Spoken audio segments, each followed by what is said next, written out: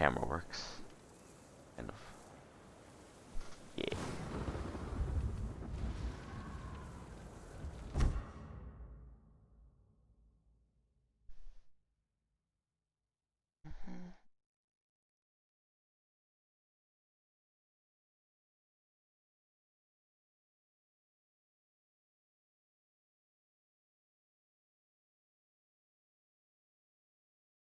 かがり火台はこっちだ。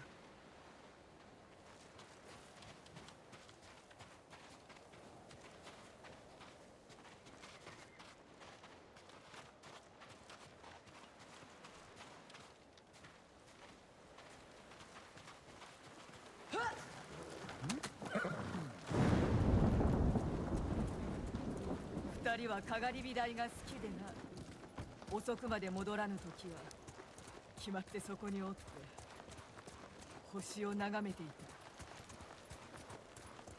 た。私はヒノキが遊び場でした。ひとたび上まで登るとなかなか降りなかったものです。上におるだけでこの世を掴んだ気持ちに。落ちて首を折るだけだ。母上は案じておりましたが、父上はそれを成長の証と。志村殿は何と？叔父上の城は高く、木を登ることはなくなりました。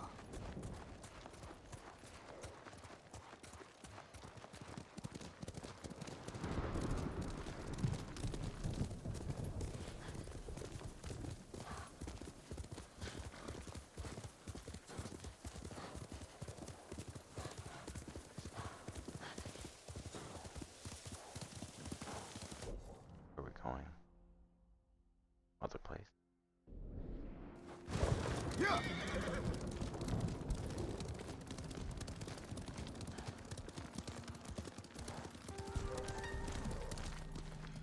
畜生ども、覚悟するがいい。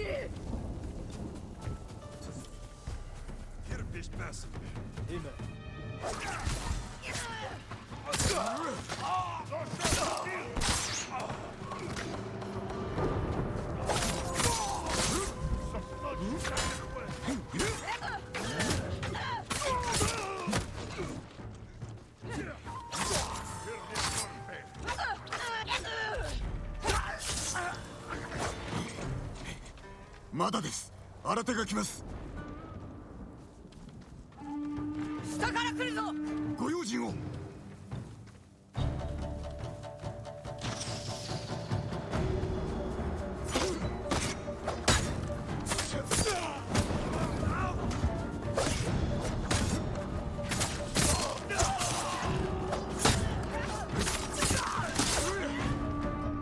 あれを森から来ます。キリがないぞ。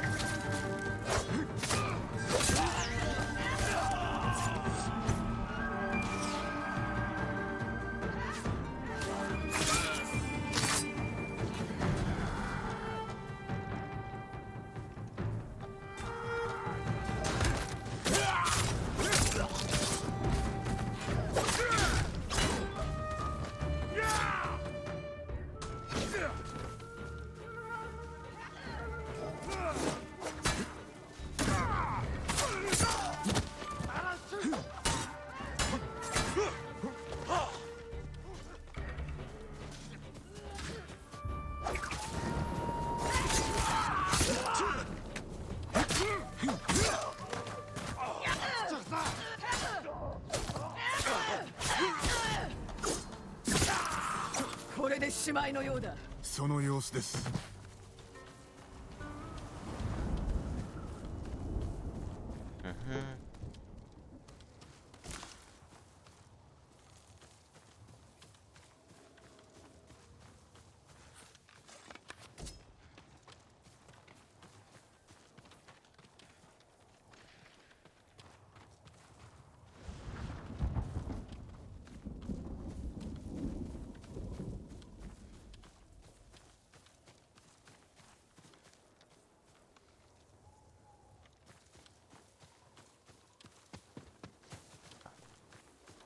Kunais are cheap, bro.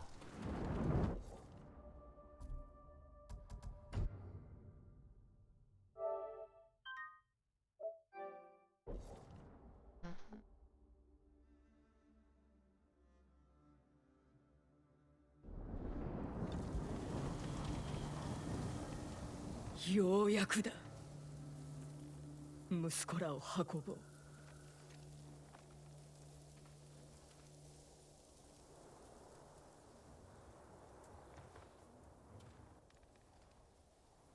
二人が元服した後も世を明かすことを許さず呼びに参ったものよ。母を亡くしてから恋しかったのは私を呼ぶ声でした。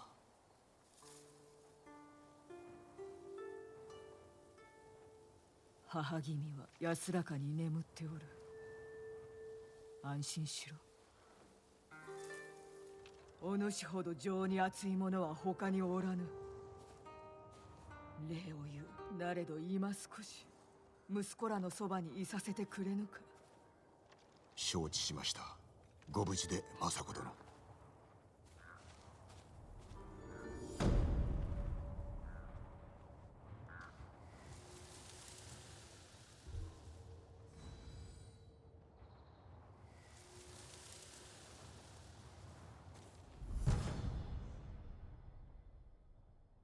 Fortunate return.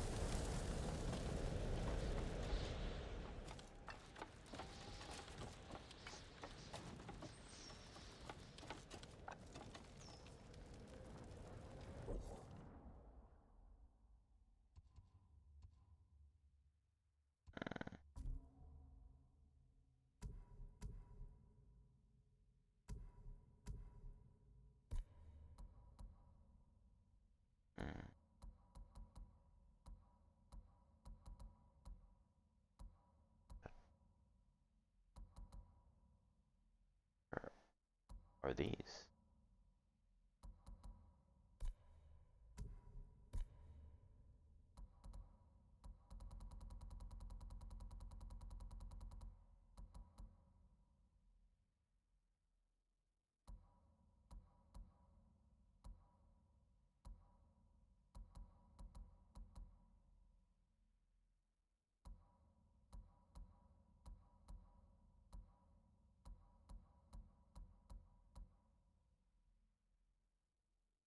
Kenji tail.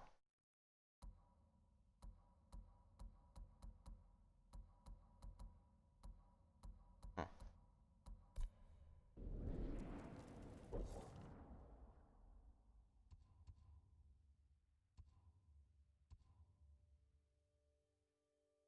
Legend storyteller.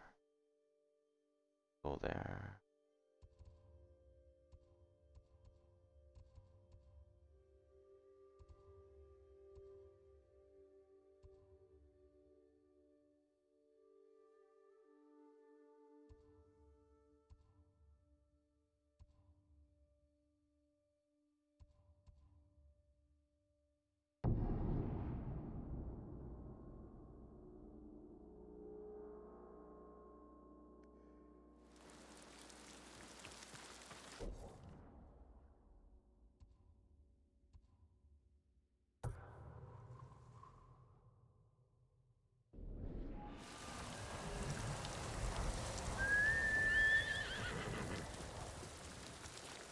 お前がいてよかっ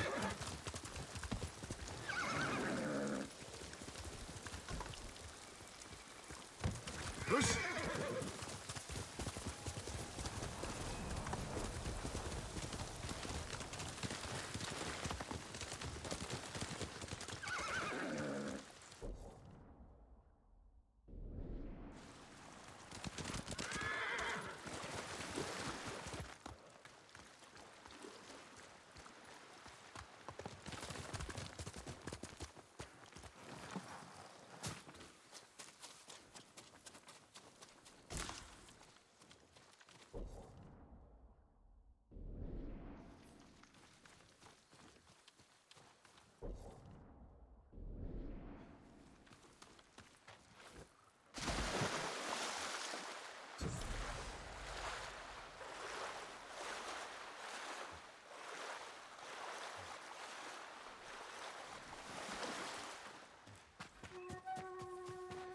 今は昔、対馬の双子がその身だけでなく魂まで狙われたことがあった。その話をいたしましょう。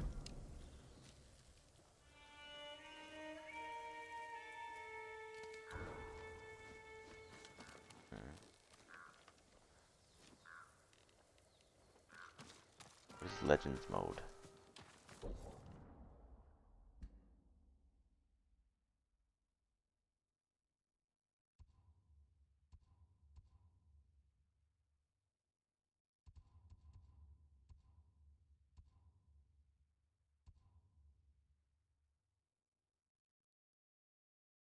Where is that dude? Right there. Legend.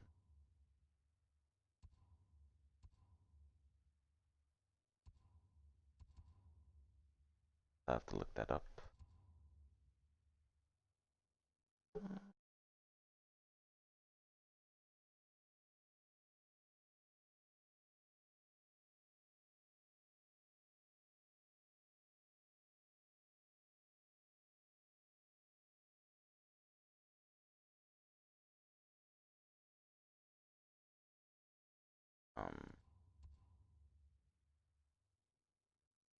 Go to the dojo.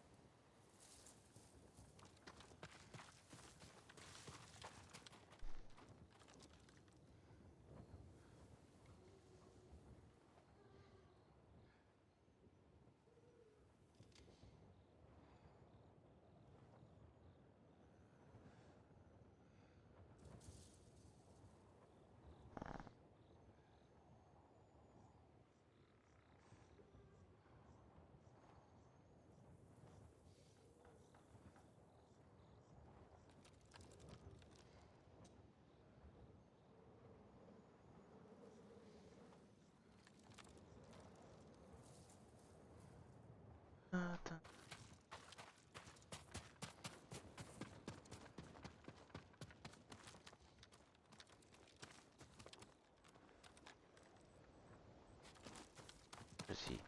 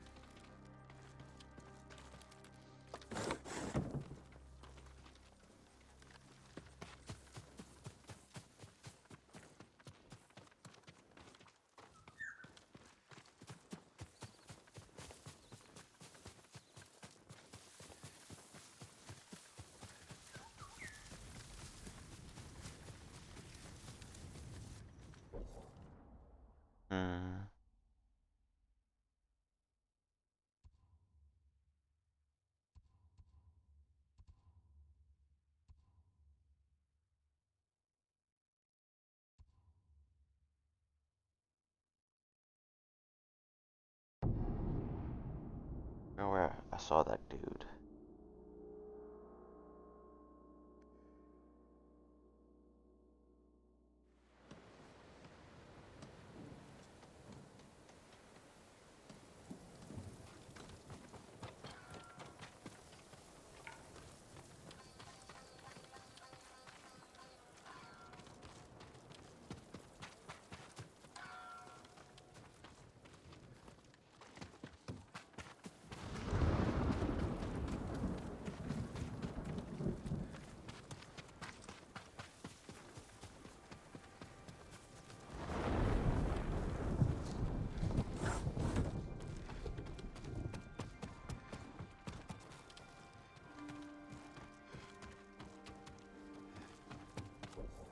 Fuck it.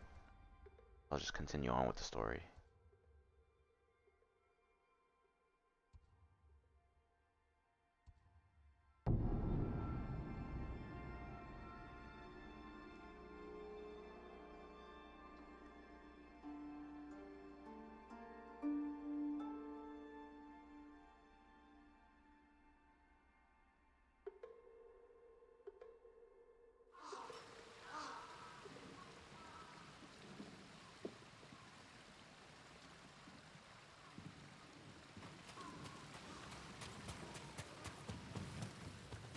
戻ったね。まだおったのか。嫌なのかい？鍵縄の完成を見届けた後すぐ島を離れるのかと。船を探したいけど、あんたはタカの恩人だ。志村様を助けるまで付き合うよ。それは心強い。皆を集めてくれ。なんて言えばいい？これより金田の木に向かい叔父上を救うと。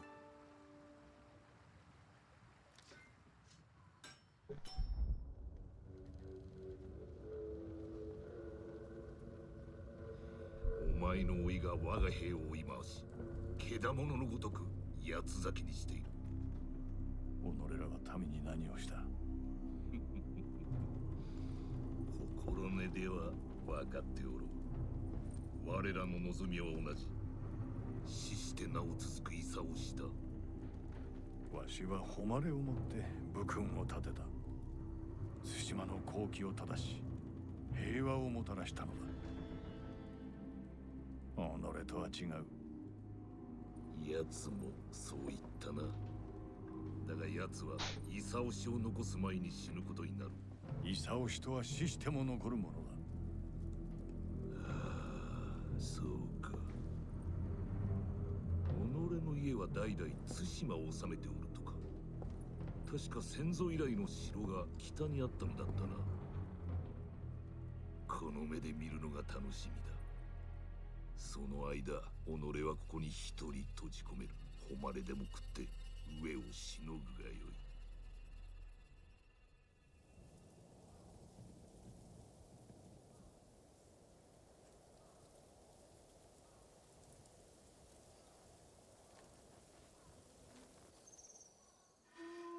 どうした龍蔵、何があった？みんな揃った。菅笠衆を待つ。いや、先に小屋で待っておれ。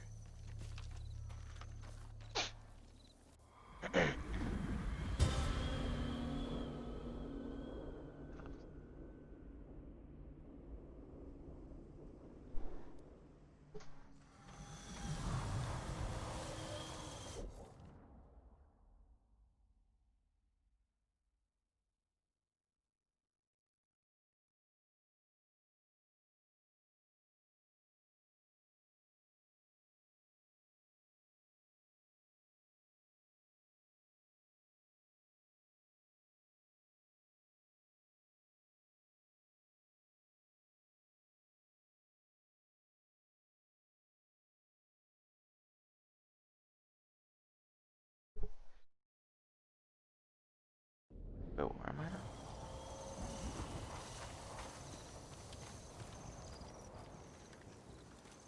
ジン、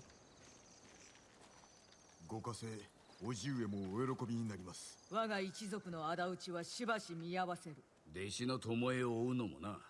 地頭をお救いするのが先決だ。お二人がおれば救出も手軽いでしょまずはご支度をじきに仕掛けます。待つとするか。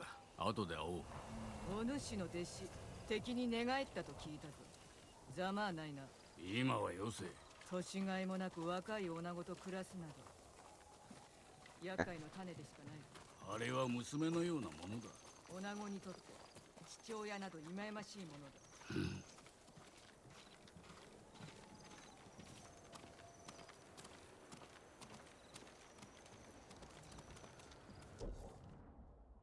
Oh.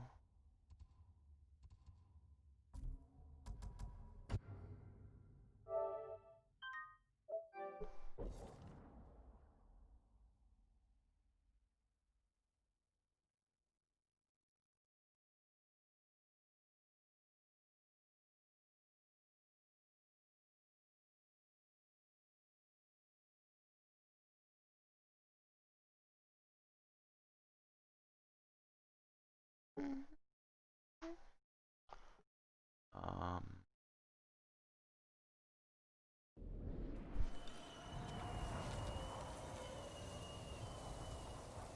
don't.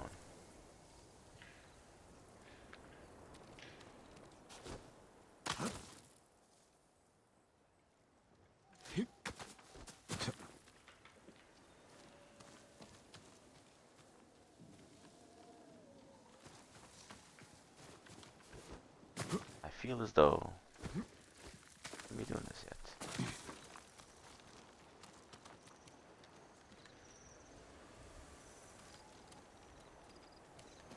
Fucked him?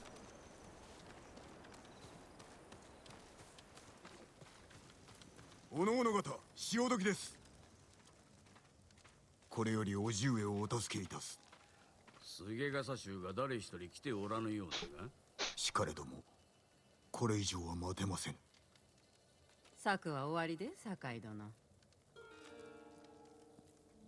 私が鍵縄を使って忍び込み、のろし術を破壊します。皆は大手門を破ってください。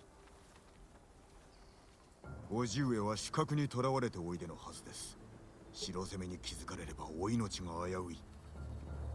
大手門から攻め入り、生き肝を抜いてやればよい。いいえ、忍び込みます。それから死角を目指し、叔父上を救い、大手門へと戻り退却しましょう。死にに行くようなものだ。討ち入れば負けます。闇に乗じて忍び入るのが肝心なのです。さながら雇うか。それかクロウド。叔父上がお待ちです。いざ城へ。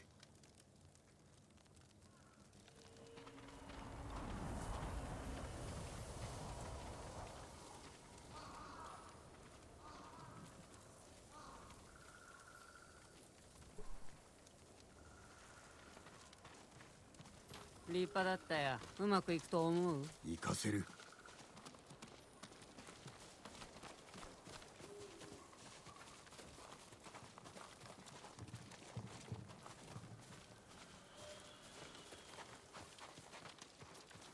ここから登れそうだね。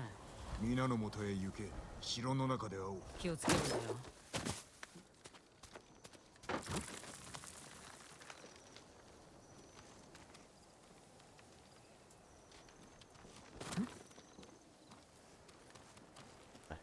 On this side.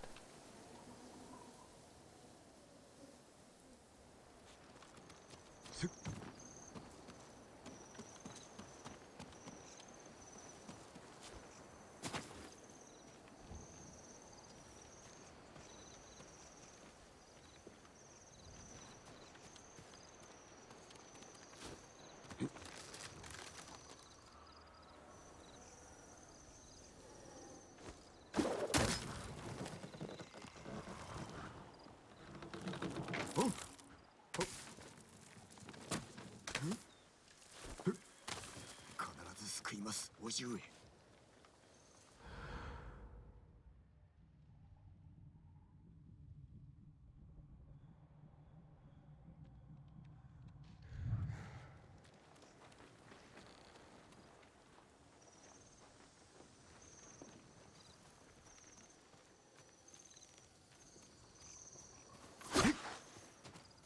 Making sure.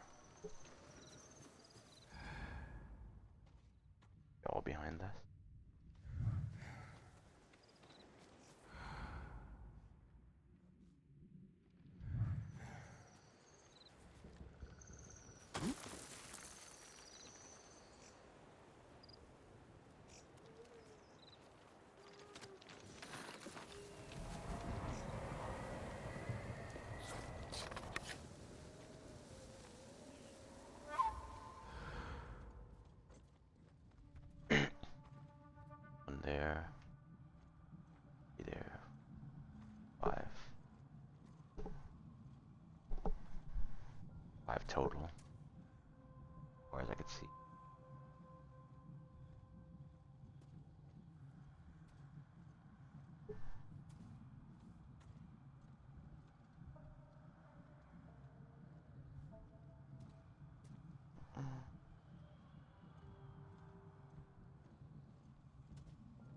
Might play some Street Fighter afterwards.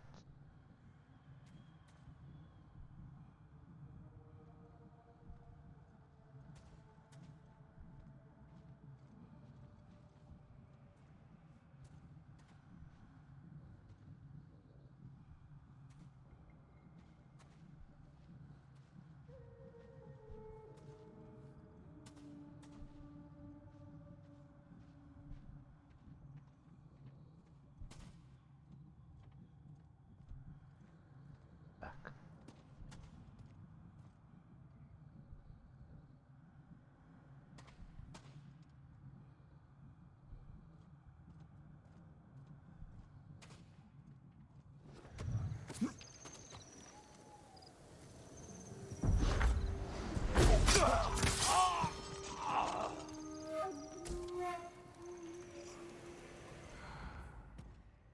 Guy there.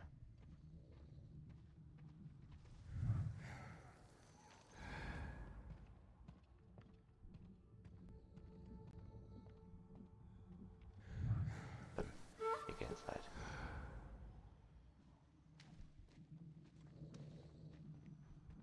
Get inside there.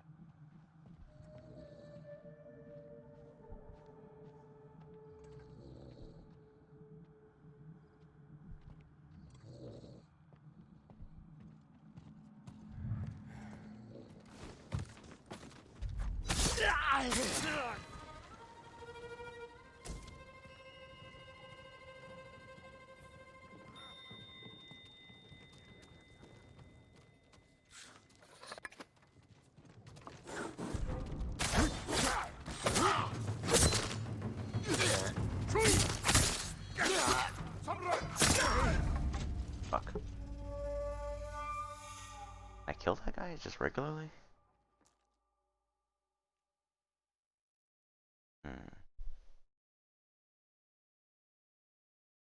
Should've threw some kunais at that guy.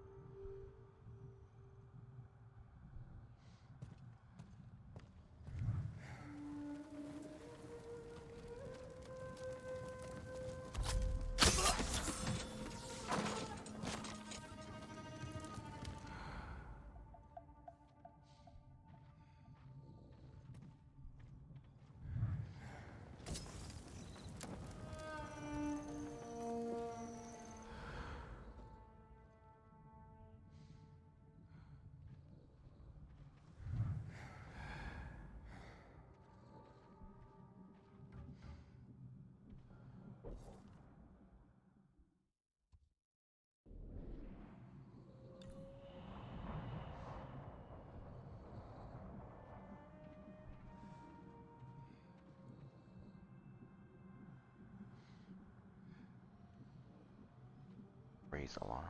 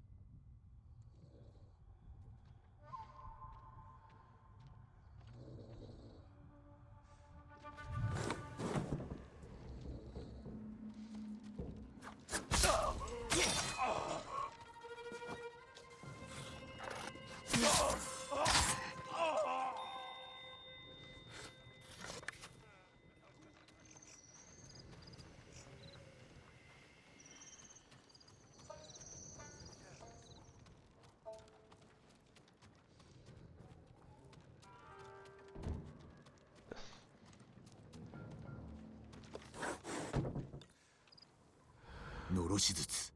まず万兵を倒さねば。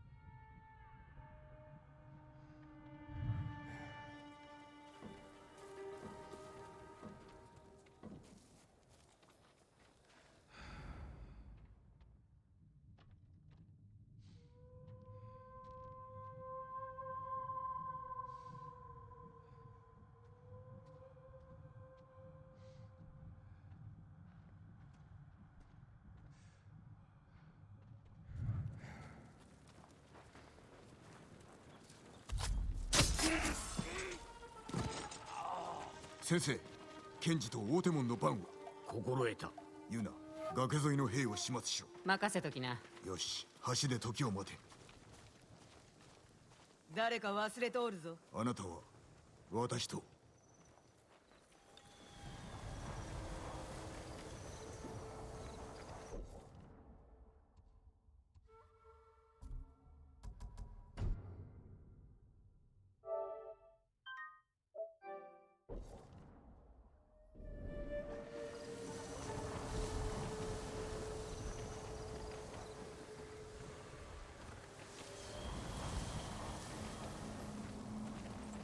この先の猛虎の兵器、以前は大きな妨げでした。こたびは我らが使う。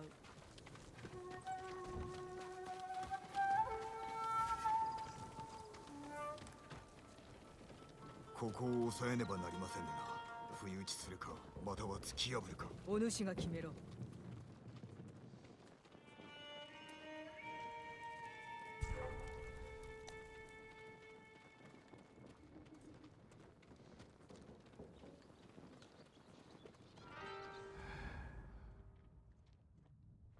How?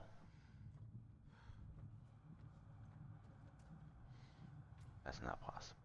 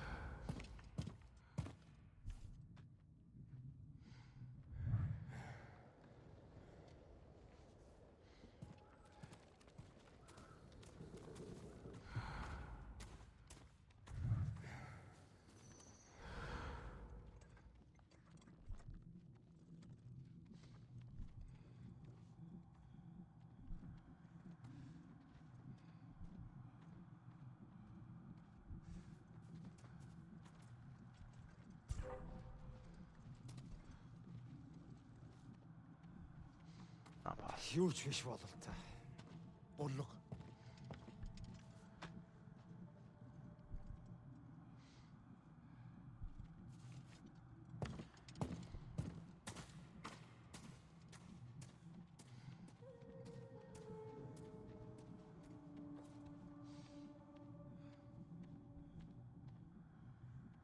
This way.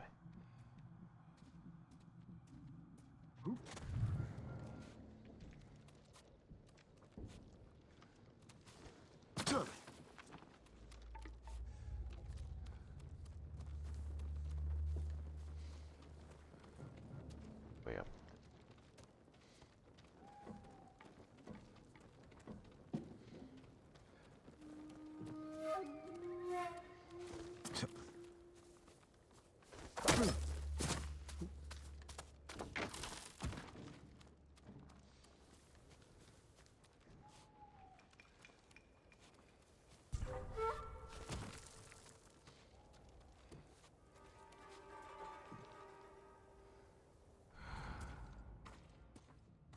Can't kill them all.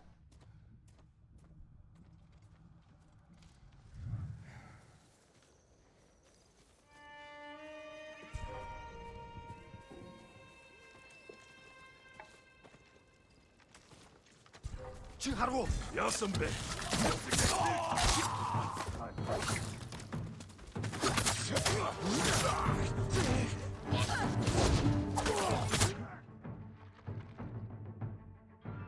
Okay, it's cool.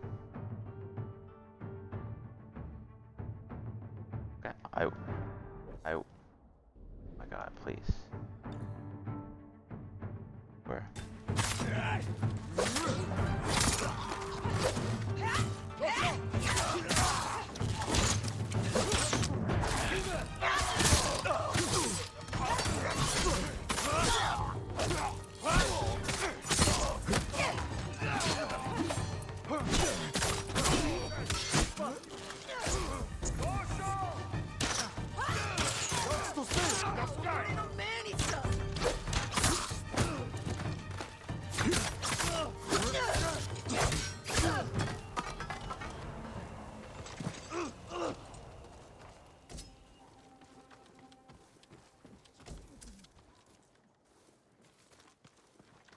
Ain't at all.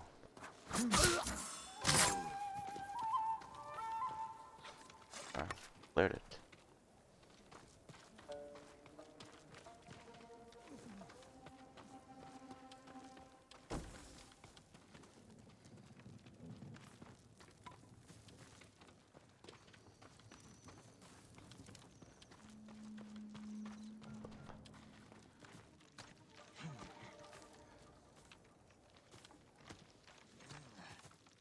Definitely was like worth Worst strategy ever. Yo, what's up, Stunner? How's everything going? My bad, I was fighting. I didn't see the messages.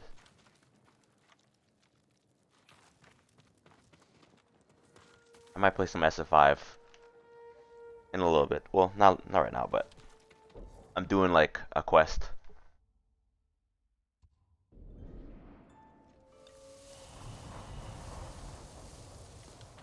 I'll speak to you. Hold up. I just gotta make sure everything's clear. What is that? Arrows. Oh, okay, cool. ヒヤリの扱いは試せばわかるさ。私が叔父上をお助けした後、追っておいてください。承知した。抜かるでないぞ。政子殿も。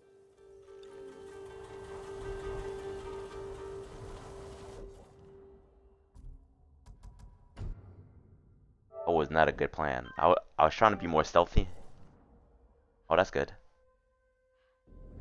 Awesome.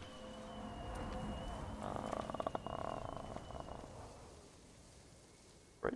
Where's the bridge?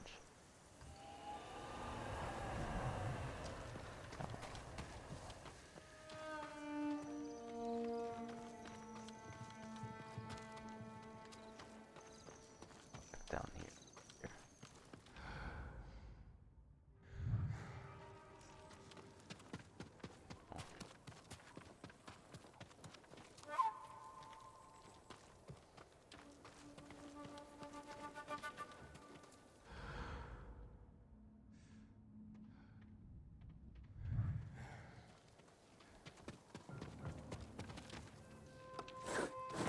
Good.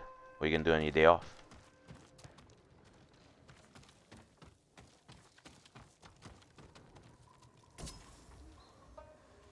Unai.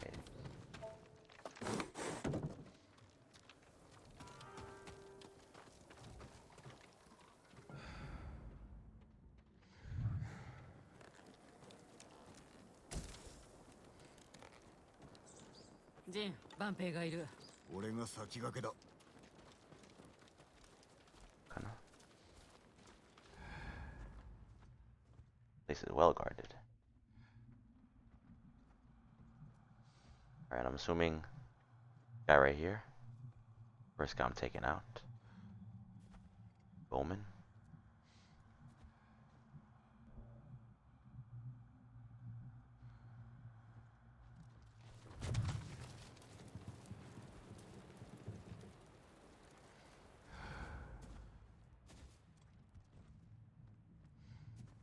Maybe I should go up there first.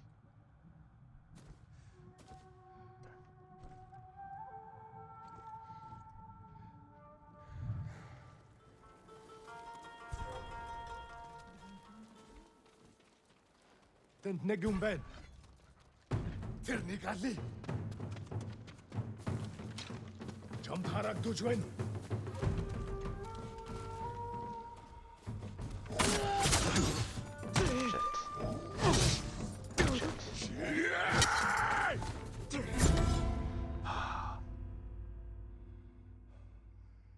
What? A tornado in New York? I don't think so. Maybe strong weather, but tornado? Jin, 万兵がいる。俺が先駆けだ。Not likely. So.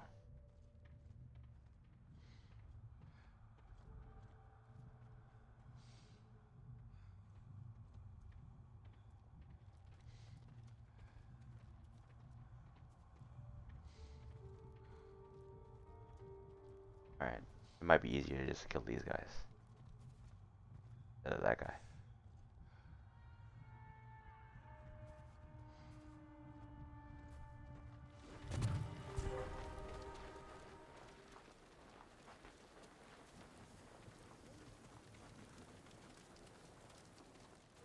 Oh, strong weather?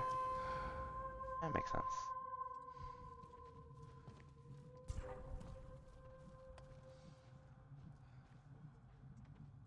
Who is seeing me?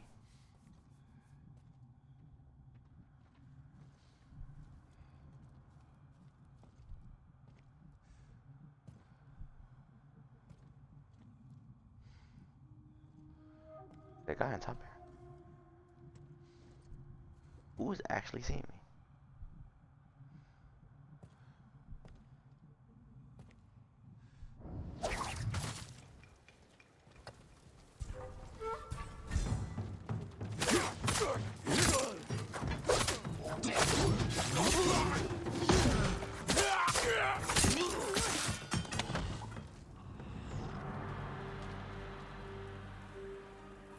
That shit was not quiet at all.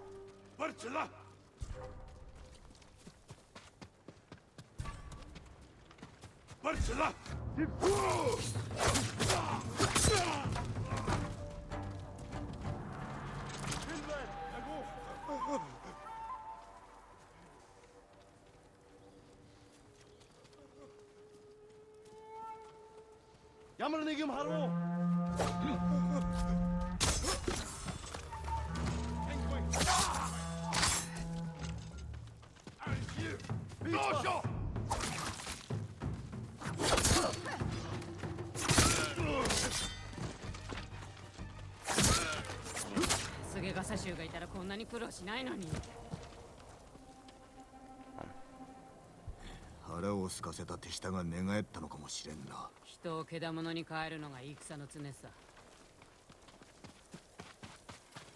Who knows? My bad. Wasn't paying attention. Yeah, I think it's, yeah, we had some rain and stuff like that.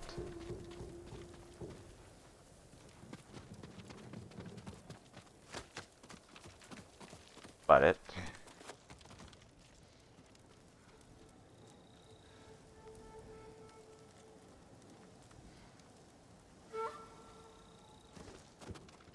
Yeah, like my stealth has gone to crap. Stealth? We trying to take a whole castle, and I have not been quiet yet. Thank God I have kunais. You sent me a vid? Oh.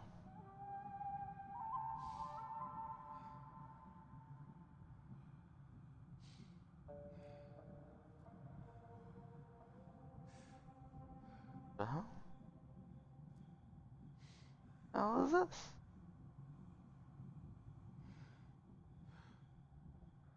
Oh. Hmm.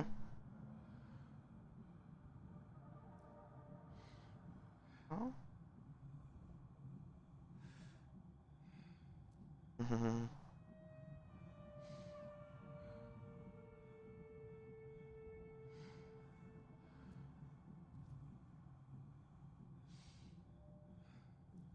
Oh. I mean, not happening in Queens as far as I know. The hell? That's random. Then again, I didn't really watch the news today, so crazy.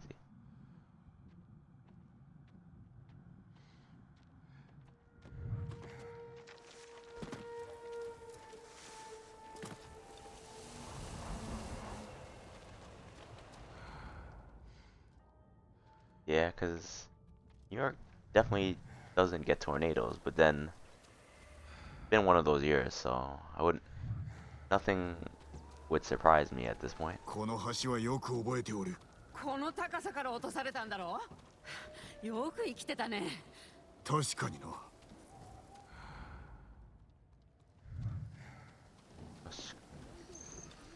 門が閉じてる。門を守れ。俺は他の道を探す。Yes. Gonna push it? 崖を見て、向こうに渡れそうだ。Look, I gotta climb that. Climb it.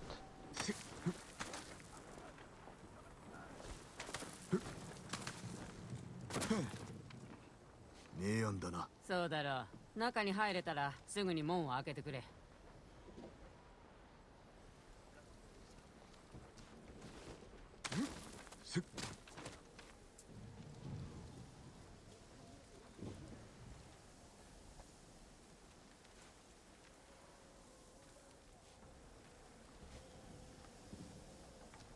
Oh yeah? How'd that go for you? Pretty good, Cody. Where am I supposed to go?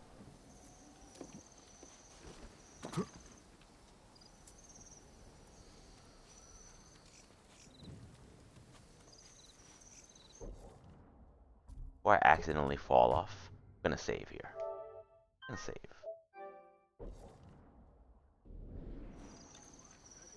How'd that go for you?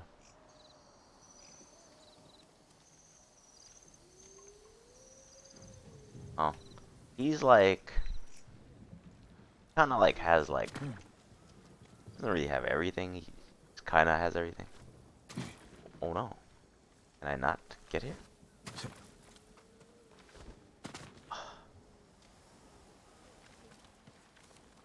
Am I stuck down here? Cannot be.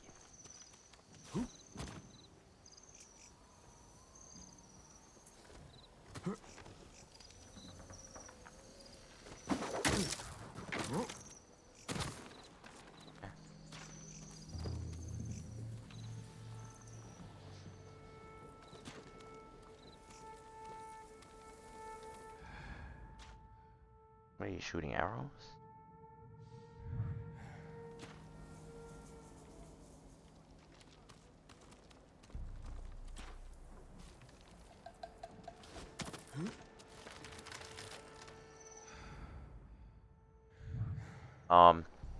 He's like, I guess you kind of want to fish with him, get counter hits. His fireballs aren't great. EX tornado is pretty good. Oh my god. What? Whoops. That was a miscalculation.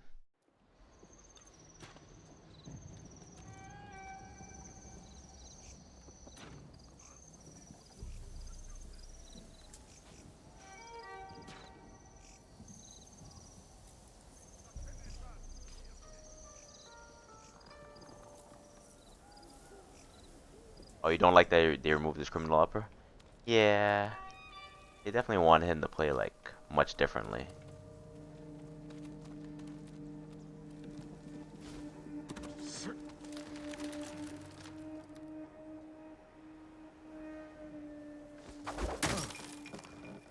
Okay, where I died.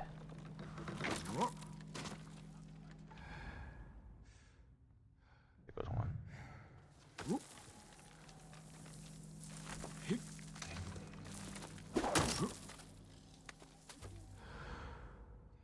So many of them. Yeah, like, I mean, I feel like that was part of his gameplay for like mad years. Criminal upper. I don't mind them taking liberties with the character. Like, the design is alright. It's much different though.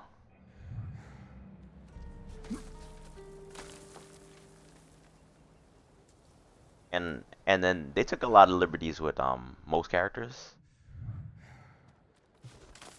Really big changes. I mean, not really with Sagat, but you know, neither here nor there. I wasted a kunai by accident.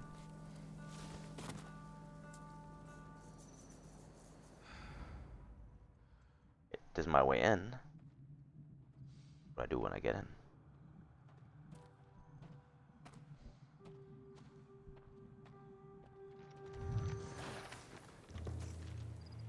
Yunaの手がいるな。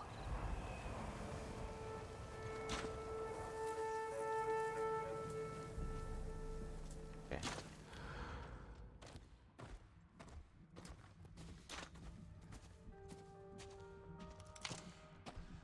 Alrighty. So I gotta open the gate for her. And kill all these guys.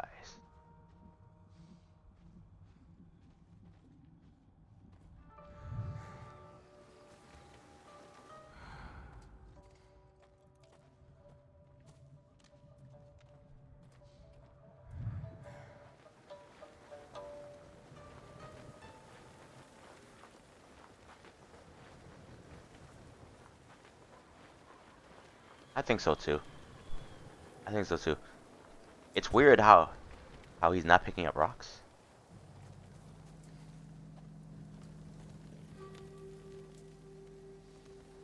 Saw me.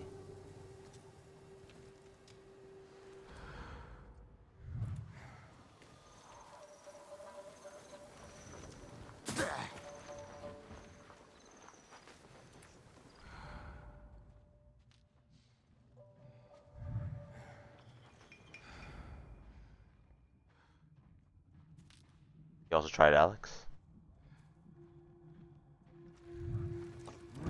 Alex is more 待たせるね。 close. Alex is kind of closer to how he was, you know? They didn't really change a lot about Alex.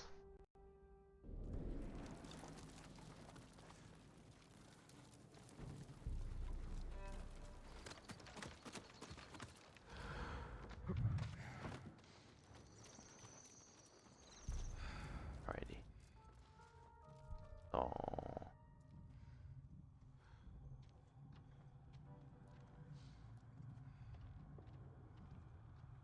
get there. So many of them.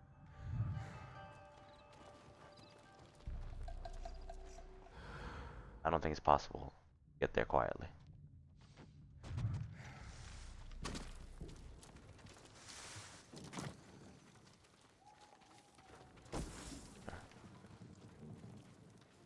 I don't think it's...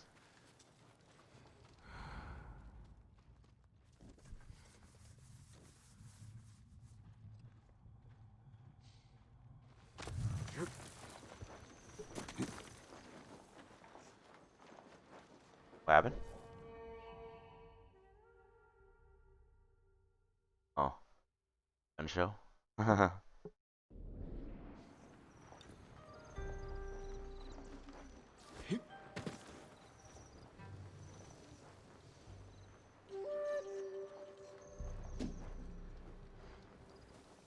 He's really good.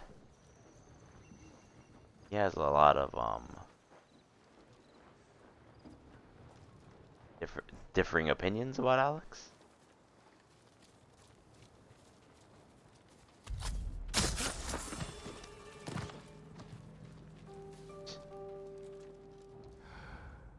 Okay, that's one. I actually didn't. Hanoi.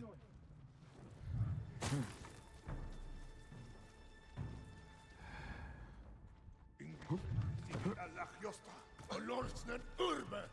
Søremste. Hertenbergayo. Jumalka. Yotchaj. Kikte bol khomchta. Achad utchevo. Uchtil bolokno.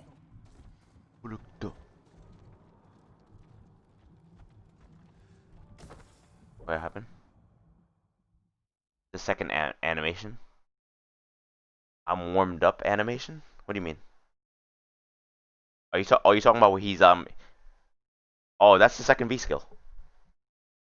You gotta pick the different V skill.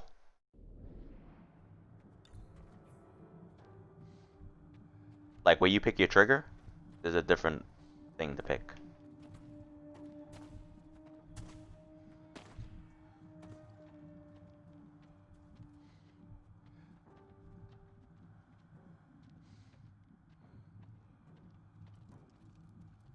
Oh, I see. I think the second V skill is better than the first.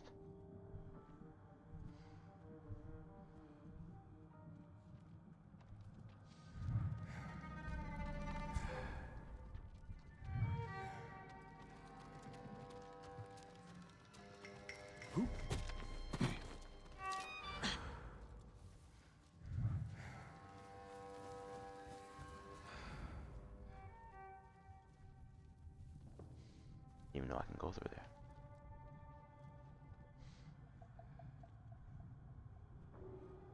Guys there. How do I get through here without sounding the alarm? I do not want to fight all these guys. Oh. It's pretty cool. Being able to cancel other moves.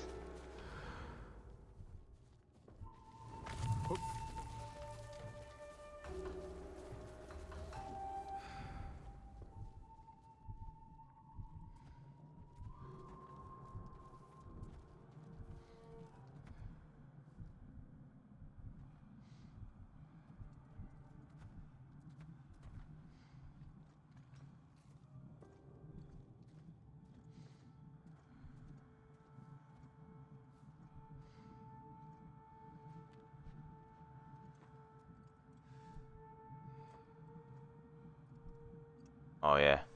Yeah, you know what's cool? Cody has a lot of like side like animations, like extra animations. Like when he does his down medium punch, he does this with his hand afterwards too. It's cool.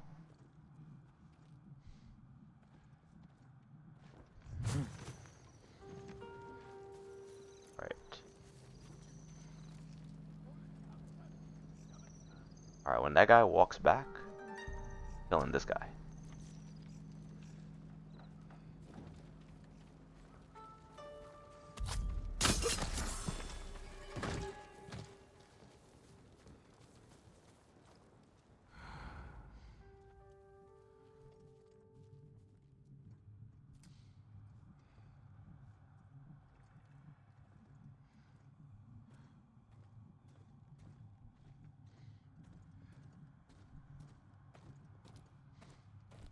Okay. Oh, do I get across there without sounding all types of alarms? Yeah, he's definitely he definitely is advanced with the character. Too bad he doesn't enter tournaments.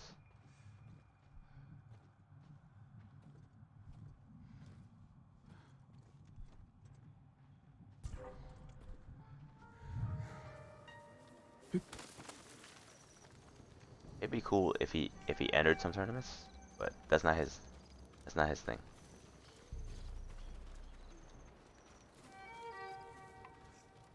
Okay.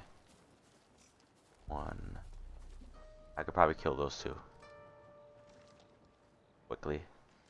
Kill Ali, I think. He's on the west coast.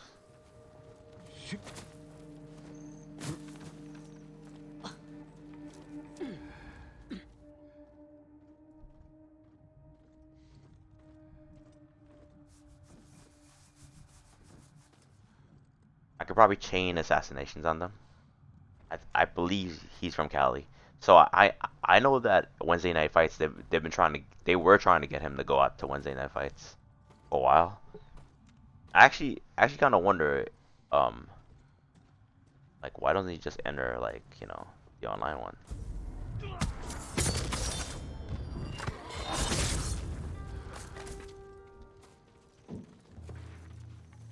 Okay.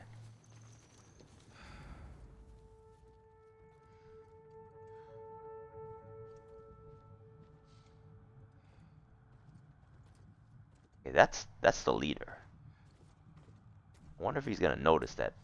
Ой, өнөөхийг чи харлаа. Хаана вэ? Тэд энэс мултарч чадахгүй. Selmere amarsa handan jargana musamura.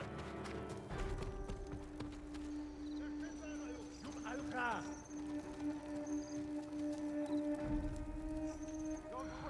Ягтай болгоомжгүй. Араа мултарч чадахгүй.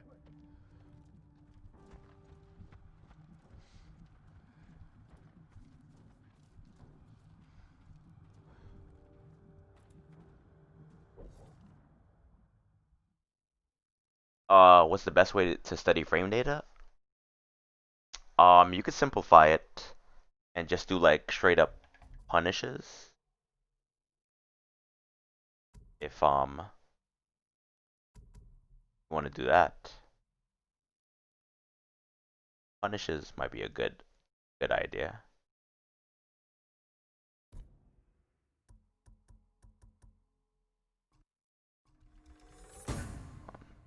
Learn this technique real fast.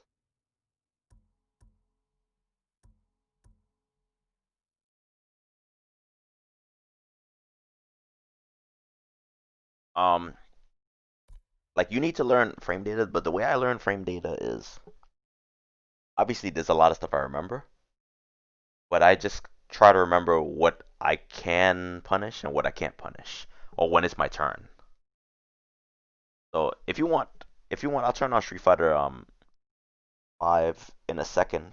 After I'm done with this area, I'll turn it on.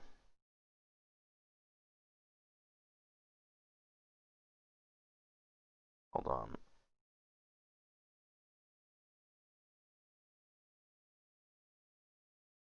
Yeah, let me just finish this area because I don't want to stop in the middle of something.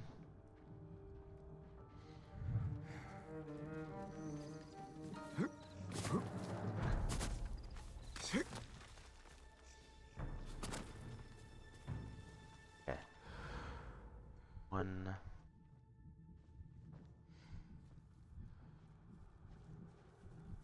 Okay. Guys over there.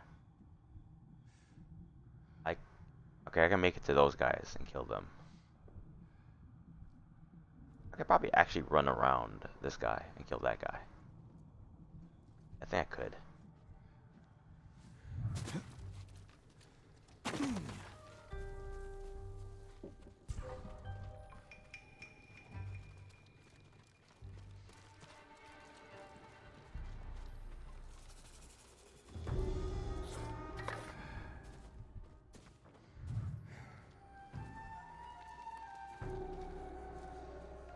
Wait, he's looking my way.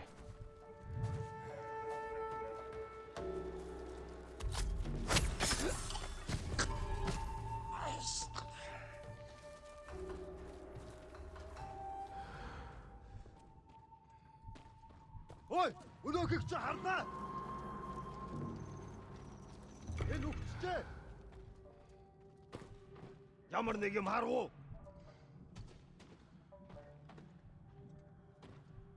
Уцаа дэрж мэдэн сэрэмжтэй бай.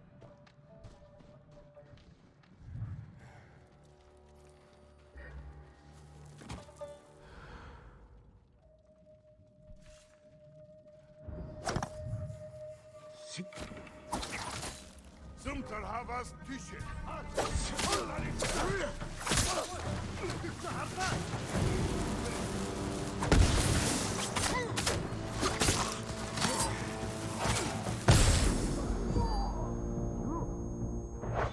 Where am I?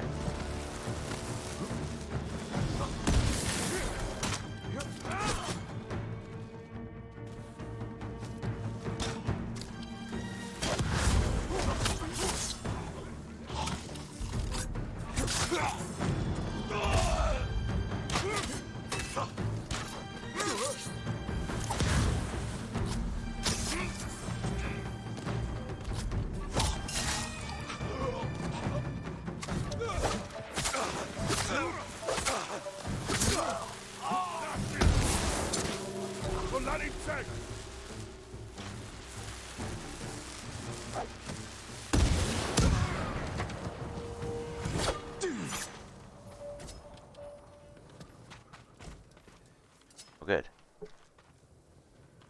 Yeah, let me just finish this area. See if I can. Damn, I used mad stuff on them. I cannot believe this is a stealth mission.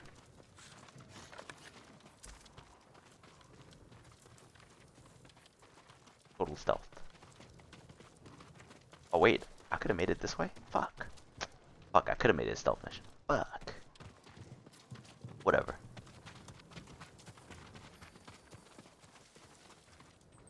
My kunai count look like? I have 3 kunais. Damn, I don't have any smoke bombs. I have sticky bombs though.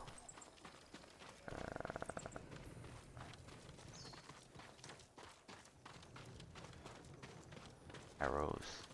Get out of my way. Jesus. What's this? Supplies.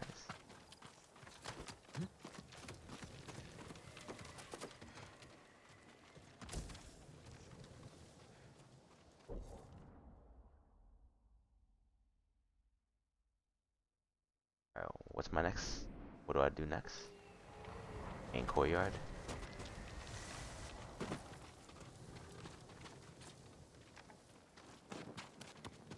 I mean, this is the main courtyard.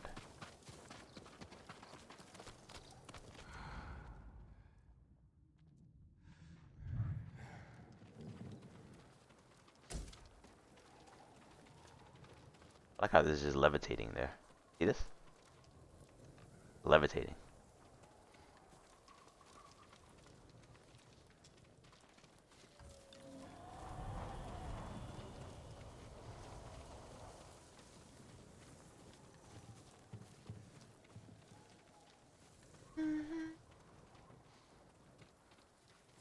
Who do you want to learn it with? Do you want to learn it with Alex? Or do you want to learn it with Cody?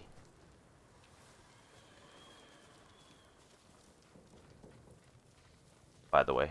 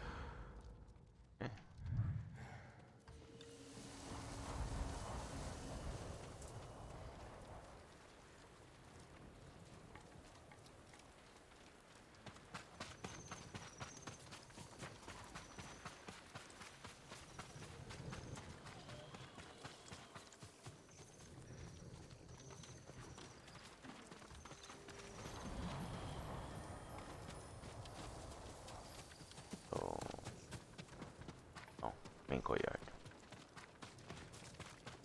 Of course.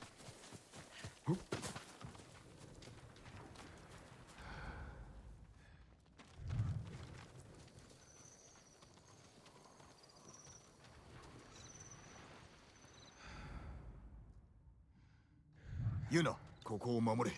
俺は叔父上のもとへ。死ぬんじゃないよ。 I like how. Okay, I can help you out.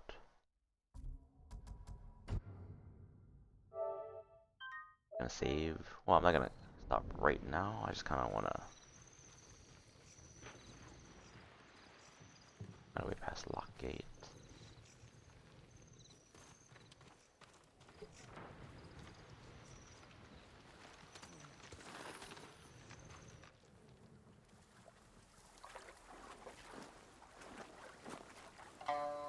Hmm. 龍蔵。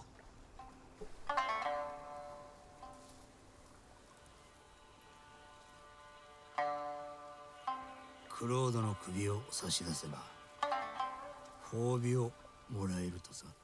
Wow. Raider. お前。仲間が腹をすかしてんだよ。叔父上をお助けすれば召し抱えてもらえる。お前も武士になるのだ。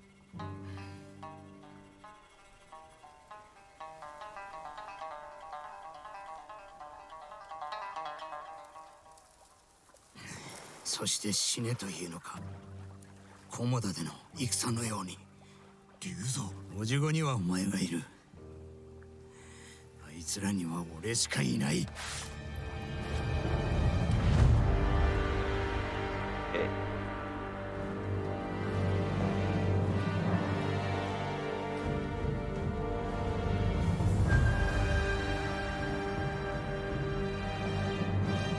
Traitor.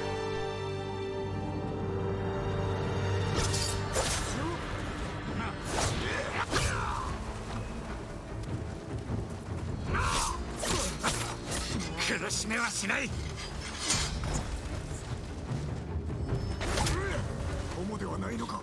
もう昔の話だ。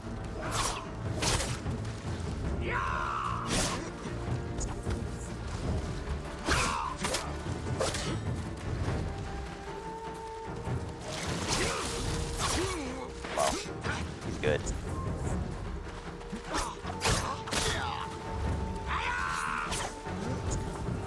Fuck.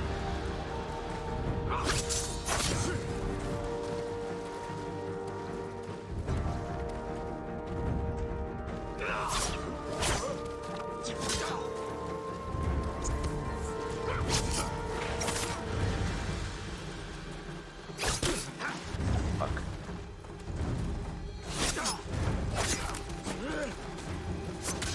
よせ。まだ間に合うぞ。変わったのだな。お前もな、クロード。 Fuck. Oh shit. Boy. Oh, I can't. I forgot I can't parry those. 他に手立てはなかった。 Raider. Damn this guy.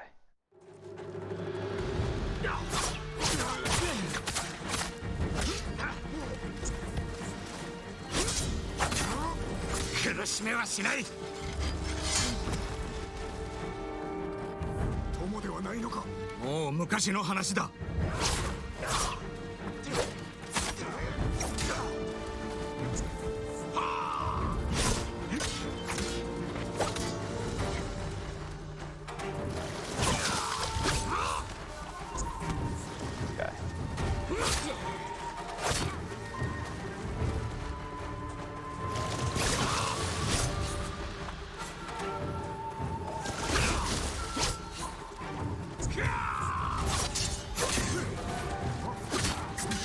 よせ、まだ間に合うぞ。変わったのだな。お前もな、クロード。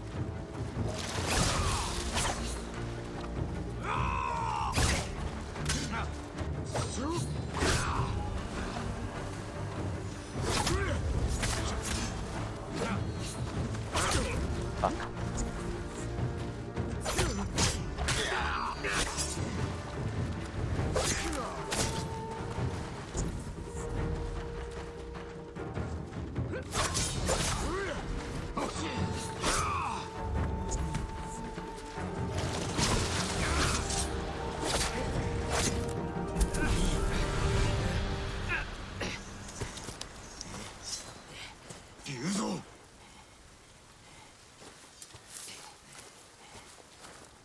まだ間に合う。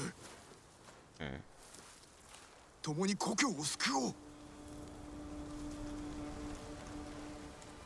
今じゃもうこのもんだ。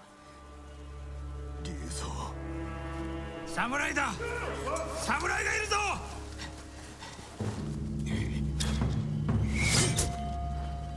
Fucking guy.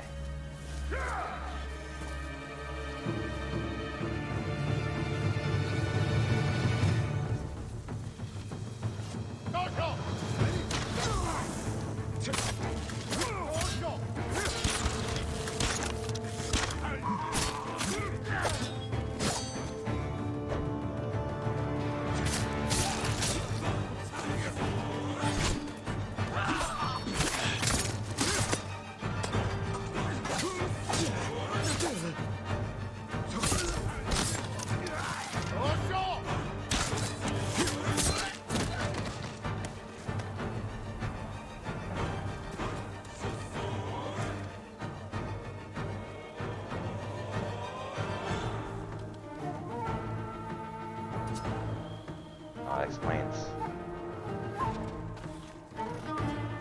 Huh.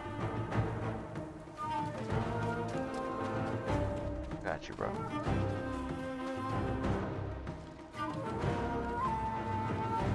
Fuck.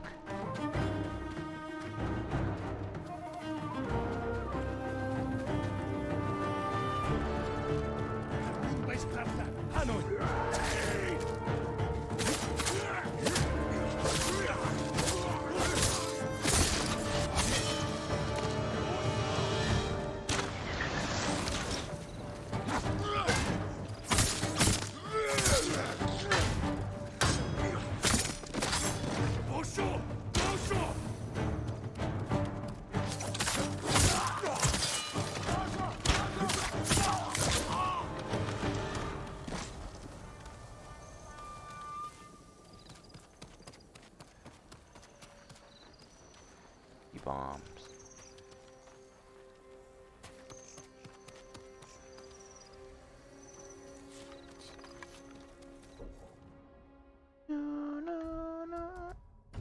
Guy's such a traitor, bro. Oh, he's my man's. Never know. You never know.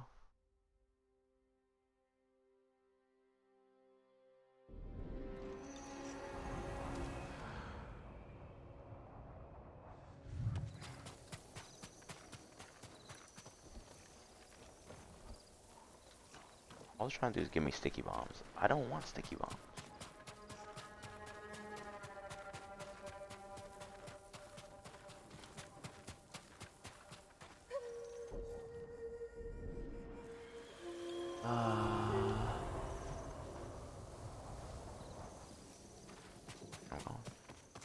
I'm going up those stairs. I don't want to get more ammo. Ooh, nice. use them wisely.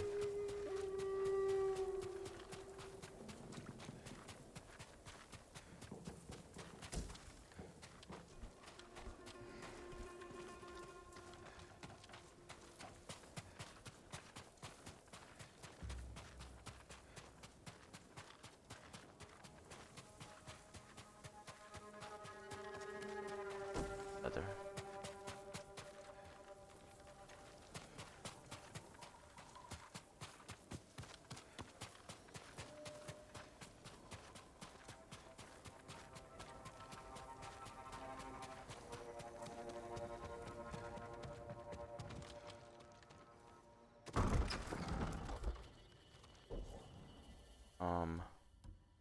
Guess there's no point in being stealthy anymore, right?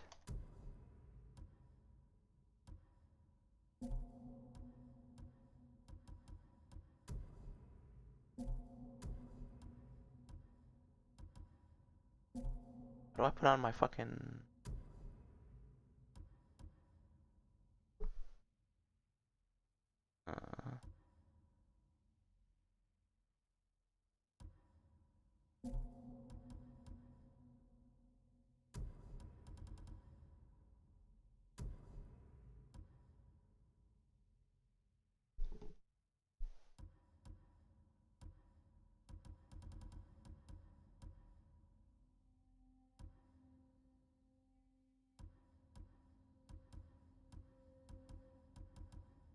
broken. Oh. So... I'm good. Outfit.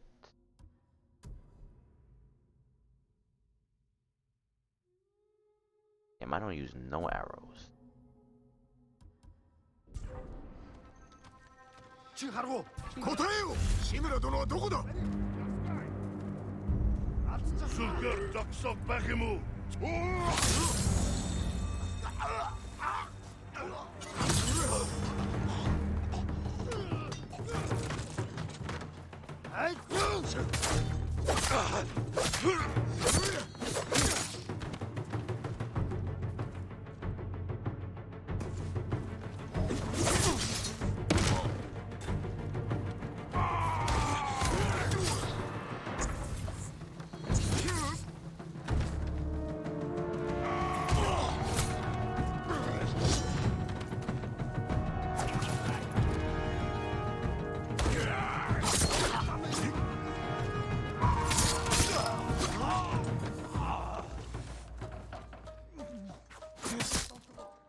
That guy's... Oh shit.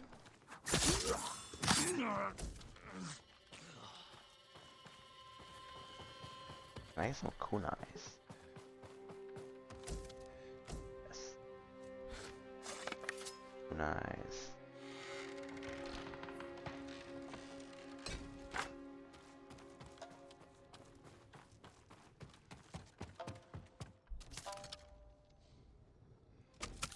Apple.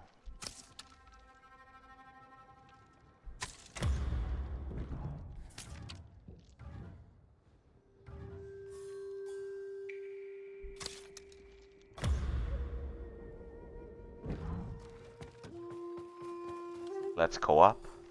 I mean, last time we did co-op, it didn't really work out that well. Like, it'd probably be easier if I just... I'm just gonna go over like basic things with you. Like what you should know how to do. Anyways. Yeah, we... Oh, wait, what? Oh, co-op? Oh, I'm sorry, I thought I was talking to Stunner. Co-op? Oh, I didn't even realize it was you. I've never done co-op in this game. I thought you were talking about... SF5. Because Stunner asked me to help him with frame data and stuff like that. And we did like that game sharing thing for Street Fighter Alpha 3 one time. That shit didn't work out well.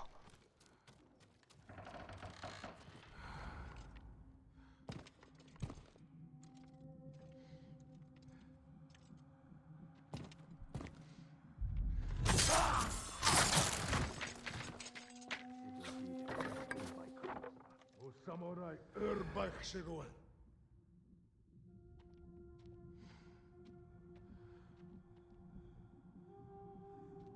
Reach the top floor. Wait, what happened? Did nah?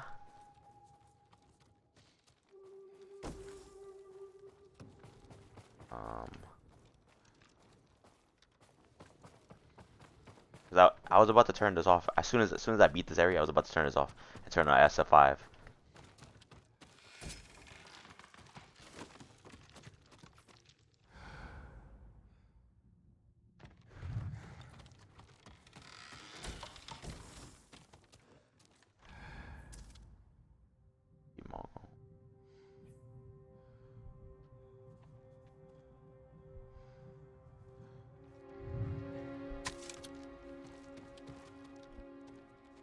Open.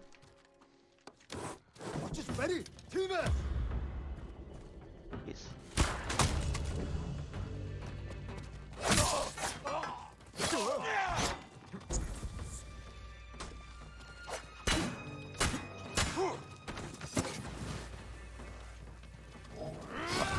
Why did this guy light his sword on fire?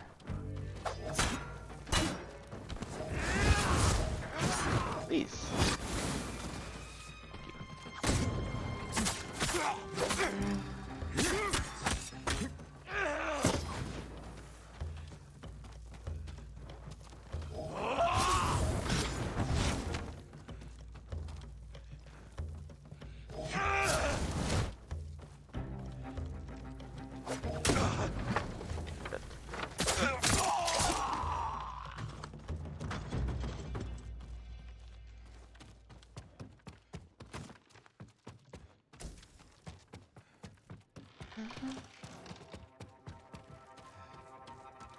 Thing to pick up.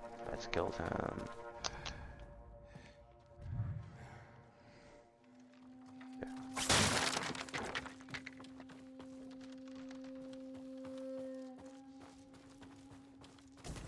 Smoke bombs, yes.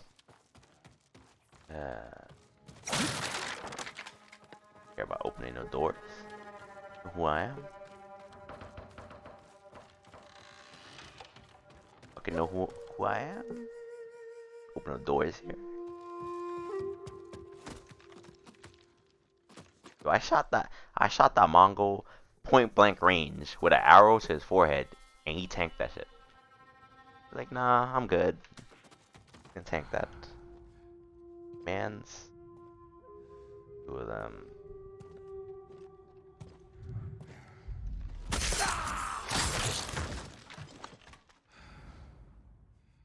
Word. Can you hear that? どうしたこのケメが。叔父上、ジンです。ジン、急げ。Samurai no ho!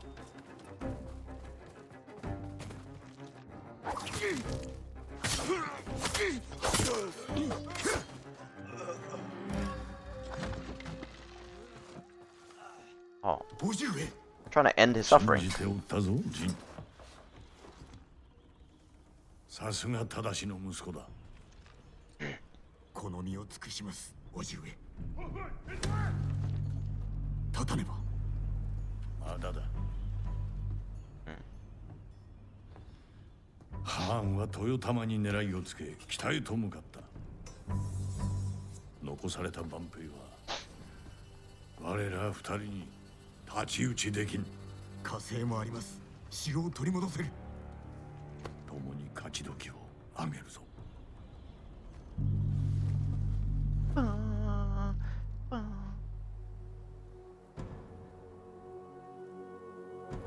I hope he knows I'm about the assassination life. 北にいる万兵どもを始末。さあ行くぞ。猛虎を狩ってやろう。お供いたします。サムライブールショー。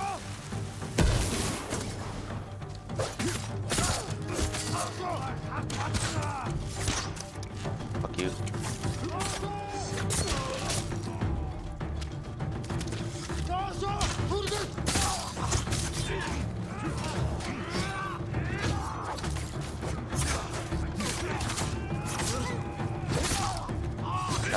Guy got some life on him.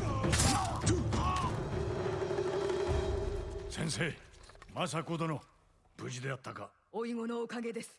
そなたを救うと言い通しておった。無理だと突き返したが、こたびは心得違いであったな。ありがたきお言葉。皆が無事でよかった。多くの同志を失ったがな。一族も。足立殿は武人としての最後を遂げた。敵を討たねば、全ての対馬の武士のためにも。追っ手が来るよ。我らにかなうものか。続け。死んでいった対馬の武士の敵、政子殿、救い逃がせない。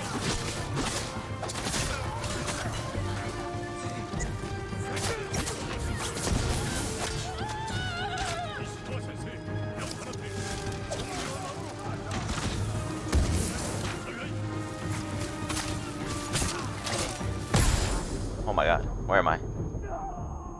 Gonna roll.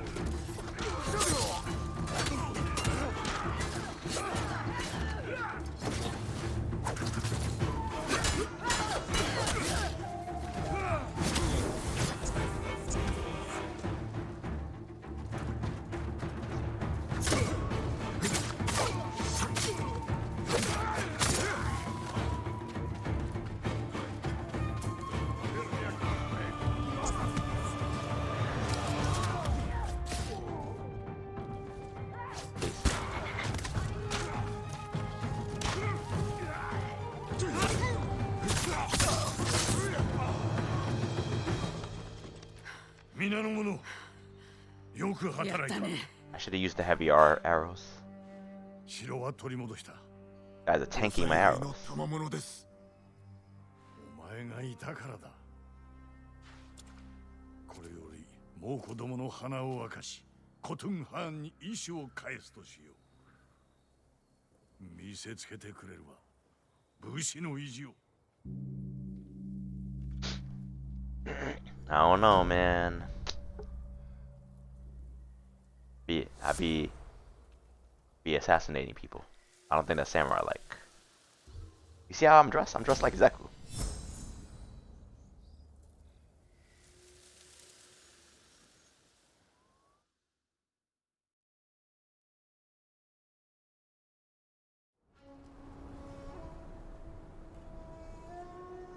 Alright, I'm gonna save after we're done with this scene. Then I'm gonna turn on SF5. If I can help you out with the frame data. Thing that you wanted to know. 大層な城ではないか。この門を開いてはくれぬか。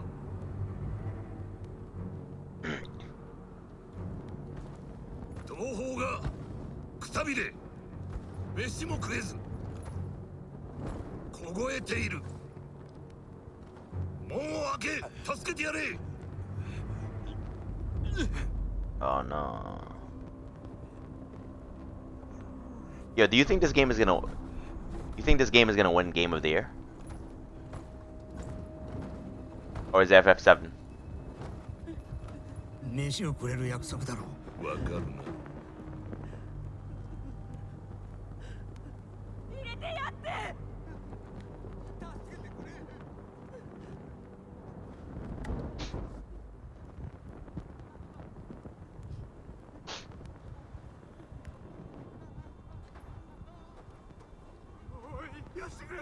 Traitor over here.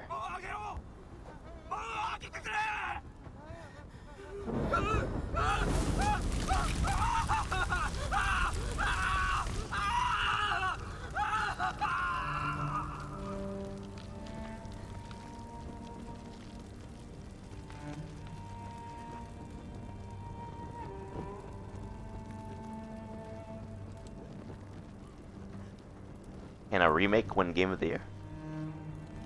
Remake is pretty good. I like remake. It's not, but I mean, it was like 60 hours. That's a full game.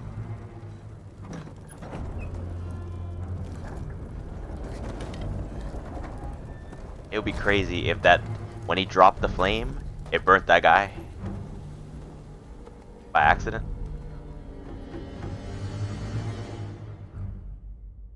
It isn't finished, yeah, but like at the same time though.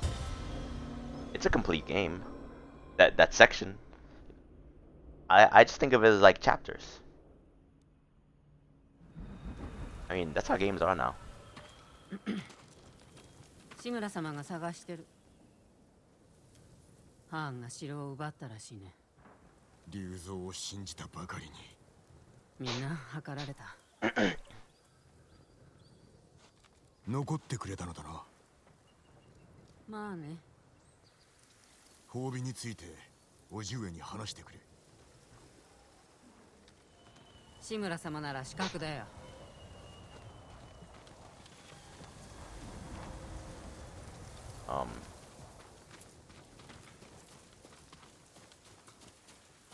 Where is he?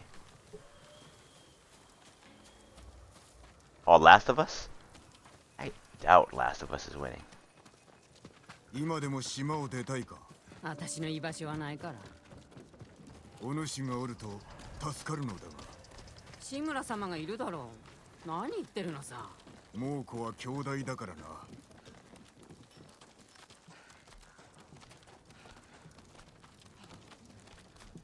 いい日和です、酒井様。どうかお気をつけて。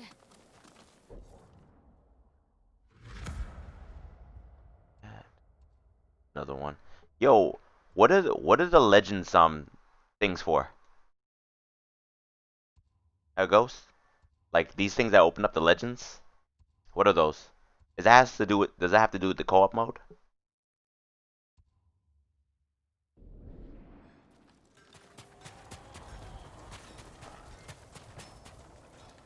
お探しのものがあるといいんですがね。恐れながら数が足りませんね。お達者でお侍様。志村様によろしく。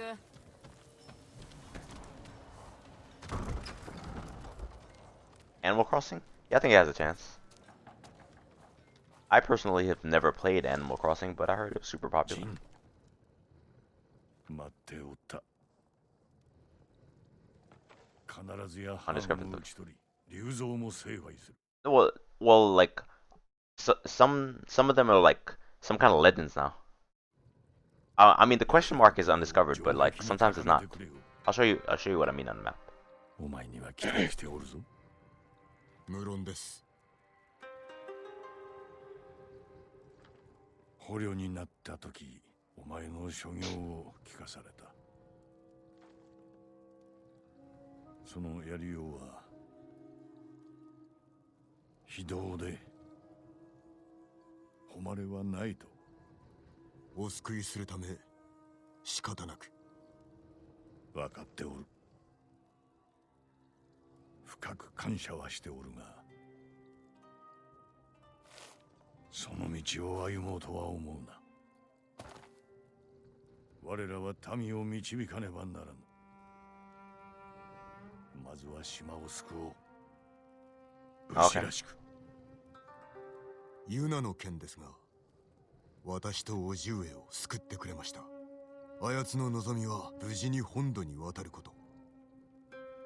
船を一艘やってもよい。我が城を取り戻した暁にな。ありがたく存じます。半時後に立つ。承知しました。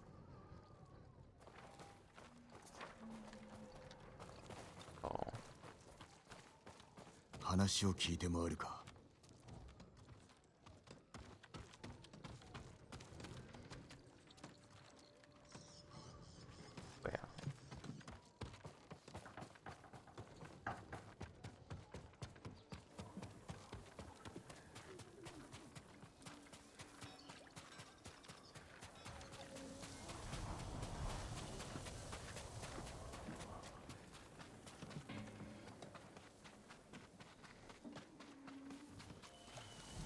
Wait, what? What was optional? Oh. Look.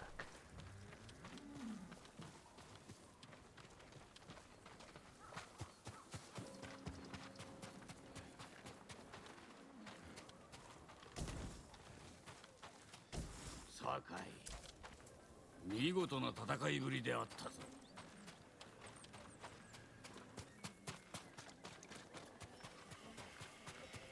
ジン。Oh. This is optional. 政子殿、資格の手がかりはいかようで。先は長そうだ。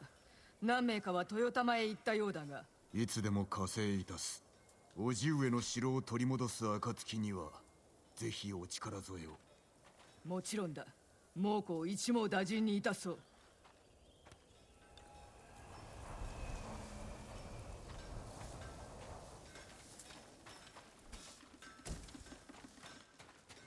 酒井様。守りは進んだか。いいえ、火事場が動けば間に合います。二人とも頼んだぞ。俺にお任せください。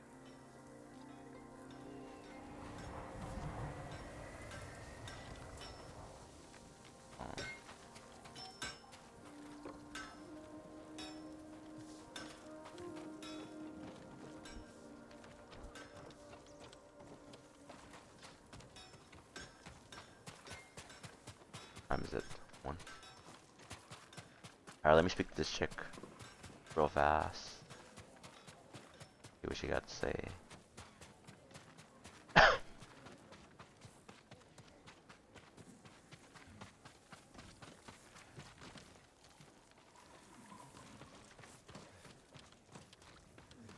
Shimura 様はなんて？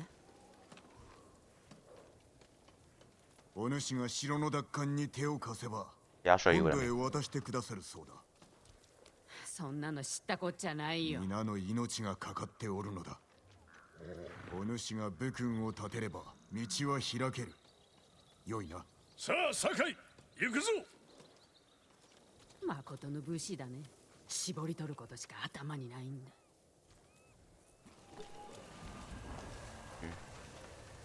Mount my horse.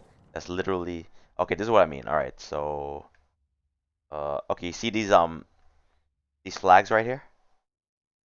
Those things. I didn't do them.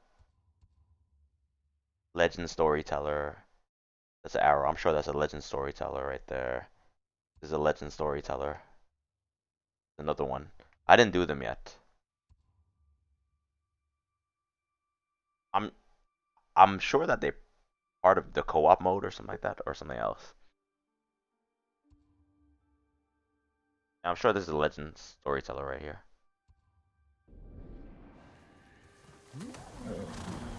Okay.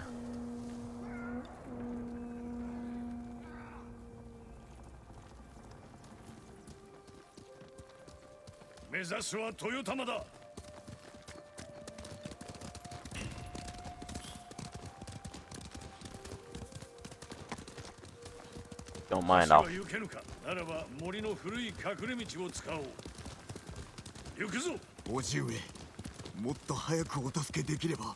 何を謝ることがあろう。ハーンはどのような男です？一言で申せば、切れ者の獣。誇りなどみじんも持っておらぬ。奴は言葉を学び叔父上を生かした。その狙いは本土を攻める折の助力を請われた。褒美は富と権力に女だ。まさか鎌倉を裏切れと。あの侮辱だけでも生かしておけん。時にユナとはどのような女子だ。勇気と忠誠を備え腕も立ちます。なりわいは野党だと聞いた。卑しい身なれど義を知る女です。やすやすと心を許すなよ。龍蔵のことを忘れたか。厳しい戦になろう。味方が頼むに足るかを知らねば。私がお支えします。ユナも。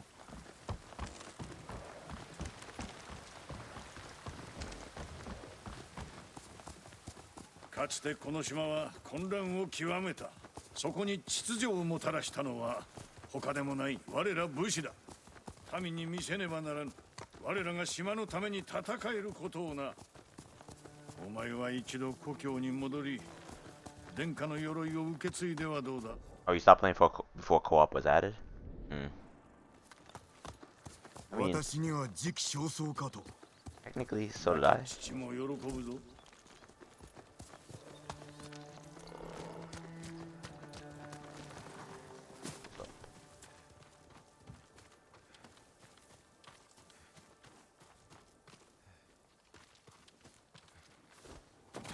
ついてまいれ。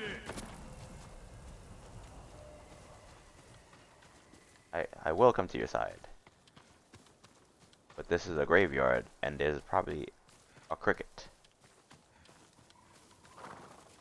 This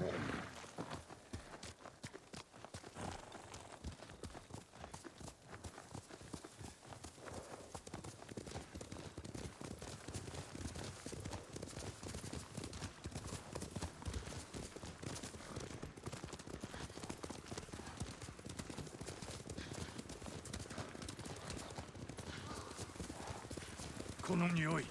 燃える木とムクロ。枝物め。伊豆原の村もここまでではなかった。わしに逃げられた腹いせということか。残る畑を守らねば来たる冬は乗り越えられぬ。どうにかせねば。大岡殿。騎兵がいます。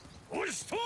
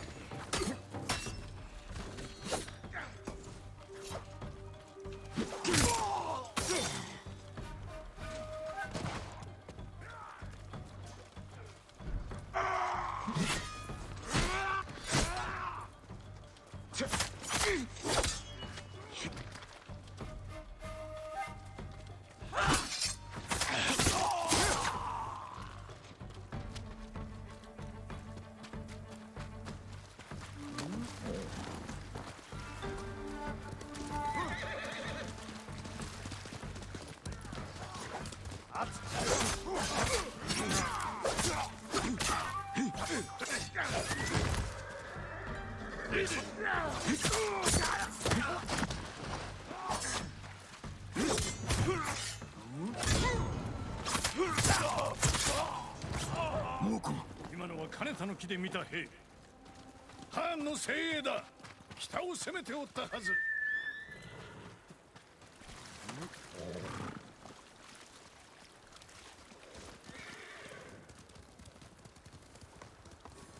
My bad. I'm getting sucked into the story. かがり火台は敵の手に。再び火を灯し、ハーンに見せつけてくれる。民も喜びます。島中のかがり火台をすべて取り戻す。Fuck.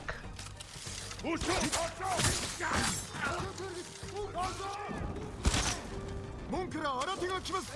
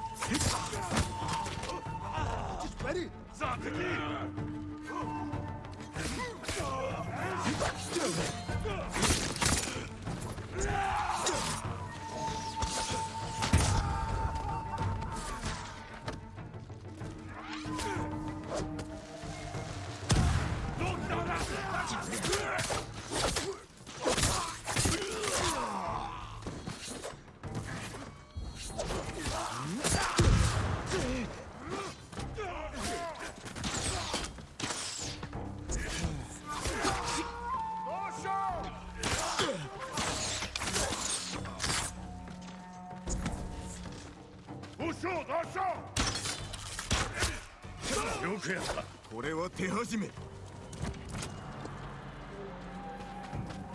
挟み撃つ気か。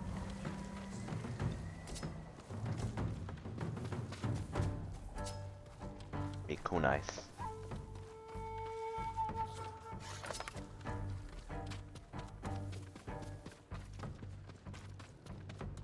Where's this guy?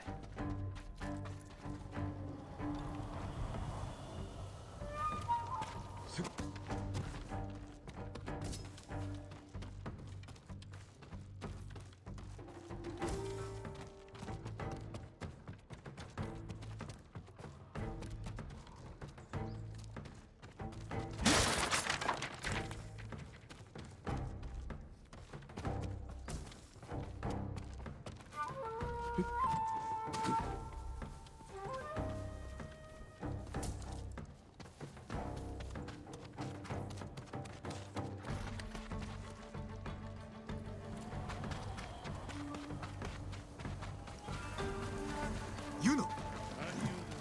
猛虎の大群が来てるよ。火薬も持ってる。逆手に取ってやろう。弓を構えて。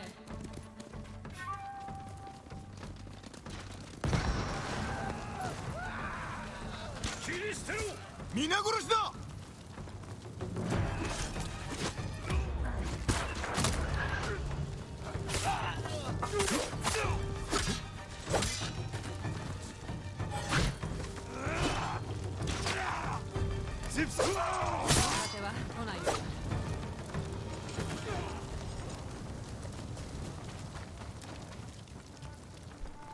The game is mad OD. 分かってくれたか。私はこの島を出る。タカも一緒に。まだ住んではおらん。参るぞ。かがり火台の火を灯し、金たぬきの勝利は始まりに過ぎんと猛虎に示す。Wants me to fight everything. はめ待っておるがいい。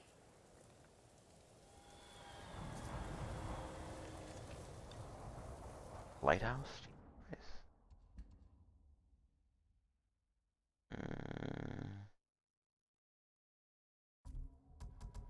Alright, I'm gonna save here. And I'm gonna help Stunner out with the frame data thing he wants to know about.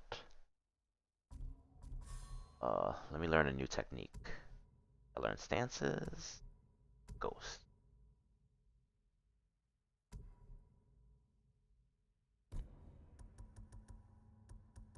What does this do?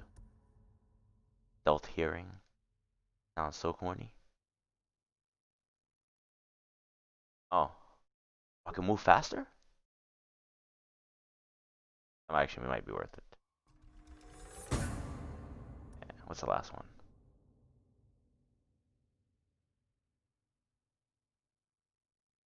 The allies will be alerted by death. Hold on. Oh, that's pretty godlike. Hmm.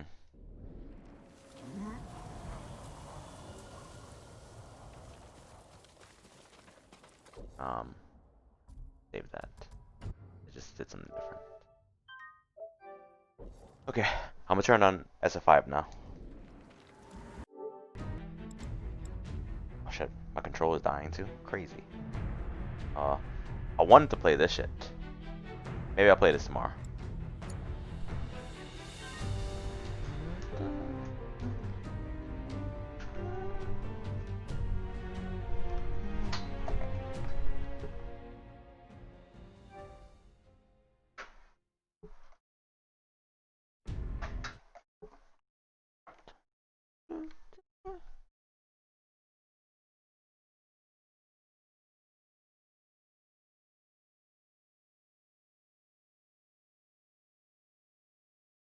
What's up, Reese? How's everything going?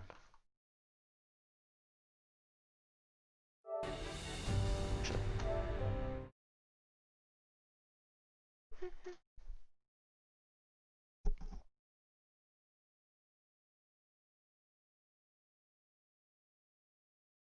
Hold up. We do. We do the esports view. Ooh.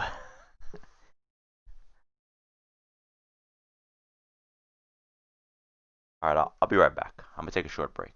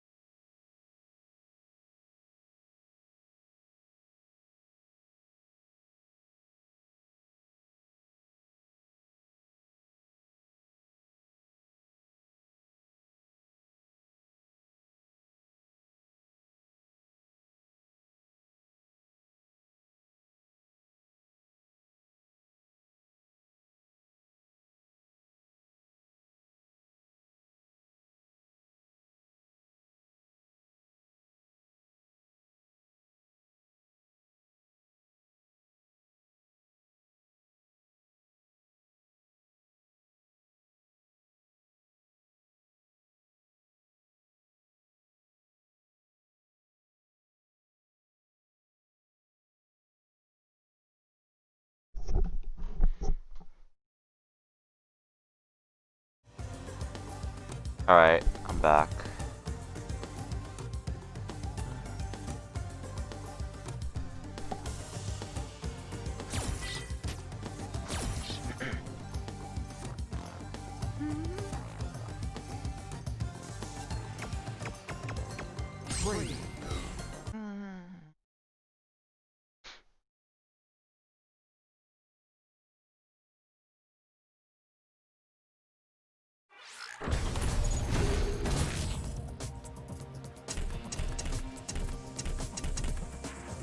Flamenco Tavern.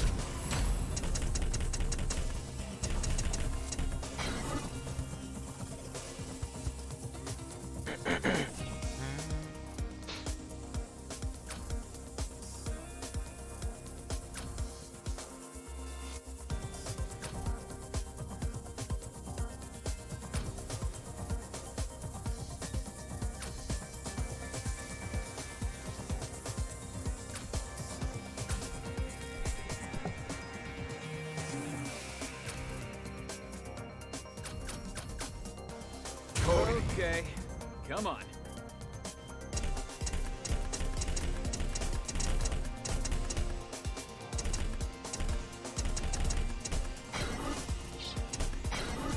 Sakura. 行こう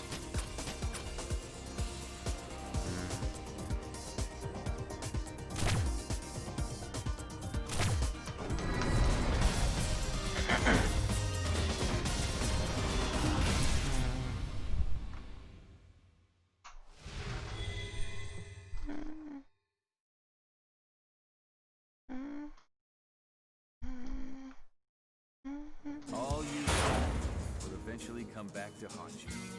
What?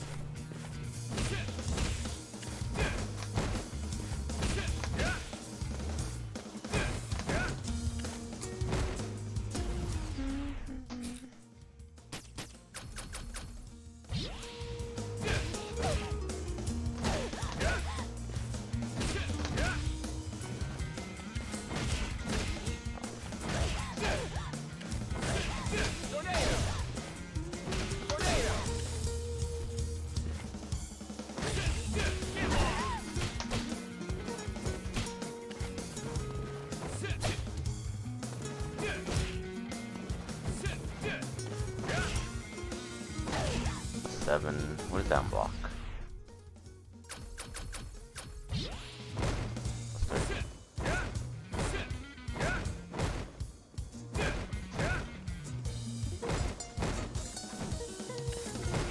Two. Zero?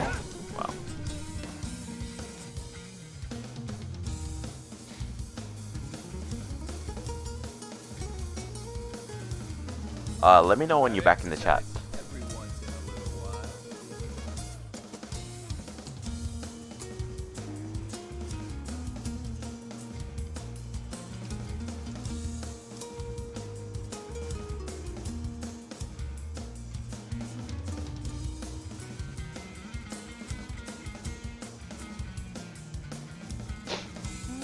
This boredom makes me yawn.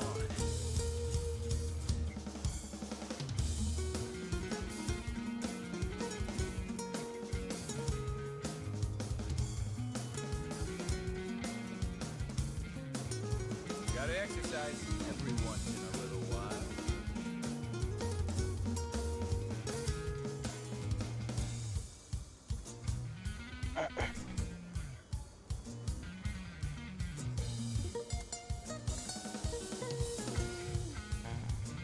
Looking at his frame data. This boredom makes me yawn.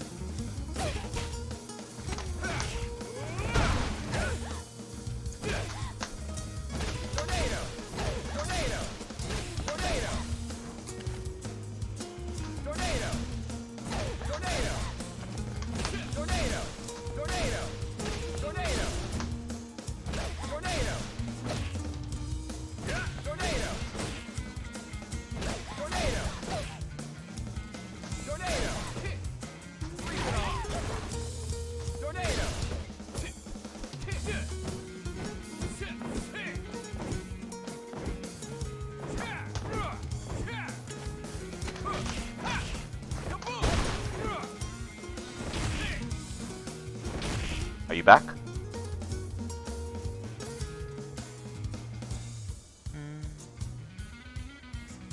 Yeah, let me know when you're back. Gotta exercise every once in a little while.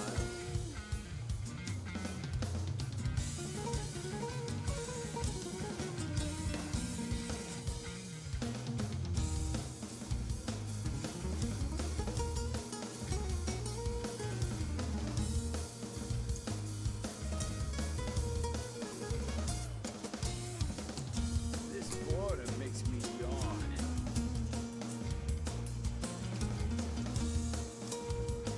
You say this boredom makes me yawn?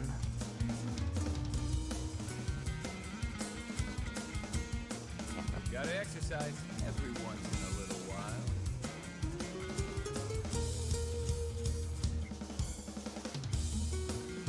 Why does his voice sound so familiar to me?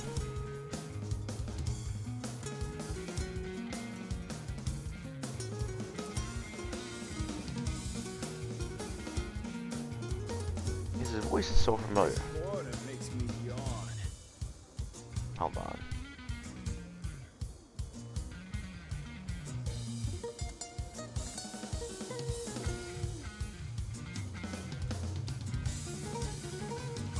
Gotta exercise every once in a little while. Ugh.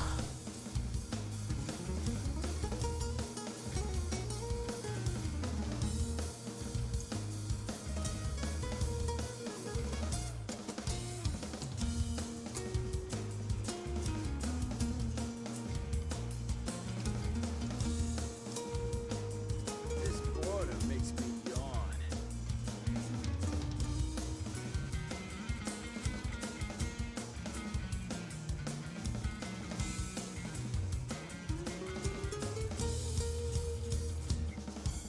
Gotta exercise every once in a little while.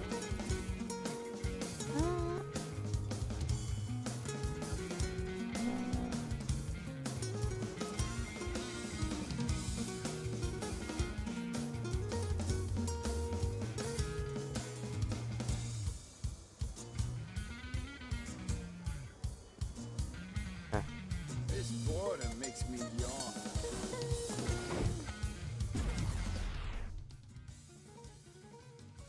I mean,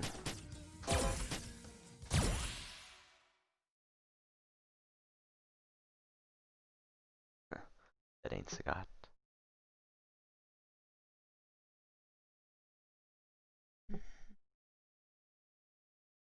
Guess I'll play some matches until he shows back up.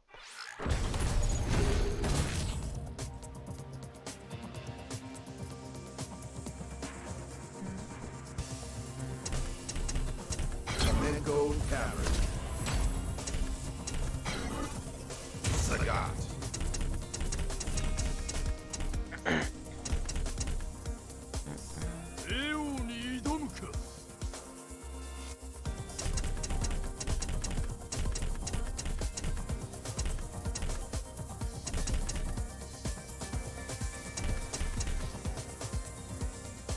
Are you back? Nice. Cody. Okay, come on. That's cool. I was just gonna play some matches until you got back. Come on. Alright, so Sagat.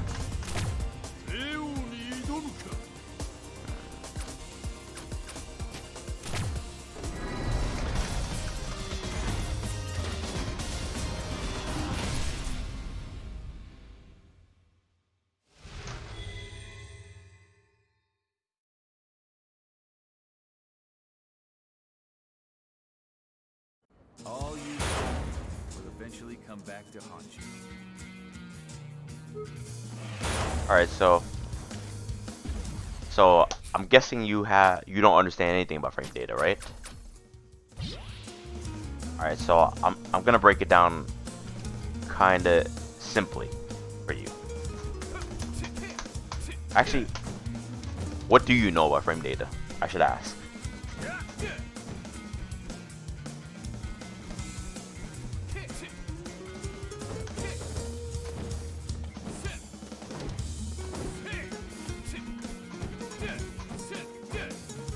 I'm guessing you know the basic stuff like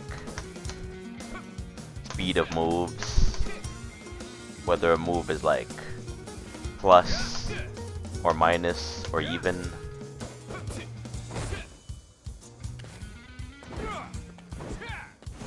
Move is really slow, really fast, whatnot. Okay, so alright, so we'll break it down. Alright, so Cody is a 4-frame jab character. So, meaning that certain things he just can't mash out of. Certain pressure strings. I'll give you an example. Right? So like basically in this game, when you designate characters, you designate them as 3-framers or 4-framers, right? Meaties and jailing? Okay, I got you. Alright, so I'm gonna break it down really simple. Okay, so Cody's a 4-frame jab character, meaning that he has to take more stuff than 3-frame jab characters. I'm gonna show you a 3-frame jab character, and then I'm gonna show you the same scenario where Cody has to take pressure because he's not a 3-frame jab character.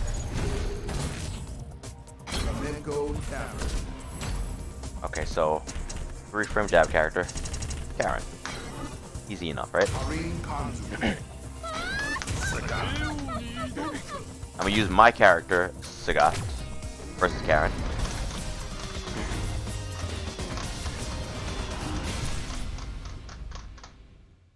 So, and I'm gonna show you scenarios where obviously having a faster jab, it matters. Because, you know, your button's quicker. It's always gonna matter. This is a 3-frame jab, by the way. If you want to practice this, her down jab is 3 frames. Okay? So, alright, I'm gonna put her on all guard. Actually, no. I'm recording what Sagat's gonna do. Basically, Sagat is gonna be doing this.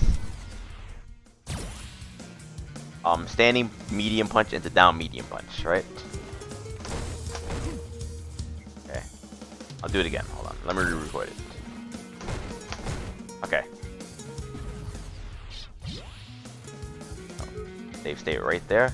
So, learn how to save state. Because you see how I walked away? And it goes back to the same spot? Like that. So learn how... The options are in practice mode, so it's easy. So once you save state... So I can save state right now. Okay, so now, even if... And it's always going to reload back to that spot. So if you need to practice something, it's easy to do it that way. I'm just going to save state right here.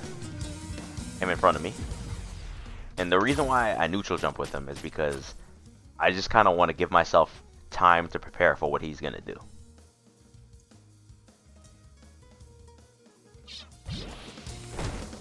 Okay, so like...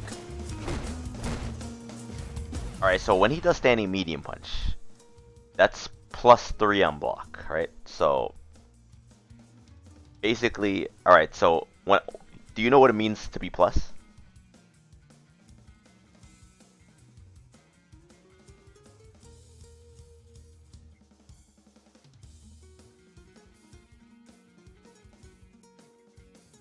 Okay, well, let's go. Let's just like break it down to like.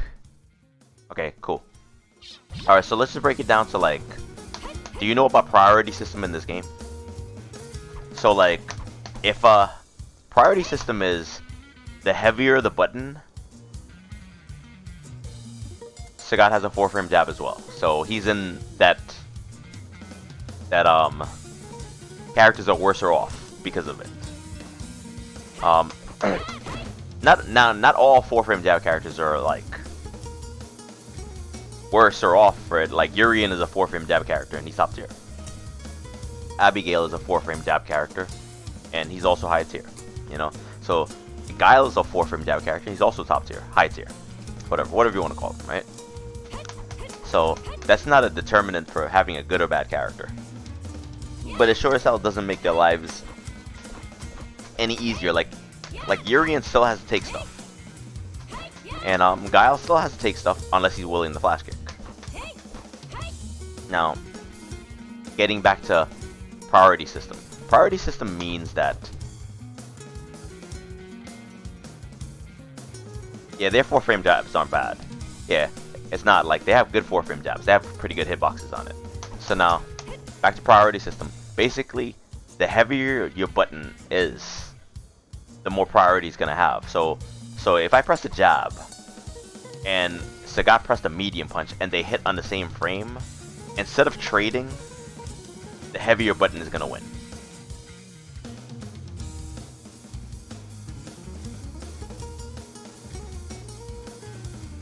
Yes, because you basically, you know, like 4 minus 3. So that means your jab would be coming out in 1 frame, essentially. You know, it's just math, just simple math, right? So since it's plus 3, I'm gonna press a 4-frame jab. That means my jab is essentially coming out in 1 frame. Or you can act basically when my jab is about to hit on the 4th frame. For you, it would be your 1st frame that you can act. So basically now, simple math, standing medium punch is plus 3 on block. But my crouching medium punch, the recording I made was standing medium punch, down medium punch. My down medium punch is 7 frames. Now we're gonna do simple math, right? 7 minus 3 is 4. So that means there's a 4-frame gap in between my medium punch hitting. Okay, so in between you coming out of block stun from my standing medium punch, which is plus 3, my medium punch is gonna hit 4 frames later. Now I have a 3-frame jab, so if I press jab fast enough, I should be able to beat that because it's a 3-frame jab, you know. So basically that's what's gonna happen here. So I'm always gonna win in that situation. But the jab has to be done immediately. Okay? Yeah, Karen can punish that option. Right? Now, Sagat, on the other hand, I can do a completely different recording. So I'm gonna record something completely different. Now, my standing medium punch, like I said, is plus 3 on block, but it's 6 frames startup. So I'm gonna do standing medium punch plus 3, and then I'm gonna hit the 6-frame button. Now we minus the 3 from those 6 frames. That's a 3-frame gap. Now priority system, the way it works is if a button hits on the same frame as another button, the heavier button wins. Since my button is a medium button and jab is a light button, I'm always gonna win because we hit on the same frame. What's up, bro? So even though there's a 3-frame gap in between medium punch, and she's pressing a down jab, she will not trade with me ever. So I'll show you. Okay. So, alright, so I'm blocking that, right?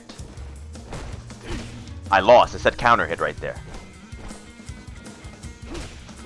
Oops. And it's always gonna say counter hit there. Like, no matter what. In other games besides this game that don't rely on priority system, I don't know, nothing's coming to mind right now, but games that don't rely on priority system, we would trade. The person that hit the medium attack on that trade would still be at advantage. You know, they probably do a trade combo. Street Fighter 4. Street Fighter 4 is a good example. Yeah, in Street Fighter 4, you could get a trade on the same frame. So in Street Fighter 4, if we traded, like say if Ryu was doing, I don't know, like, we'll say medium punch, right? And we traded somehow, he'd still be advantaged. He might be able to sweep or something like that. He might be able to press standing light kick and do EX fireball, something like that, right? But we don't get trade combos very often in Street Fighter 5. That's just a thing. Like that doesn't mean that it doesn't happen. In most cases, we could trade on like with jabs. We could trade with equal strength buttons. I'll give you an example of a trade combo. Priority system does not kick in with special moves. Special moves have higher priority.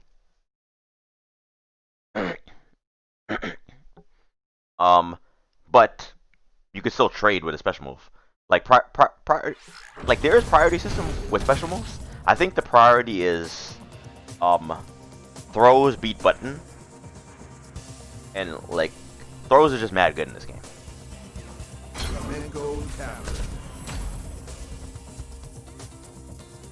Oh, you could do that. He's probably just hitting it on the right frame. Oh, 3 frame. Yeah, I'm gonna do something like that, but he's just probably doing it frame perfect. All right, so I'm gonna do it against Bison because this specifically is a setup against Bison. I have to remember what it is. Hold on, I actually have it written down. Let me go back in my notes. I forgot about it. Forgot what it is.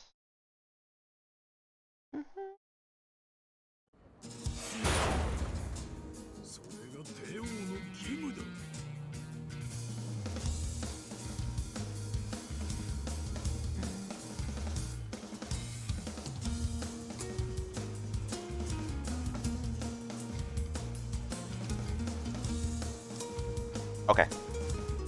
Okay, I got it. All right, so this is a crush counter sweep setup that I made specifically for characters with 3 frame jabs. So specifically, I'm not gonna turn on counter hit. I'm just gonna turn off recovery, cause like even if I turn on like crush counter, they're still gonna get up. They're still gonna get up at the same frame. So I'm just gonna no counter, just no rise. It's the same startup, same rise. So I just do it because the crush counter thing is mad annoying to keep on looking at. All right, so this setup is gonna leave me exactly +1. He's a 3 frame jab character. I'm a 4 frame jab character. So if I'm +1, we will trade. Okay. So I'm just gonna show you what it looks like before I set the 3 frame short. Okay, but I'm gonna put it. All right. I shouldn't have hit jab. I should have just showed you what the frame advantage is on the top. Okay, it says +1 right there, right? So I'm +1. Now I'm gonna set his 3 frame light attack. I think it's this. It is not that. I'm gonna record his wake up.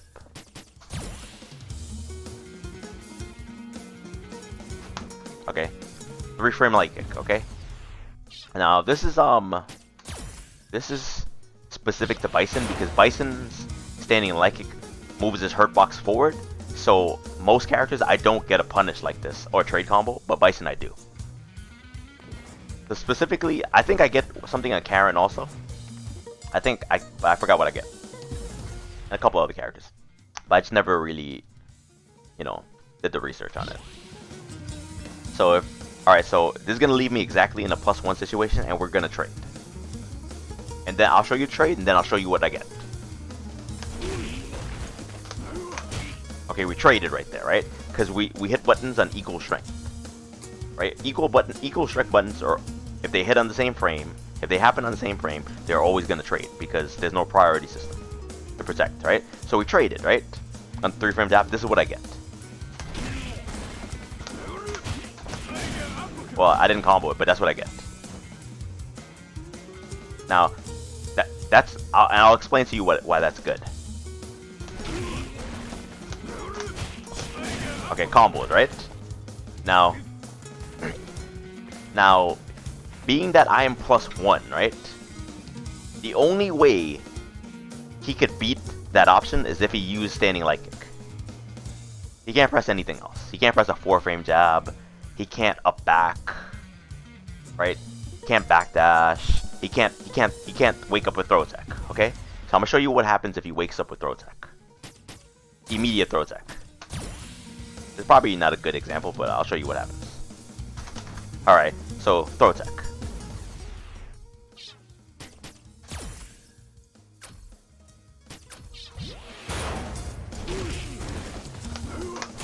All right. So you saw I said counter hit there?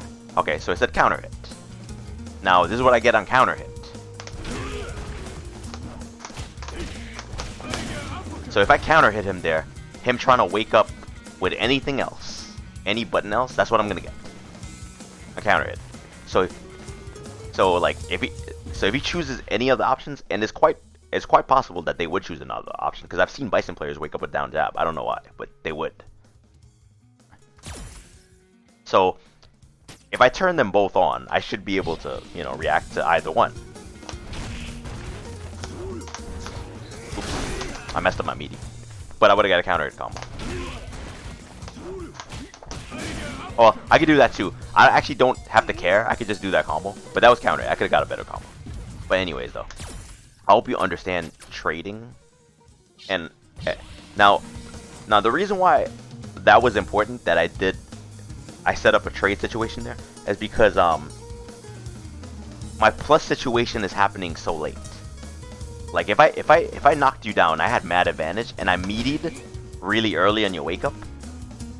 More than likely, someone's not gonna mash because they're gonna be like, "Oh man, he's probably at a real advantage, right?"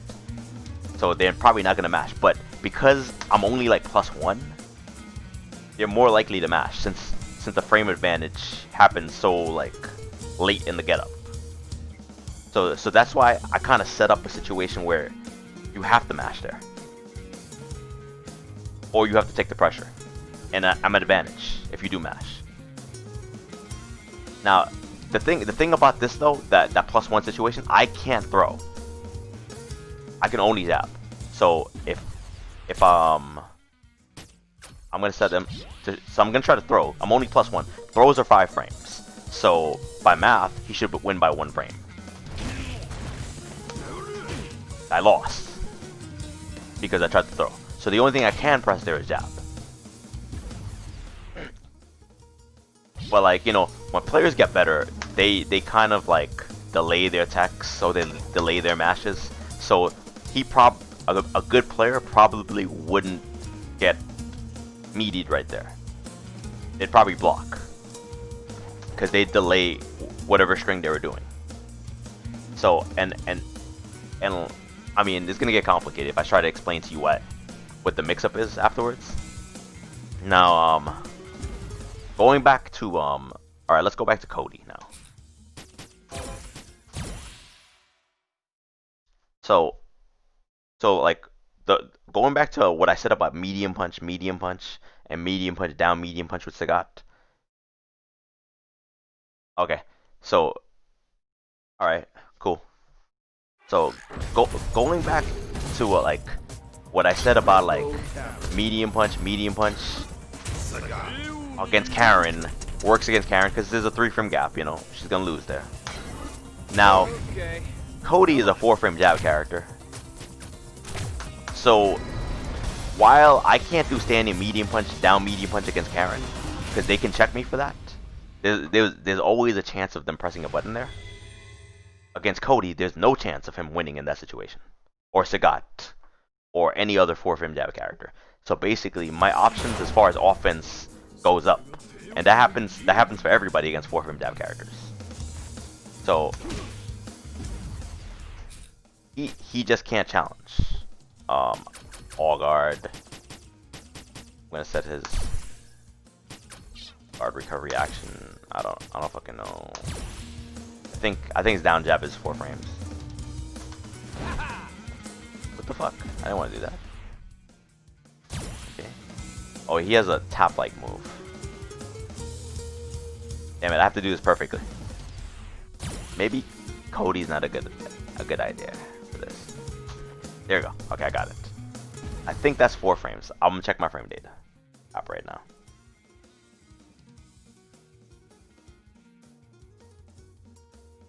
Yeah, it is 4 frames. Cool. Yes, because a priority system. Going back to what we said, that by math, I'm +3, but then there's a 4-frame gap. You press the 4-frame normal, you're gonna lose in that 4-frame gap, right? I mean, now there are certain exceptions to the rule, and going back to what I said about like special moves, right? You can actually trade with special moves too. I'll show you trading with special moves in a second, right? And why it happens. But basically, all right. So now, jab, right? That's a 4-frame jab. So I'm gonna do medium punch. Loses, right? Counter it. whatever, right? Down strong doesn't reach. What does reach? DP reaches. That's my counter hit combo. Right? Now I'm gonna do down medium punch. I'm not sure if I get anything from that. Oh, I do. Oh, I didn't know that. That's good to know. Huh. On Cody? Huh. I didn't know that. Let me make him stand. That's good to know. Oh, that does work. Huh. I didn't know that. I didn't know that. That's good to know. Alright. That's gonna come in handy. Alright, so basically, 4-frame jab character, he's gonna lose with a 4-frame gap. Now, obviously, if I try to get a little more ambitious, and I try to do a bigger gap, which I tend to do, and a lot of players tend to do because, yeah, right. So a lot of players will try to get more ambitious with their frame traps. Like, they'll try to do like, I don't know, like standing medium punch, low forward, right? But you saw how that worked anyways. Even this is a 9-frame button, right? This is +3. That's 9 frames, you know. 6-frame gap, right? I shouldn't win. Up close, I 100% don't win. Okay? I could sprinkle that in with a down light kick. Not a big reward, but yeah. But you know, it might get you. I think I do EXTP there actually. Oh. I mean, I would never do that.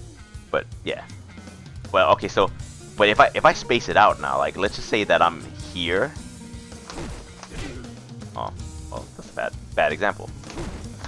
That's a good example, right? So, see how the jab is whiffing?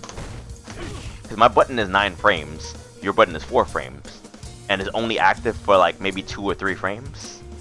So we'll say that your button is going to last for 6 frames. Say it's active for 3 frames. The first frame, the 4th frame, is the first hitting frame. Then it's active for 2 more frames afterwards, right? So if I have a move that's spaced out, that's slower than that move, this move doesn't come on until the 9th frame. So that's why I'm gonna win, because my move is 2 frames. Well, actually no, 6. My move is 3 frames slower. So it's gonna, like, that's like reverse. I'm using frame advantage, but in a weird way. Like, I'm using it with spacing. So it's like a spacing. That's a spacing trap. I'll show you another spacing trap. So so like here, like he's gonna lose. If he presses like any light attack, he's always gonna lose. Yeah. So he's always gonna lose in that situation. That's an 11-frame button. He's always gonna lose if he presses jabs. He would have to press. He would have to do something crazy. And this is what happens when people make decisions like that in this game, where they press like a medium attack or they press a sweep, because at this spacing, I can't really press jab over here or nothing like that. I can only press a heavy attack. So if he presses jab, he's always gonna lose. But if he presses sweep, he might win. Even though that's a silly thing to do by math. It's not a silly thing to do because I added another variable. Yes. Yeah, because it's spacing trap. If you try to challenge that situation, it's not gonna work out for you. I'll show you another situation where you can't challenge. Well, maybe there's a. This is probably a bad example because he has a very long jab. But I wonder. Okay, I'll put him on crouch. It might work out if I put him on crouch. Because my knee hits a little bit earlier. Alright, you see how I backdash there? Okay. See how like I'm spacing out my knee? Like up. I think. Okay, that was -2 when I'm hitting knee, right? So I'm not at advantage. But he's not close enough to jab me. I'm walking out of his jab. So that's another spacing trap. By math, he should win this situation, but he doesn't because his jab is always gonna whiff. So it leaves him to press a 6 or 7 frame medium attack. So if I press jab, I should win because my jab whiffs.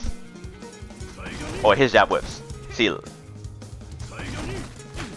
if it's weird though.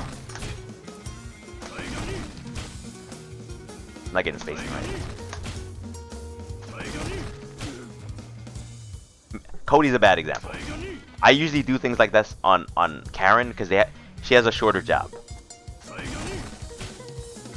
But anyways, see, I could backdash it. I could do other things. I could also randomly DP in a situation like that, even though I'm at disadvantage because the jab won't hit me. It's a bad example with him, but it works in other characters. All right, so those are spacing traps, or like, you know, like just spacing things correctly so that even though you're not at an advantage, they can't take their turn back, and you can steal a turn. Now, I will show you another example of this. All right, so like medium DPs. Most medium DPs in the game, not all, are invincible on the third frame. So they're invincible to strikes, not throws, on the third frame. Some of the DPs are specifically invincible to throws. That's a different story, right? I will show you Sagat versus Sagat, because I know Sagat. That's just easy for me to set this up.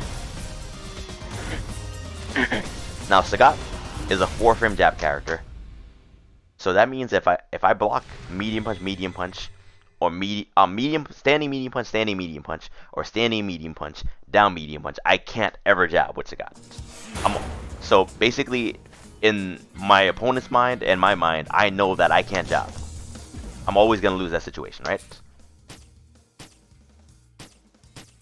There are certain exceptions to that rule, but okay, medium punch. So can't jab. That was a 4-frame jab, right? Now, medium DP is invincible in the third frame. We're gonna do math again. 3-frame gap. I should win. I win because it's invincible in the third frame. There's not gonna be any trading because it's just designated as invincible on the third frame, for whatever frame. Now, if I try to do any other jab, any other DP, as a 4-frame DP, my jab DP, it's gonna lose. It loses. Right? Now, I'm gonna medium. What the fuck is that? All right. So I'm gonna show you standing medium punch, down medium punch. Okay. Now, I can't jab. Still lose by priority. Still gonna win with DP if I do it, right? But in this case now, there's a 4-frame gap in between. Now, Jason, you was talking about Brian F trading with special moves specifically. All right, so since there's a 4-frame gap, I have a 4-frame DP.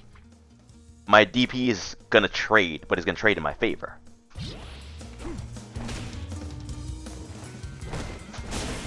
He traded right there, and that's always gonna trade like that if I know a 4-frame gap is coming, right? Now, that's not too important for Sagat, but it is important for a character like Ken. And I'll show you why Ken players make the decisions that they make in certain situations.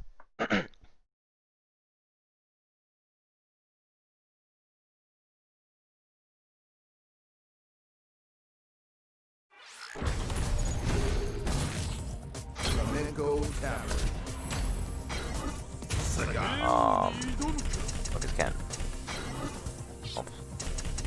I was supposed to pick Ken as the point character. Ken Sagat.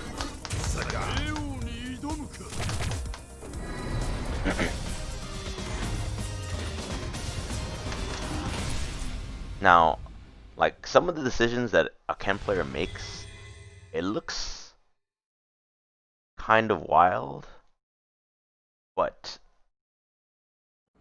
and for the most part it kind of is, but at the same time there's some kind of like risk versus reward that makes sense.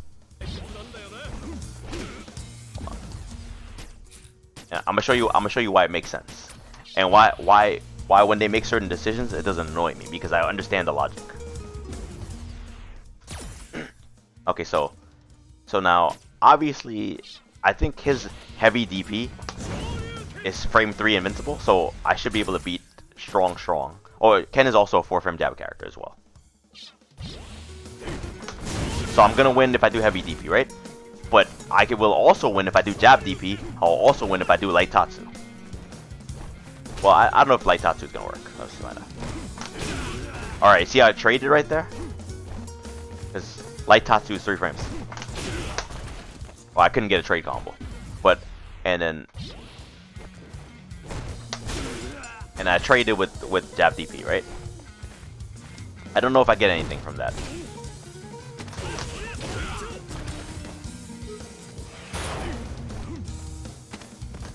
Let's find out.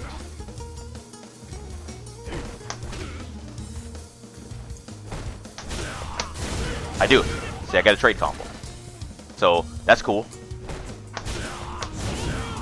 Right? Meterless trade combo. That's actually pretty good. So if I were to, obviously I could take the risk on doing a heavy DP and just straight up just win in that situation, right? I could take that risk and just win, right? And I know I'm gonna win in that situation, right? Or now if this is blocked though, if this is blocked, they probably get a full jump in on me. They get to punish me as hard as possible, right?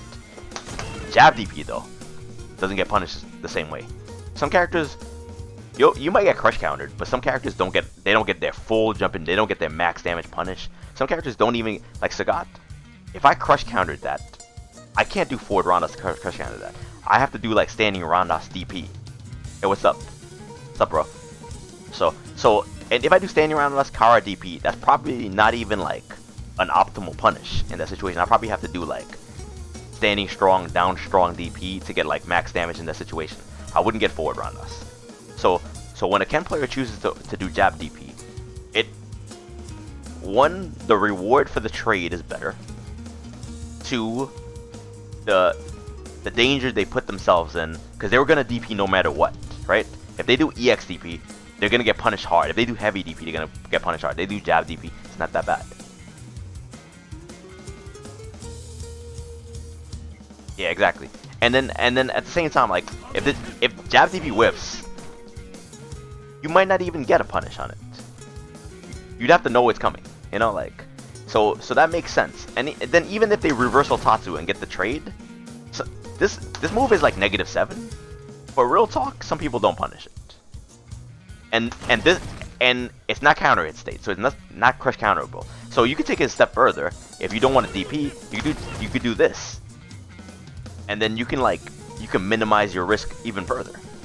So when Ken players wake up with light Tatsu, oh, and also special moves ignore priority system.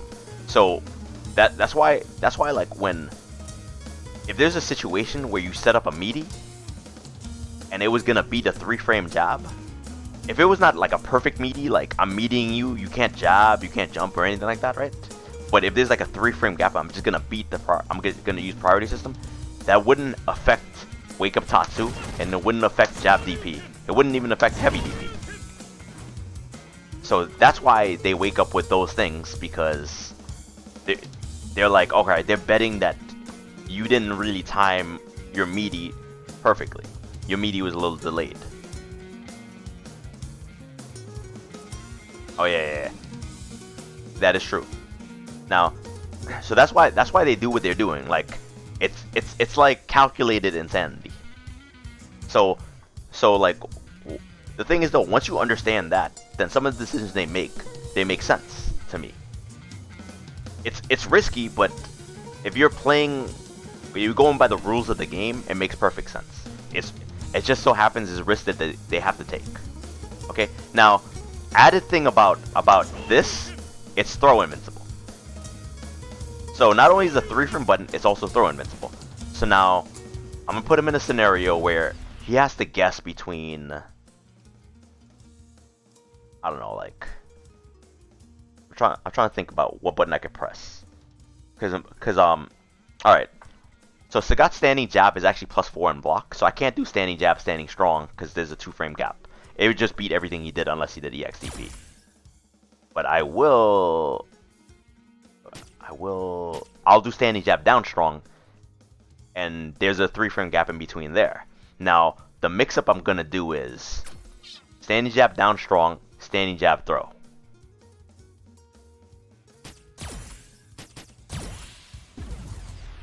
Alright, so that's standing jab throw, right? You can't mash out of that. I'll do it again. Just gonna jump into it. Oopsie. Alright, standing jab throw.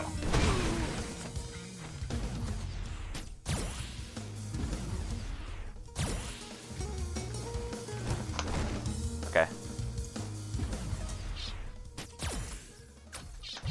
Hold on. Let me just record this right in front here.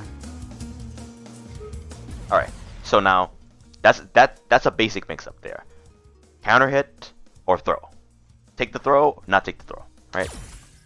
Now, if Ken wanted to challenge that, he cannot challenge that with a jab. He has a 4-frame jab. He has to challenge it with DP, Tatsu. He has to challenge that with EX DP, light DP, heavy DP, or light Tatsu.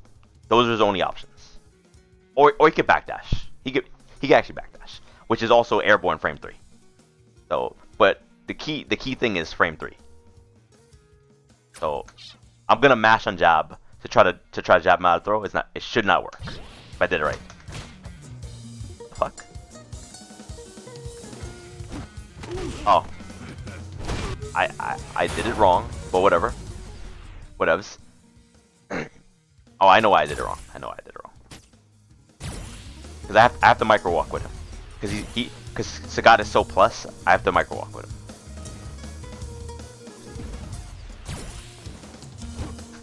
Okay, micro walk. That should beat my my wake up mash. All right. So I'm mashing now, right? Right? Does not work. Tatsu shouldn't work either, I think. Oh, whatever. It does. I don't know why it did, but whatever. It actually shouldn't work.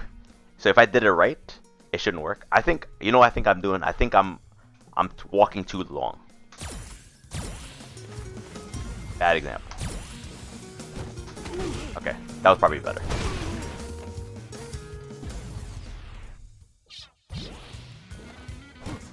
Alright. Not better. I don't get it. I'm so mind-fucked right now. Does he have a funny hitbox? Hope not.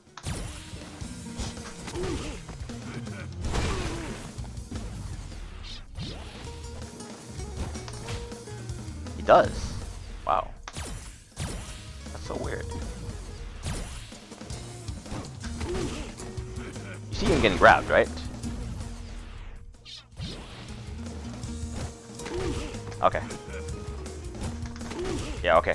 I'm mashing. Alright. So let me try Tatsu now. Okay, now I'm getting you saw I said reversal? Because I did reversal Tatsu. I'm getting thrown out of my Tatsu. That's what I'm doing. Even though that's 3 frames, I'm gonna get thrown out of it, right? Now I'm gonna do jab DP. Throw invincible, right? Now, going back to the other mix-up, which is standing jab down medium punch, there's a 3-frame gap. We should trade in that situation.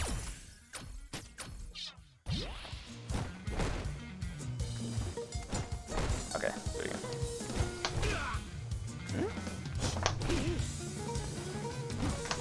There we go, we traded. I don't know what I get.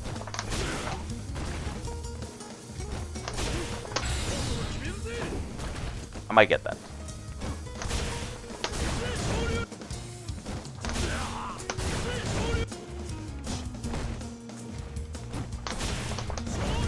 No, I did not get that.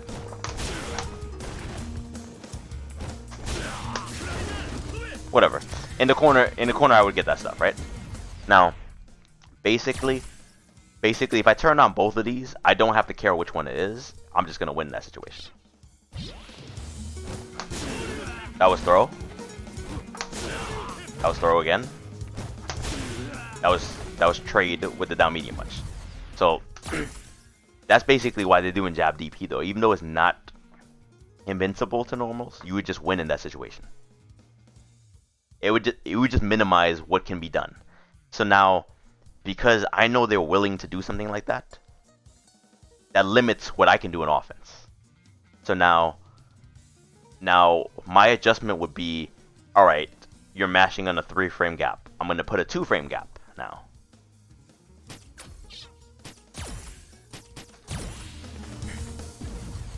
So that's a 2-frame gap. Okay, +4 standing jab, 6-frame button, 2-frame gap.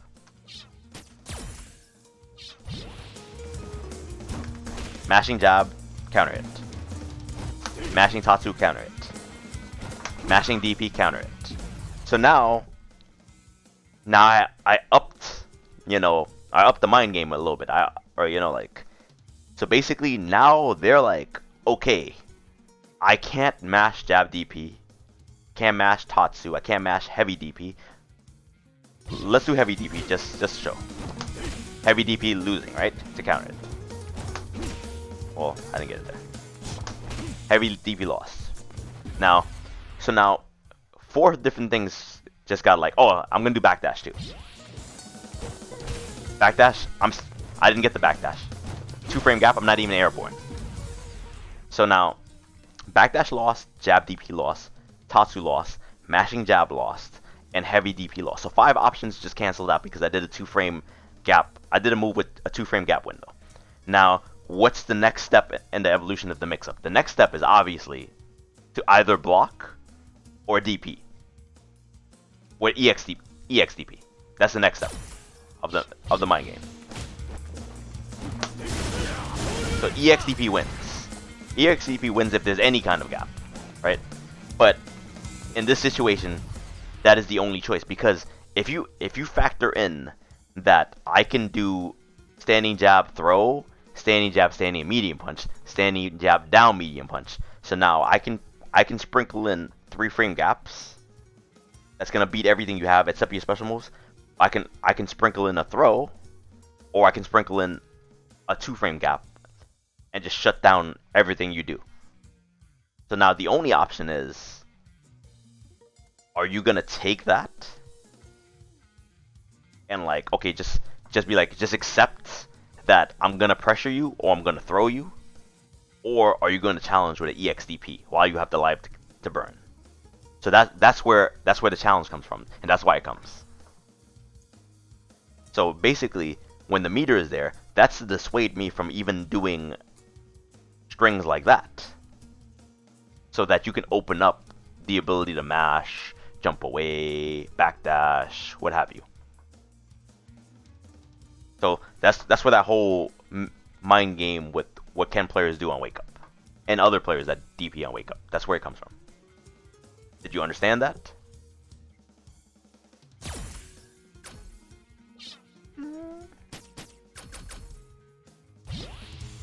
Let me know if you're keeping up, or if I need to repeat something.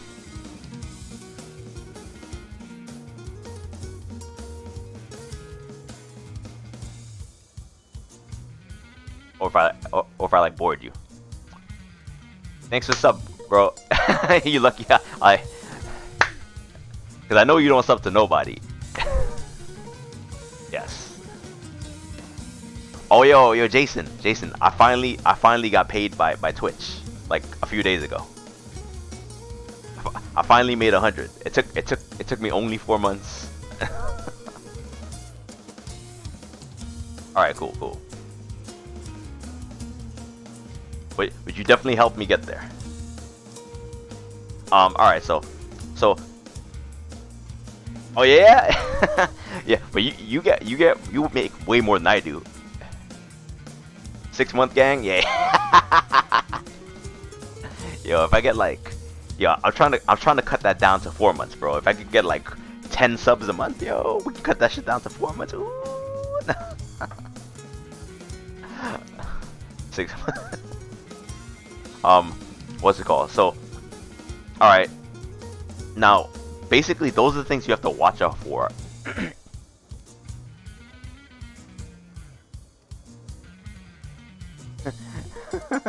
Hook a brother up. I mean, me poor. That's going towards bills. Fucking Twitch hundreds. Oh man. Yo, you know what's funny? I be looking at other people's streams and I see their sub count and I'll be like, yo, it boggles my mind. I'll be like, oh my god. I was like, yo, I have 7 subs now, but I had like 6 and I was like, yo. Yeah, FGC poverty, poverty forever. I'll be looking at Hooks and he has like 1700. I'll be like, and he's partnering, and I do the math, I'm like, oh my god. I'm like, yo, that's what he gets a month? OD. OD. Yeah, Hook Gang, God. Yeah, I looked at it, I was like, he doesn't have 1700, he has 1700 plus. He might have 1800 now. But I was like, mind blown. I was like, cause think about it, I'm an affiliate. He's a partner. I don't know if I set for life, but he has a good following. You know, probably he is.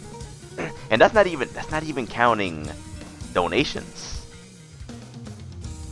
Oh yeah, you just gotta, all you gotta do is beat Goichi and then you set for life, right? Oh, that's the only thing you gotta do, just beat Goichi. I think it's like $3. So affiliates get if it's a $5 sub, affiliates get like $2.50 basically. Like you get like half. I know it's like $4.99, but whatever. We'll just say $2.50. We'll just round it up. So I would get half of that, and it's not really half. Don't get me wrong, because there's other things involved, so it's not really half. But I'm just simplify it. It's half. So he gets $3 out of that. So like, yeah, do the math. Basically, when I did 1,700 subs, I did it at $3 per sub. Yo, that was 5K a month, basically. I was like, bro, getting like 5K a month, bro. And he's getting more than 5K a month. Yeah, and he does YouTube as well, and he gets donations as well, and he's Panda Global, so he gets paid with there, and then he gets other sponsors too. So what he's actually making isn't only that 5K a month. That's like the minimum he's making. He's making way more than that. and he's still getting the Panda Global salary. Living the goddamn dream. When he's like, yo, I went to Ecuador this month, I'm like, bro, I want to go to Ecuador, bro. Like, oh yeah, Marvel 2 guys, yeah. Like, I was like, yo, but good for him though. Good for him. Hook is a cool dude, so good for him, and good for anybody else that's living the dream. I'm like, yo, but I want to go to Ecuador too. like, Jesus Christ.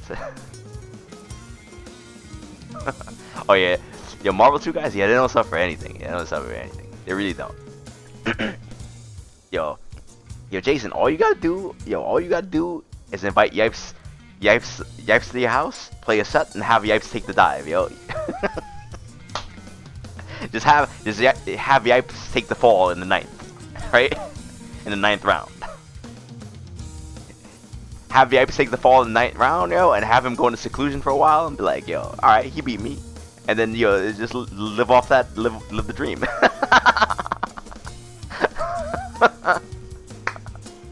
Yo, just have him take the yo. When it gets to like him with 9 wins, and you're on your last character, yo, make the most OD Magneto comeback ever.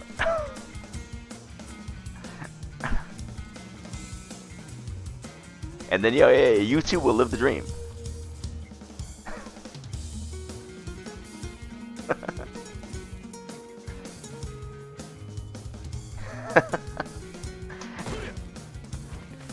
on that fucking Goichi shit. Yipes is your Goichi. Oh yeah? Yeah, you did actually. Play some casual matches.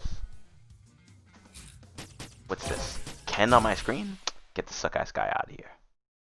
You can do it? I mean, if you do it, all you gotta do, yo, put them shits up YouTube, right? Spread those matches around like the Facebook pages and all that shit, yo. Get yourself a nice following, and then be like, yo, they'll be like, yo, that G-Con, yo, he's pretty nice, yo. I might want to sub to him, and then then randomly play another game, and they're like, oh man, G-Con is not only nice in Marvel, he also plays like some Marvel 3, and you're good in Marvel 3, or you randomly stream some KOF 13, or you play some 5 or whatever, Then motherfuckers would be like, yo, they'll start taking notice.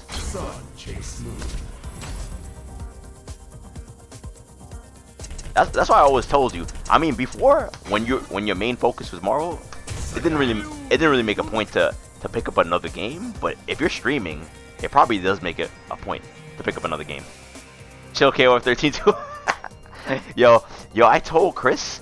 You know what's funny? I told Chris to do this. This is unbelievable hard. I told him to do a fly combo, but when he does short rocket punch, instead of doing short rocket punch, I told him to do short on fly and then link the rocket punch, right?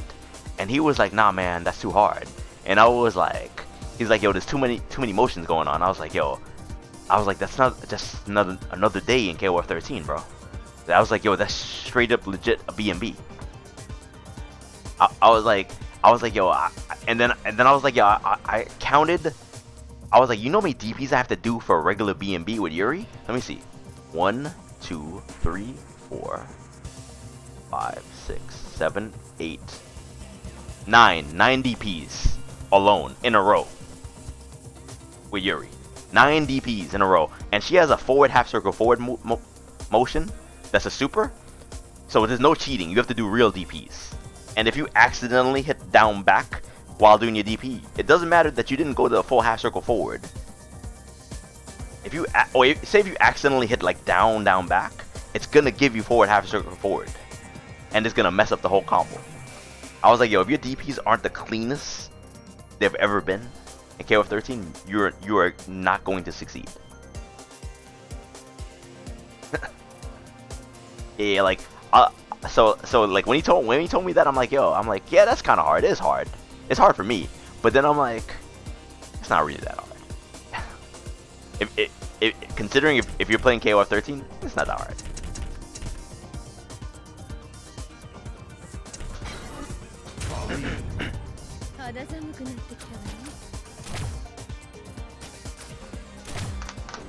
I was like, yo, you want to fix your motions up here? Play yourself some KOF 13. You will not drop a DP motion ever again.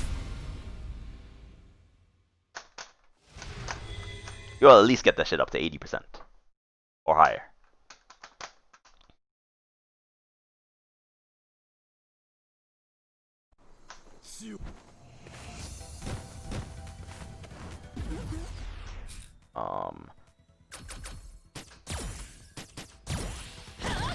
Oh, that's -4. I never knew that was -4.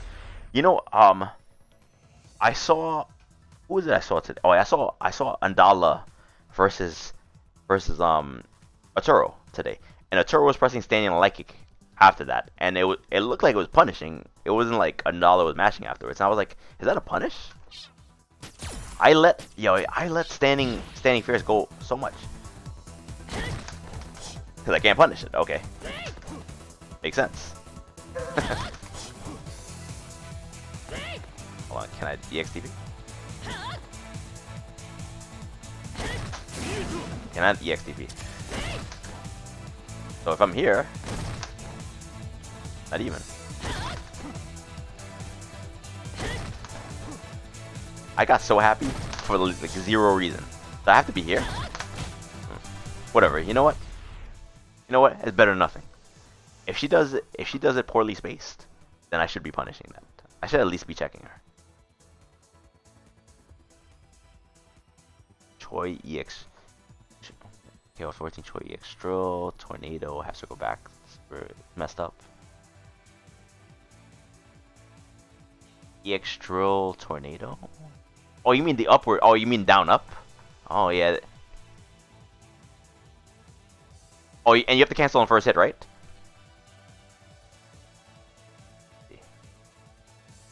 Oh, it's not that bad. It's not that bad. Yeah, like I'm assuming you're doing a down back, and then I guess you're going up forward, half circle back twice. Okay. Yeah, like that's kind of what you do in KOF 13. Like if you do rising tackle into like I don't know whatever super he has, you have to do that. We'll say Kim super. Kim super is flash kick into double fireball kick. That up super. So you just do down, and then instead of doing like I actually know what choice you could do. Instead of doing like up, then doing double fireball, you do down, and then you do fireball that ends with a straight up, and then you do fireball again. So you just buffer the fireball motion in the first up. Oh, you get the semi. Yeah. I'm sure the short. So I'm guessing the shortcut is down, and then it's like half circle back to up, and then half circle again, right? Is that the shortcut?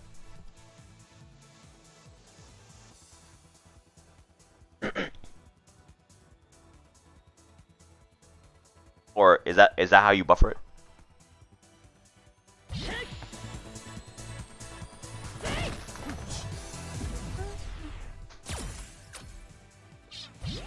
I'm assuming that's what the you can hold your button down. Super. Oh, are you talking about KOF 13? Because there's delayed input in KOF 13, not delayed, advanced input in KOF 13. So I do that in KOF 13 when I know I'm gonna do like super. And like say like karate, I do palm super after his HD combo. Well, you could do that in KOF 13 too. The buffer window is pretty generous. I think it's like a 5-frame window or something like that.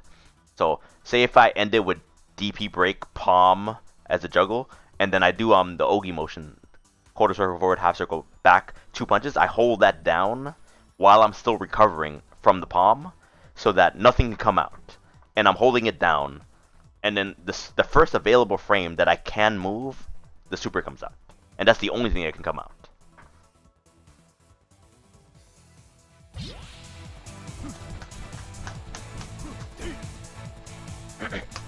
I mean, to be honest with you, I think KOF 13 needed things like that, because if it's hard enough.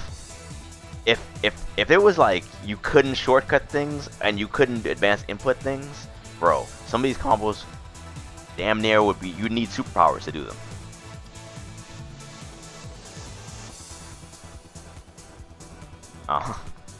Yeah.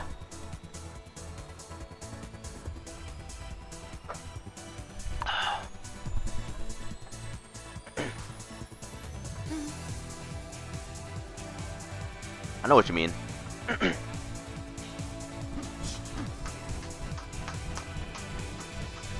Yeah, like there's like weird delays in that game, and I mean hit stun works differently in that game. How fast buttons work pretty different.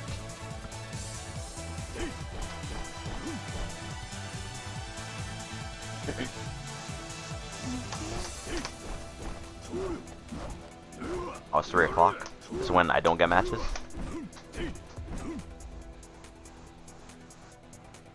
Oh. Get ready for action. When I do combos, like if I'm not dropping them, whatever, if I've practiced enough, you know, like when I'm on point, when I'm doing combos in KOF 13, I zone out. So as soon as the combo happens, I just kind of zone out, and then I just like focus on only that, and I muscle memories from there.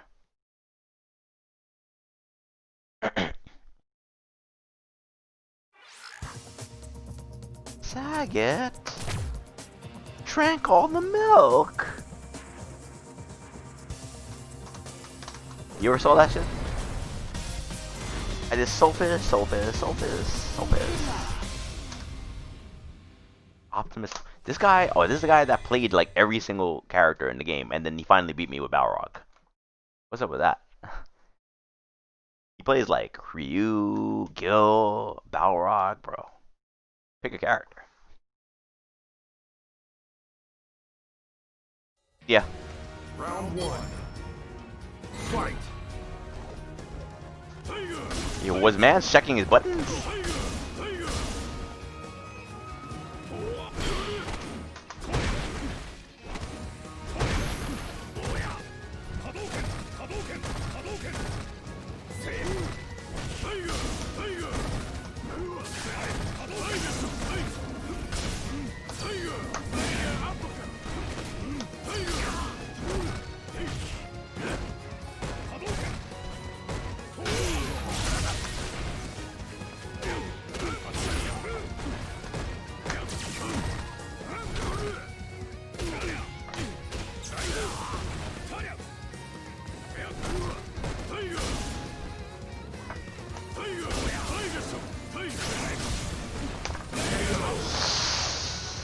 Oh, I felt that DP in my soul.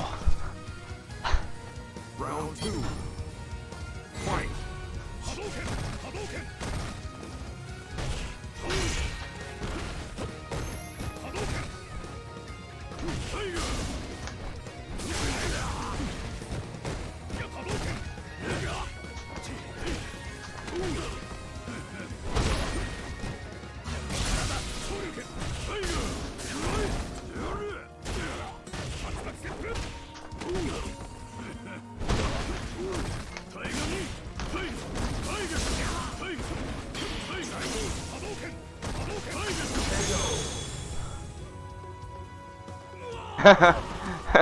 Yo, he as soon as it said fight, man whiffed standing medium punch, standing medium kick. I'm like, what is he trying to do? Test his buttons? I was like, yo, trying to confirm his buttons work.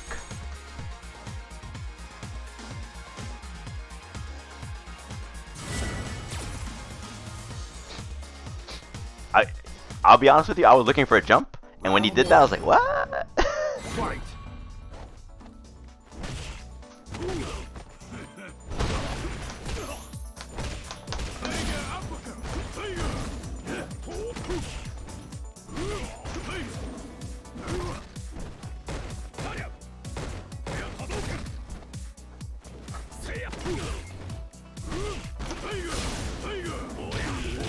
Wow, that's punch.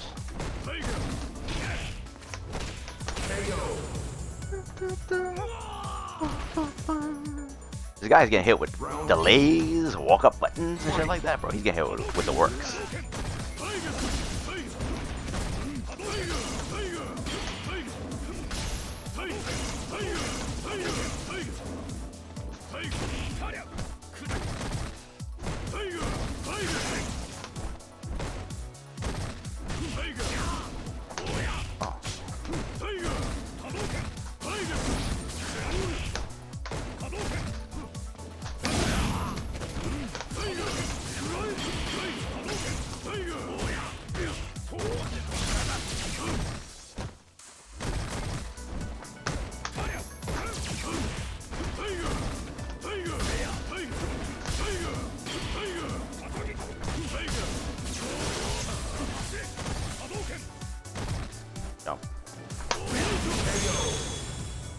I knew it.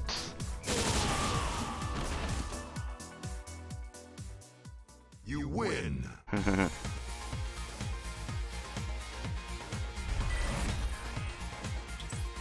mean, this guy was his patterns are predictable. Or like even if they're not that predictable, I know one thing. I know he eventually is going to jump, and he's gonna jump at the perfect spacing to land a jump in front of me and get his combo. So like that's such a big tell too. Like, you know, there's something to be said about doing proper jumps. So if your jumps are too proper, like say, look, okay, this is my max jump range, right? So if I jump here, I get that. Oh, whatever. I get this. Right? Now, if I want to take it a step further, I could empty jump and anti-air as a whiff. Oh no, I can press a late button, but that guy's jumping timing was like super consistent. He never like walked up and tried to cross up. You know, he never empty jumped. One time he neutral jumped because he was like, oh, he's only DPing my jumps. No dummy, I'm DPing your forward jumps. Neutral jump isn't gonna make me DP. The hell? Like, I was like, yo, if you neutral jumped and I DP, what do I have the reaction time of a grandpa? The hell? Or I see any kind of movement, right? I'm gonna DP at it. Oh, he moved. I'm a DP. Nah, bro. Like, don't get me wrong. I'll neutral jump, but then you gotta vary how you jump. You trying to play me? You trying to play? Yeah, with the neutral jump.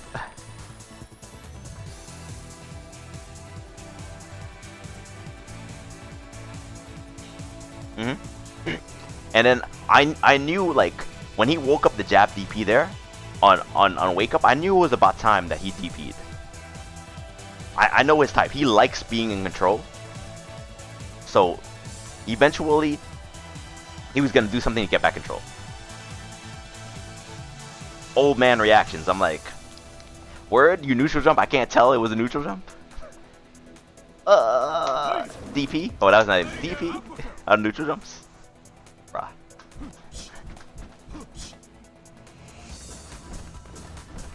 Like, nani?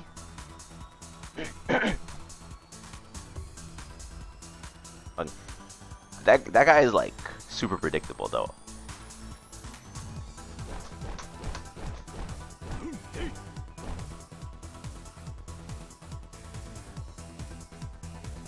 Yes. Yeah, because in their mind, if they're waking up DP, in their mind they're like, all right, he's waking, I'm jabbing because he's baiting my DP. So when I start checking the DP with meaties, then he was like, that's actually what happened. I counter hit him with a meaty, and then he got hit with a combo. So now he's like, all right, now I got DP.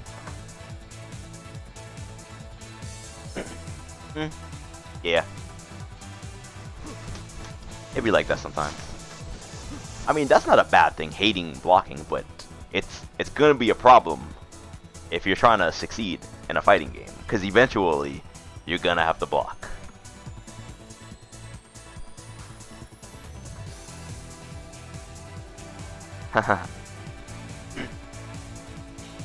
Oh yeah, while they sit there on super, yeah. Yo, eventually you're gonna have to pull the trigger. And I think I only did like one wake up DP on him.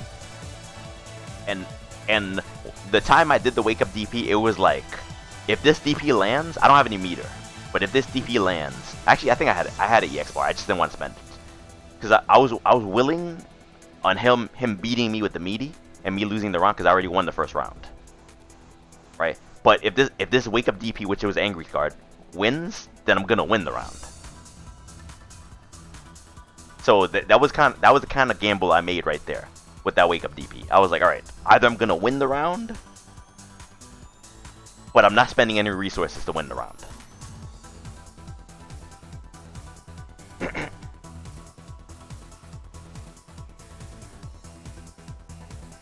Oh. If they never block on wake up, I don't know if it's about no discipline. I think it's the type of game this is. That if you're blocking, you're kind of losing. At least that's the perception everybody has. That like, I mean, it's kind of different when it gets to higher level. Higher level players choose to block more. They choose to take the throw, but then that's because I think when people don't block on wake up too, it's also because they don't really understand risk versus reward. Because most people, when they look at playing a fighting game, they're like, all right, if I lose any kind of damage, it's bad. They don't look at that I have the potential to lose. I'm in a shitty spot. I'm most likely going to lose some kind of damage, i.e. throw or whatever, right? Or chip damage. But I could make it worse on myself if I try to tech this throw right now.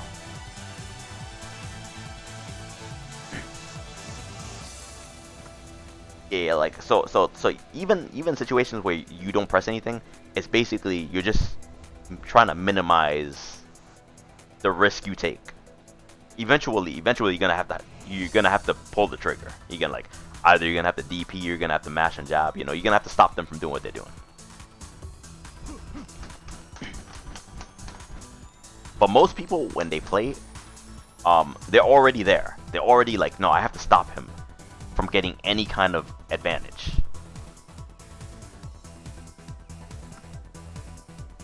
Instead of being like, yo, I got knocked down. I'm in a really bad spot. I gotta hold this.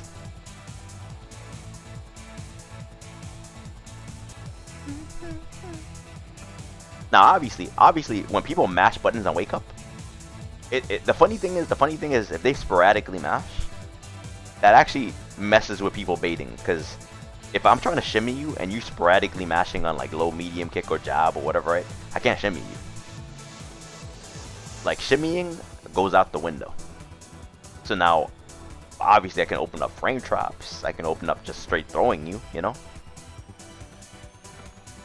But like, that's an aspect of the game that's gone because you refuse to do anything. Yeah, you get meaties, you get throws, but you don't get the shimmy. You don't get the reward of the shimmy. You get a different reward. And then, I mean, you can take that a step further. You can delay your jab. So if somebody tries to do like a meaty, you'd block the meaty. If they try to like, you would get grabbed. But if they try to shimmy you, you jab the shimmy. So you can take that a step further and beat 2 options out of 3. But that's the thing, you can't beat them all. There's always something that's gonna lose.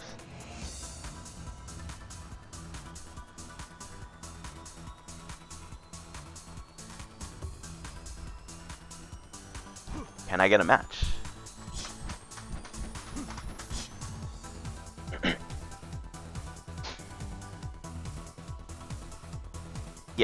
Yeah, like, to be honest with you, I'm trying my hardest to not tech throws. I'm trying so hard. It's such a, I wouldn't even call it a bad habit. It's like, it is a bad habit, but it's a habit that came from Street Fighter 4. Because Street Fighter 4, you would delay tech, and then you tech with a button. And Sagat, I'm teching with, if I do like reverse teching, so if I do a reverse plink tech, Sagat techs with a 3-frame jab. So that's where my habit comes from, which is a good habit in Street Fighter 4, and it's a bad habit in this game.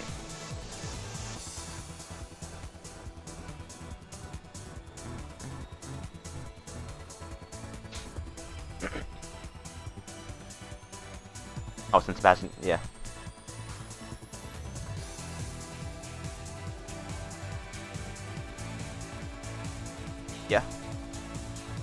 Yeah, I mean, like, don't get me wrong, sometimes you take the throw, but then also like it's harder in Street Fighter 4. It was a little harder to like to walk up and be like, I'm gonna throw you. You have to earn mad respect on somebody with 3-frame jab. Because say you try to walk up and throw Yun, and Yun is mashing on 3-frame jab, you might get hit with a full ass combo into set play. Just because he mashed on your throw attempt. Yeah, Yun. And then like yeah. So like it's way more dramatic in Street Fighter 4. What could happen? Yep. And then on Street Fighter 4 there's better wake up options because you could wake up with focus attack, delayed backdash tech. So you can wake up with tech, focus attack, backdash. So if you're waking up with armor, frame 1 armor, you're gonna backdash. If they try to throw you, you tech the throw. If they throw later, you backdash the throw because it's throw invincible. And it beats sweep OSs because you're not backdashing right away. You're armoring the jab, so they can't jab sweep.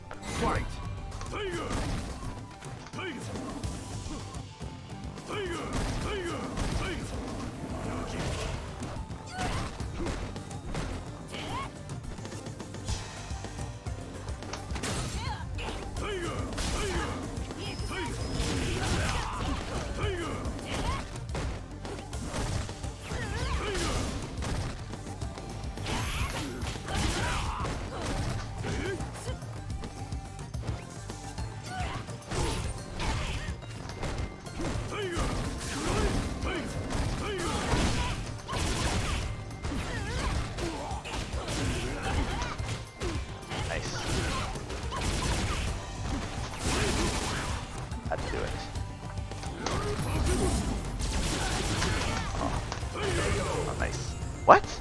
Oh. I did Tiger Shot. If I press short, it would have won there. Because that's -2.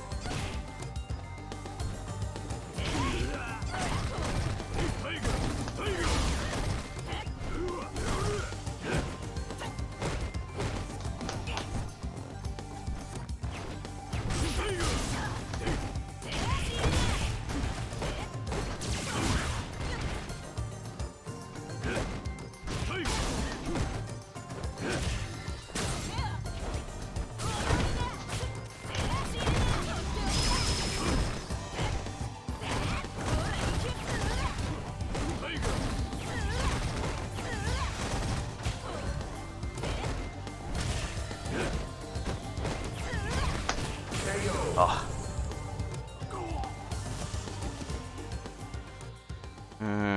I could have jabbed there. I tried the DP, but I think I tried DP late.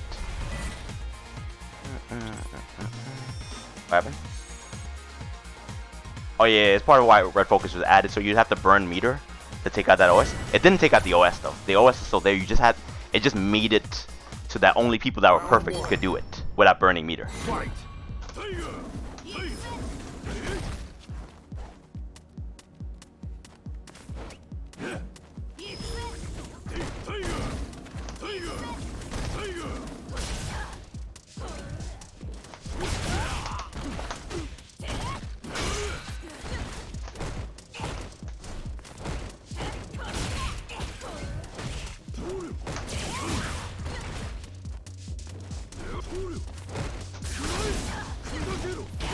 I don't want to do that.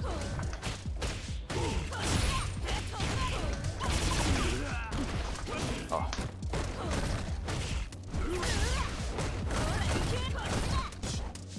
Oh, that's not safe.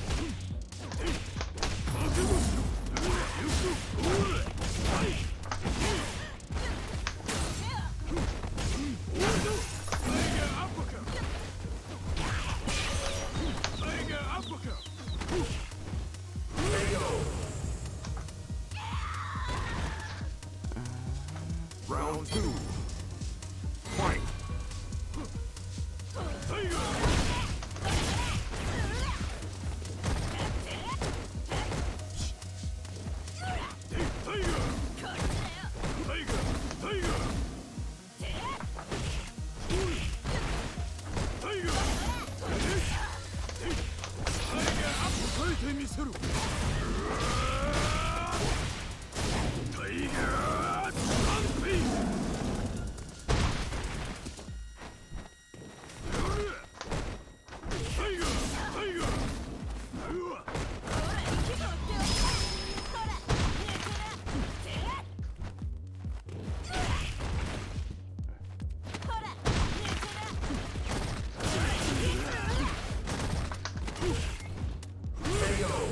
I'm not sure what he tried to do there. That jump like kick. You win. Do you have any idea what he tried to do there? Because he messed up what he wanted to do. Ludicrous your face.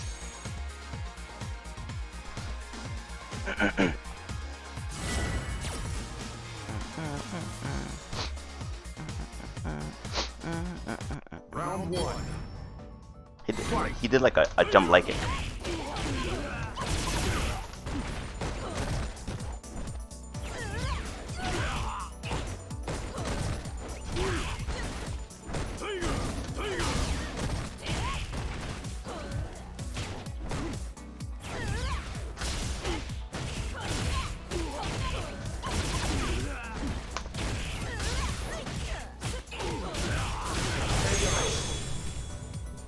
It's funny. I tried the DP, but it lag spiked when he did when the overhead happened. It was supposed to be a DP there.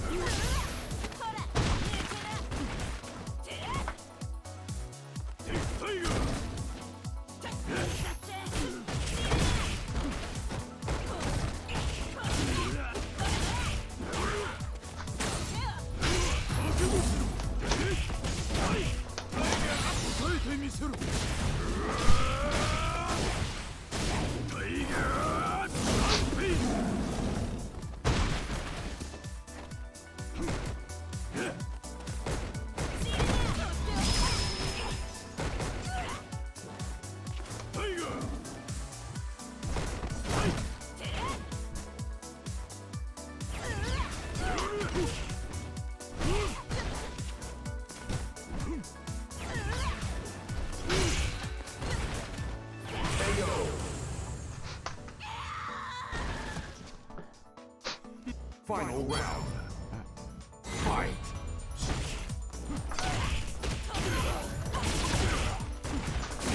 Nice.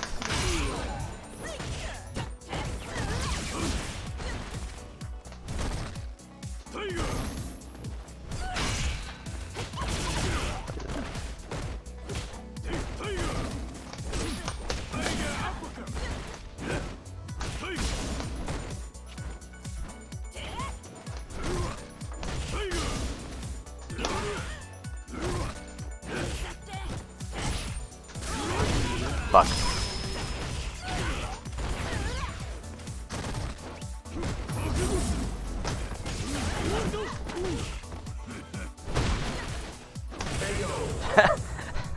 Whoops. Oto. Damn, he cracked. You win. Oh, wake up DP? Nah, oh yeah, I wasn't gonna wake up DP there. I was up around. I was like, nah, I can lose this round, but I'm not gonna DP. Besides, I know I can't DP in that situation anyway. Trust me, I've tried. I did a lot of trial and error. I know what I can and can't do now. What's up, Norman?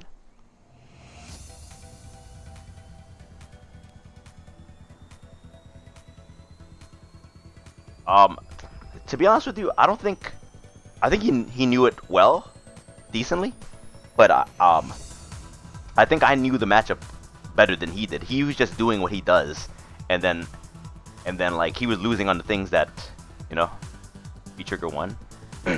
I like I do a rule of thumb. Most characters that I choose that are pixie characters, I usually choose V trigger 2. Cause I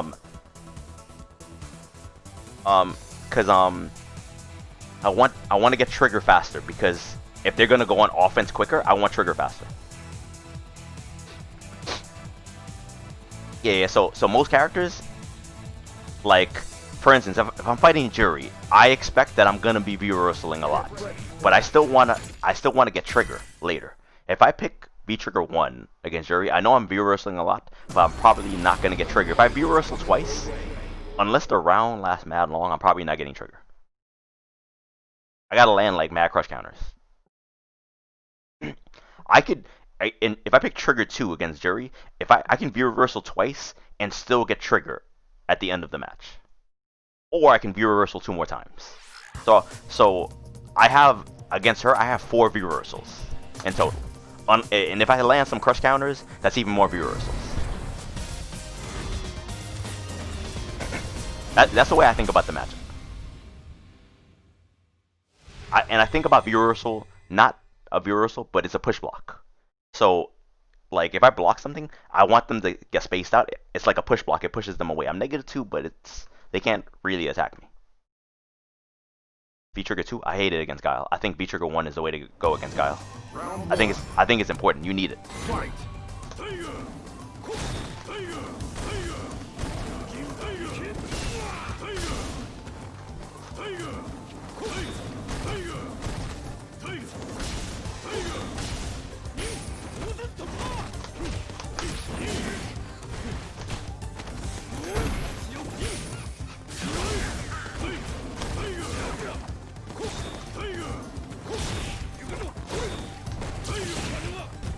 Oh, this is the weirdo.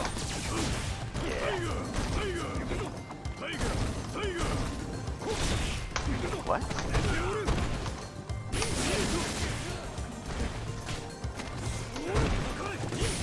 Got it. This guy's the weirdo. He doesn't do anything with trigger except reversal. With Zeku? Bruh. All he does is reversal.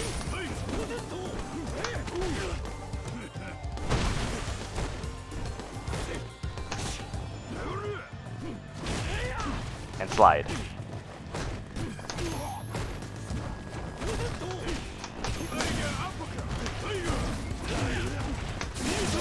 Auto. Look.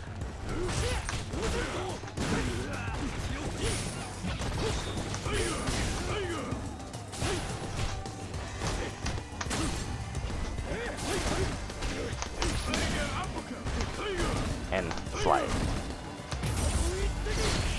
Oh, okay. Finally use trigger.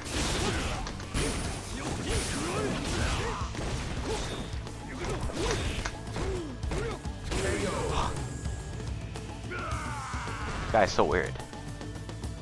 Final round. So unoptimal. Fight.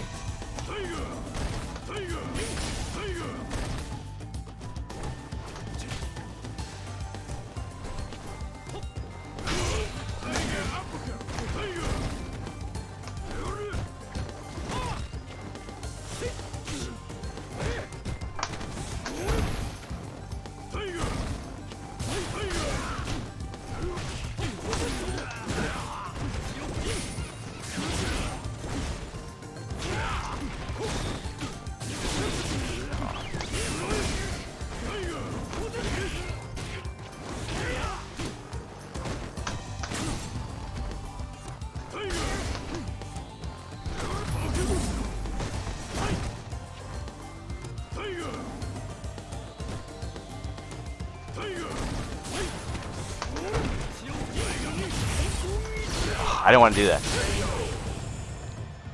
What's up, bro? I didn't want to do the Tiger Knee. That was supposed to be Tiger Shot. You lose. When he transformed, I was trying to punish him for transforming the Tiger Shot, and I got Tiger Knee by accident. This guy is so weird.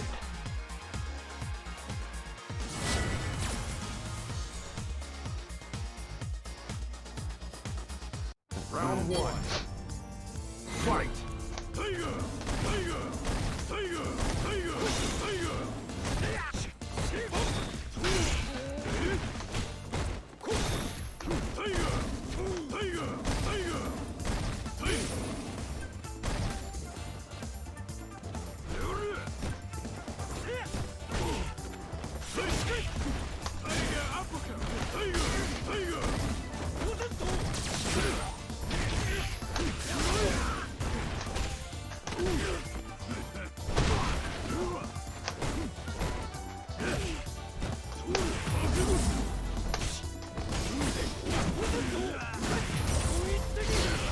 So uncomfortable.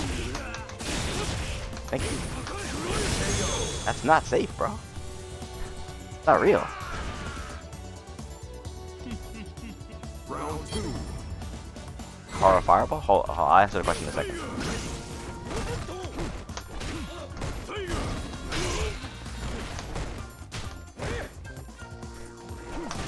Oh, that was DP!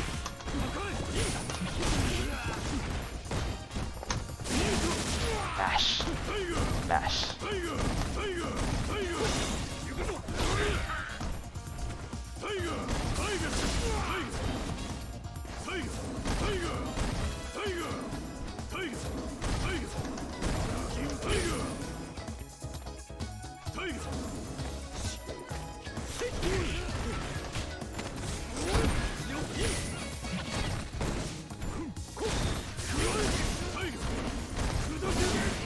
Oh shit. When the Tiger Knee hit him, I could have did DP and killed him. You win. What happened? Oh yeah, we definitely need a local backup. The way shit is going though, 2022, bro. See you in 2022. See you in Street Fighter 6.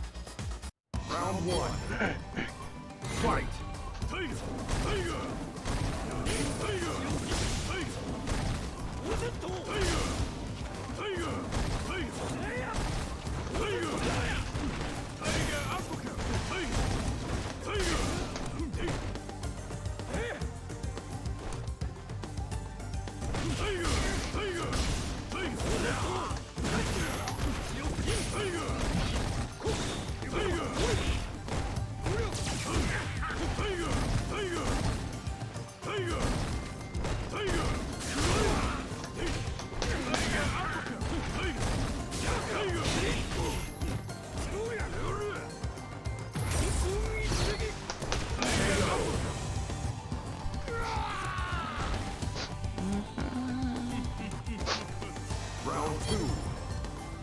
Fight.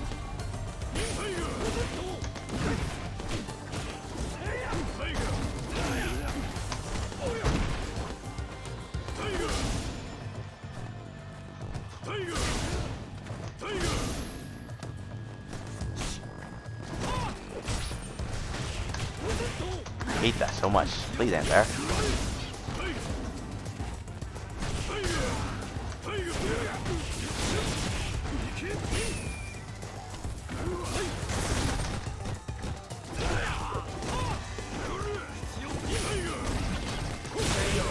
Take it. Hmm? Final round. Fight.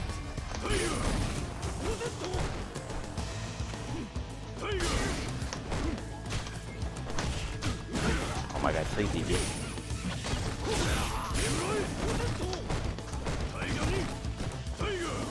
Oh, I didn't do that.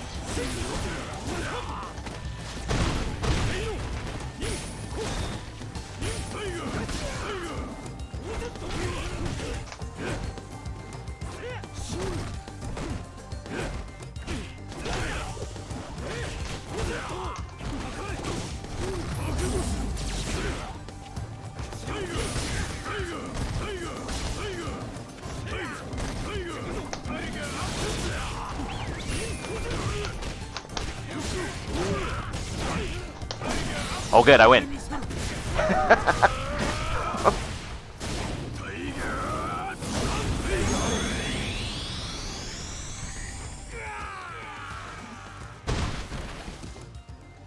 So proud of myself. You win. That's why I saved all that meter for that one chance. Oh good. That shit must have did like 600 damage. That was like a counter hit jump roundhouse too. That's why I saved all that meter.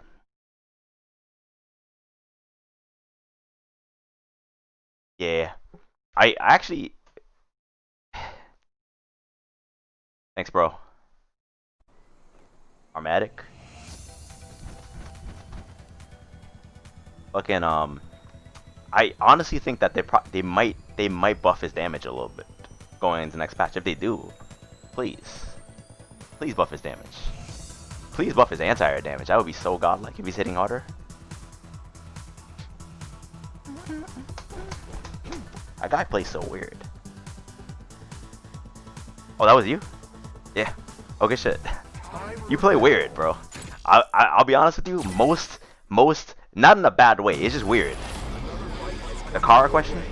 I don't want to say you play weird in a bad way. It's just different than all the other like Zekus I play against. I'm like, because you don't really follow the same flow that they do. Kara 4 medium. Wait, what Kara did I do? Reliably Kara 4. I did. I'm sure that was Ronda's Kara I did. Yeah, unorthodox flow. Yeah, your flow is like, I'm trying to read your flow, and I'm like, I mean, if I'm asking myself, what the hell is this guy doing, then it's good. You know what I mean? I'll be like, oh, this guy again. I swear to God, this guy plays every character in the game. He plays Gil, he plays Ryu, he plays Boxer. He fucked me up with Boxer though. Kara choices? I usually do Ronda's Karas in that situation because I'm used to doing Ronda's Karas from SF4. It's just natural because I was gonna do a heavy tiger shot there.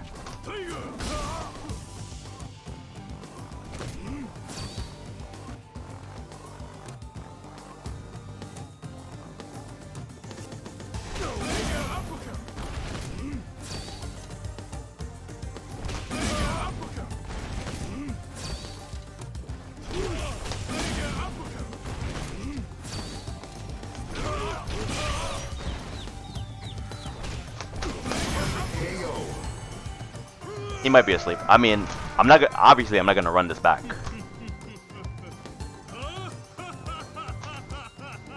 Round 2. Fight.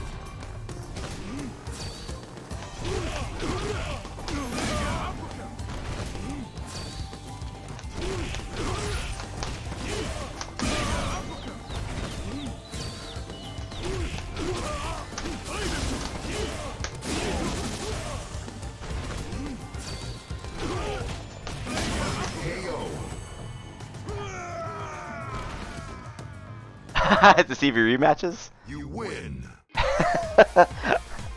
Like a dick? I'll see. He probably, you know what it is? He might just not want to play me.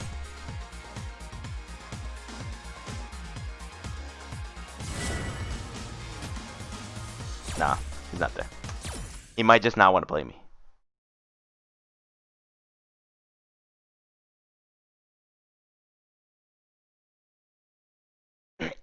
I mean, not for nothing. It's like casual play too. It's funny. I get it though. If you're a Ryu player and you're fighting against a Sagat player, and I used to be a Ryu player, it's like, you know what's funny? It feels bad, but it could be worse. If we were offline, there's mad things I could be doing that I don't do in the matchup. I could be doing this, bro. He doesn't even know what hell is.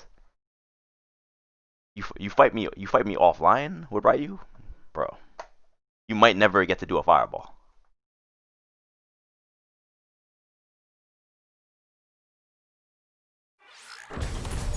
Yeah, I mean, usually I'll just chill. If they're just standing there doing nothing, I'll chill. And then, all right, I guess.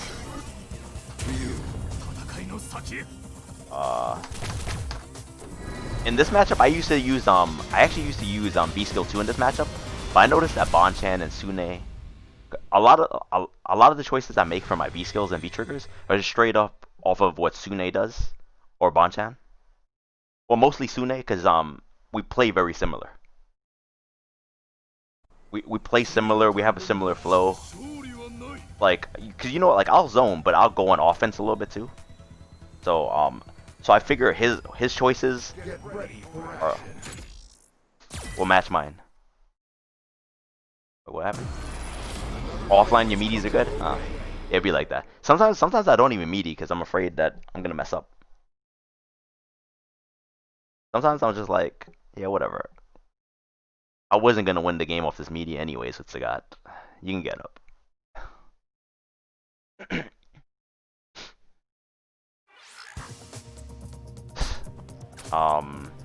Sagat?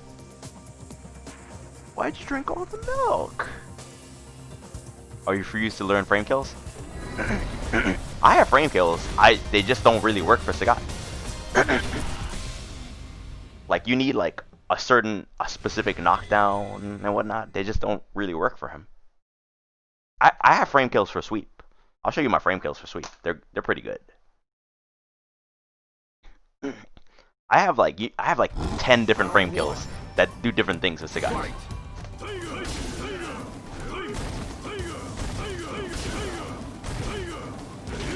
Nice. It's good.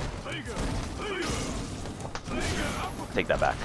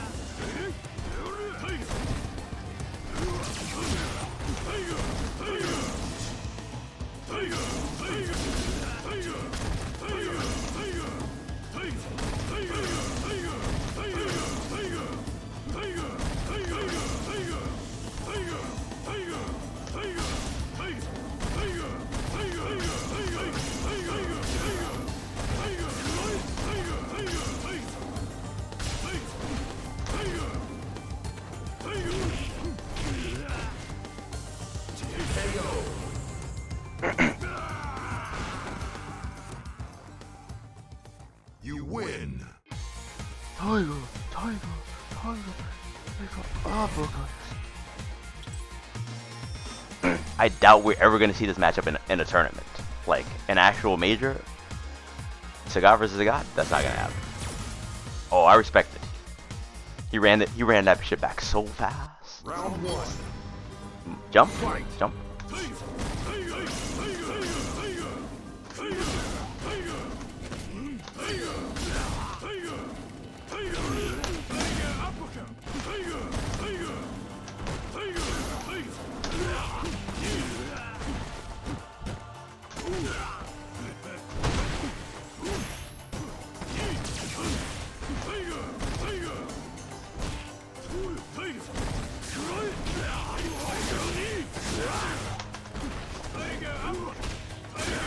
Why did you do that? Why did you do standing strong DP? I think you could have killed me.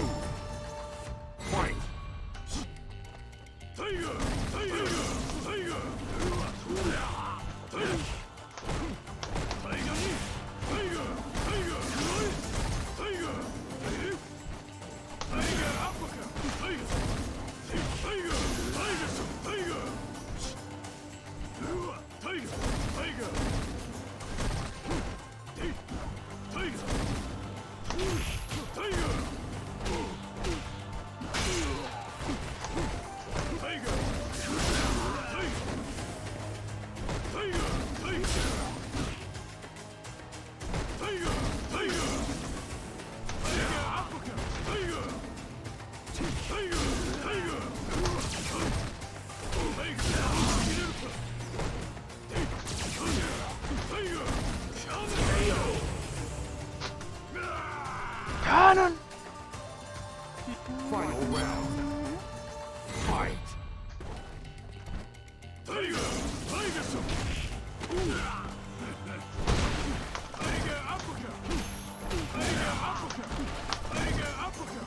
What? Oh. Oh no, I lost. Yeah, I can't win. I can't win this. Oh. Yeah, he can't do anything. I can't do it. What? Okay. No, you can't. You can't. If Sagat versus Sagat, if you lose that much life in 20 seconds, you can't make a comeback. It's over. That's just over. No, I mean, maybe I could have made a comeback, but it's like fighting Guile and you have a pixel life. And you're gonna die if you block one fireball. Fight.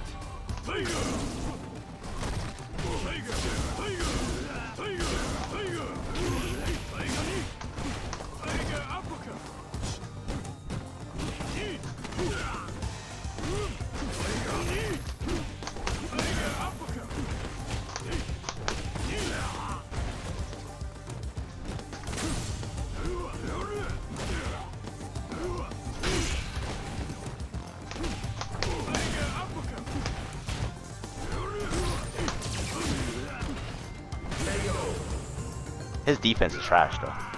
He's picking good jumps, but his defense is most trash.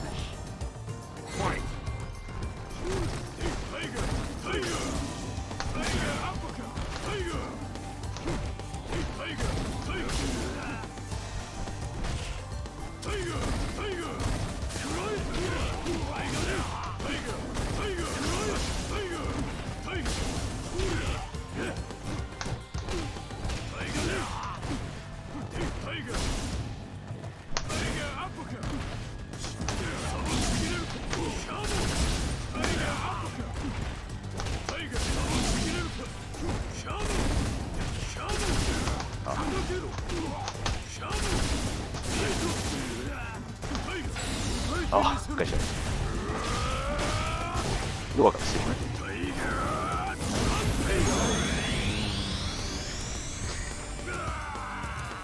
What happened? Final round. Fight.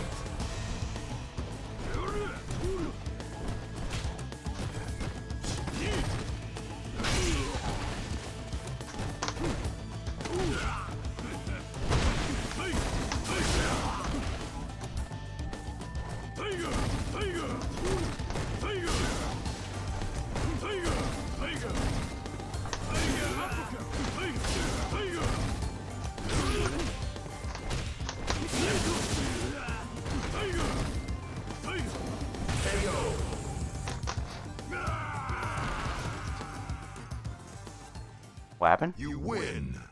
I got too many to count. Listen, and you know this man? What? Hard, I know. No. I was gonna try to make a comeback, but when he did the Tiger Knee there, I was like, I tried to press his jab, and for some reason it beat it, because I know his Tiger Knee could have only been like -1 at best, and I should have won that situation, but he pressed the light kick. That's why I was like, what? Anyways, though, just one more adjustment. I just had to adjust. I'm like, all right, he's just gonna jump after 2 fireballs. He's gonna do 2 fireballs, wait, C5 fireball, then he's gonna jump, and then that's why I started getting DP'd.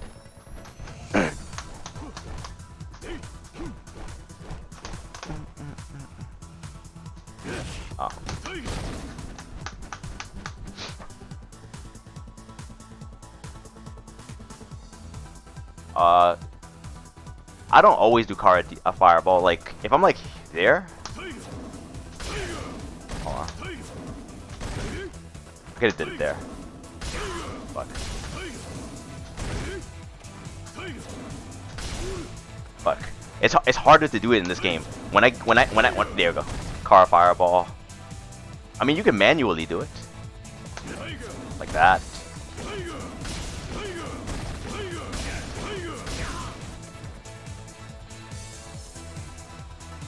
Oh, when I would want to do car fireball? Yeah, I could probably do both sides. This is probably my bad side for it. Oh. This side, I do it this way. Freely, but it's hard to do it with roundhouse. Yeah, this is probably like my more inconsistent side. There you go. Because I'm afraid I'm going to get around that Tiger Knee by accident. Oh. Yeah, like medium ones are definitely easier. A lot easier. But I mean, you know what I do? I do half circle forward, so I don't get Tiger Knee. Like, I do forward, half circle forward, and then you can just do it.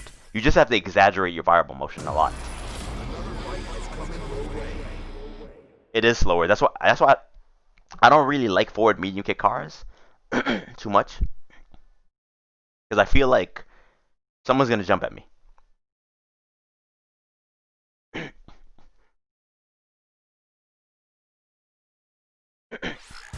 I probably should randomly. Is this you again? Armatic?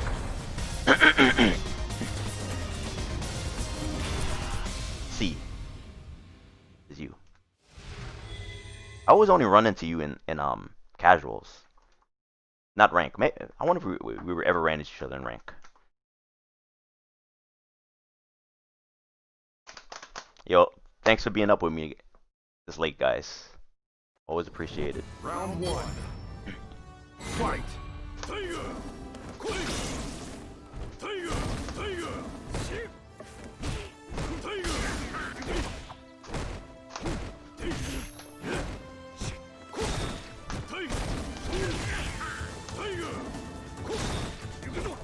Oh, nice. Oh, what?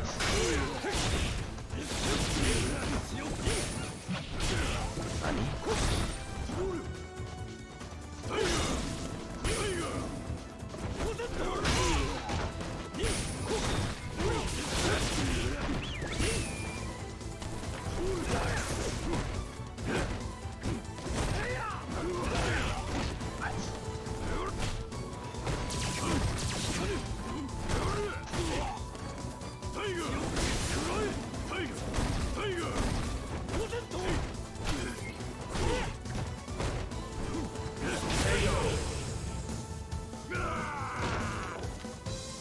You woke up 45 minutes ago? Nice.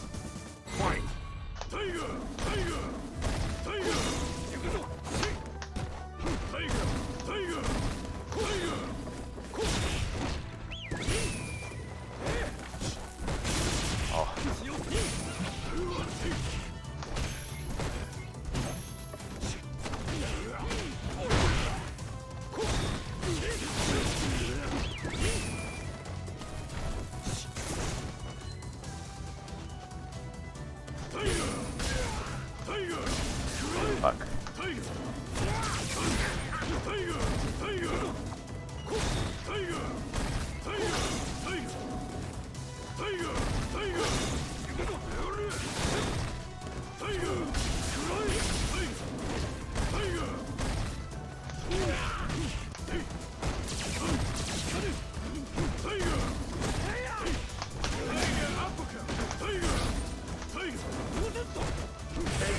Oh wow, that clipped him on the way up. Usually doesn't do that.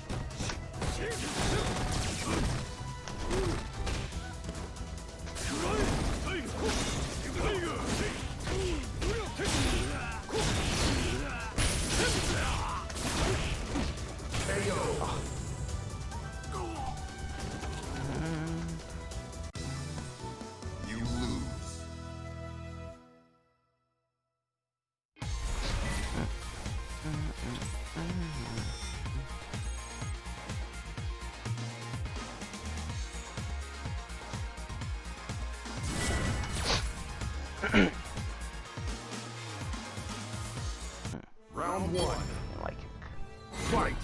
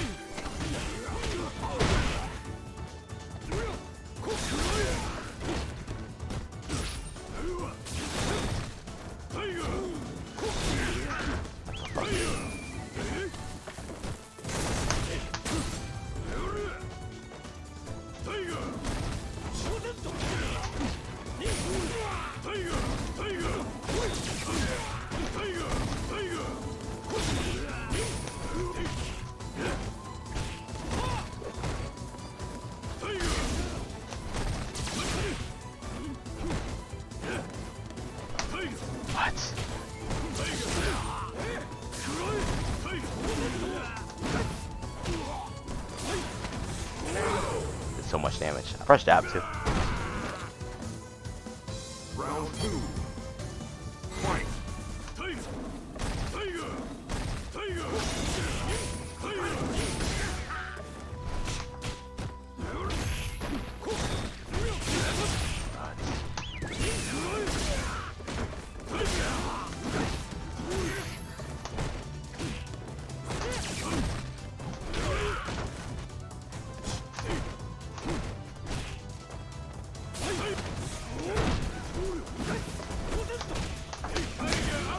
Lagging.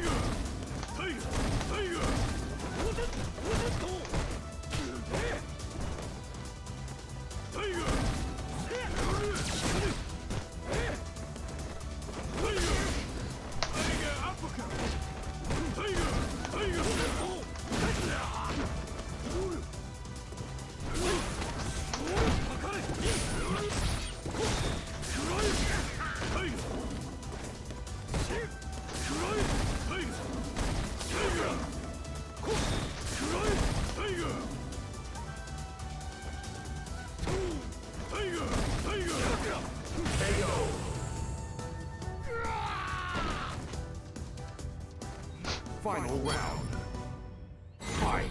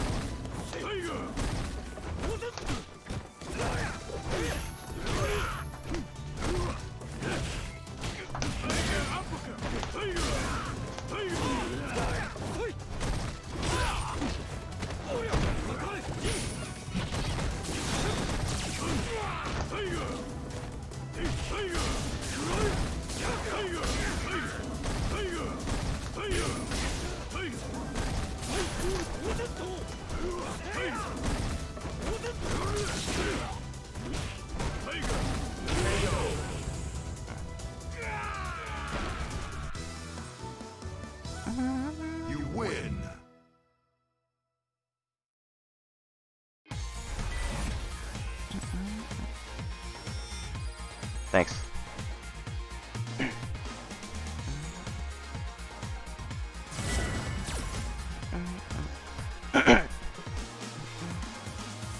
Round one.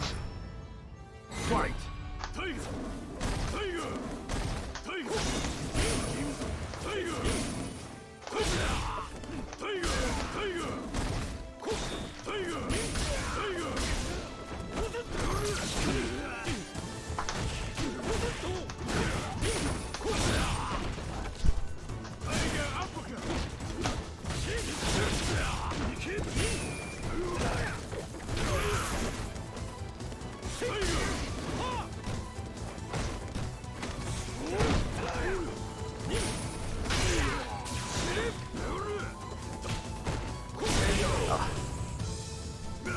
I didn't want that forward roundhouse. Round two. Fight.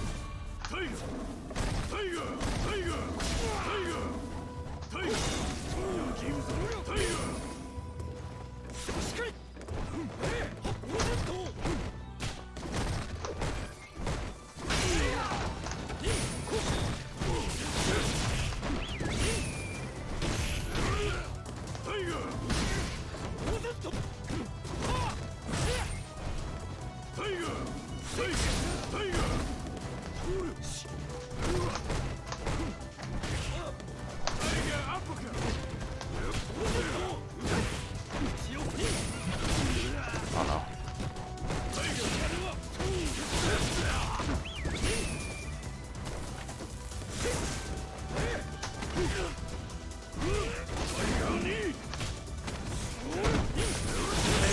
Bishop. Messed up my meaty. I know what I'm supposed to do there. You lose. I know what I'm supposed to do there. I'm supposed to just safe jump when people don't tech up there. Yeah, that's what I'm supposed to do there. GG's. I know what I'm supposed to do there. When people don't tech up on the Tiger Knee, I'm just supposed to safe jump afterwards. I get a better setup.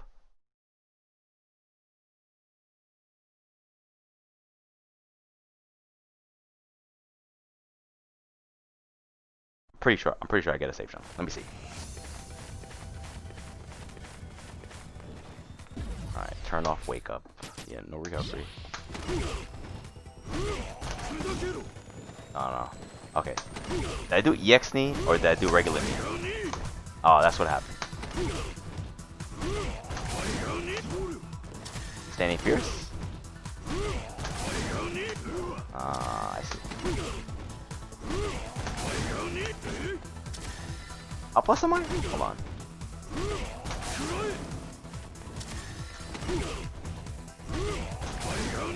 Plus... Wait, do that again. I commentate next level. I'm the guy that commentates it.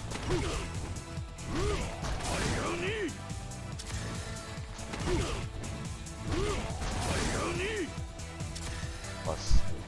I'm gonna do a forward dash afterwards. Okay, -3 on forward dash, so it's plus 17. Plus 17. Oh, it's 0. So it's it's exactly plus 20. Okay. So look at his face. I'm listening. Me and Chaz commentate. T-Minority Report.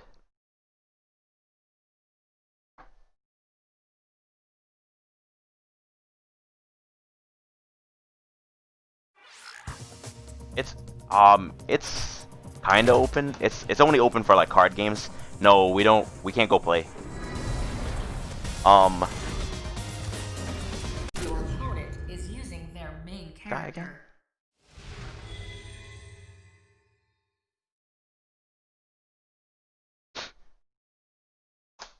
I've been there before to get something repaired.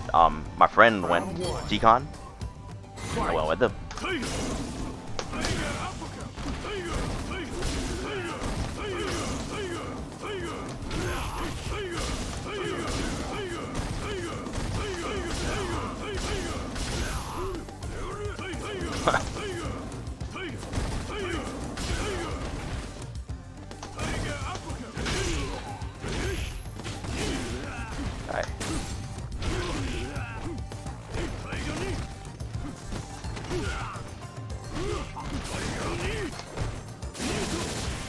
DP.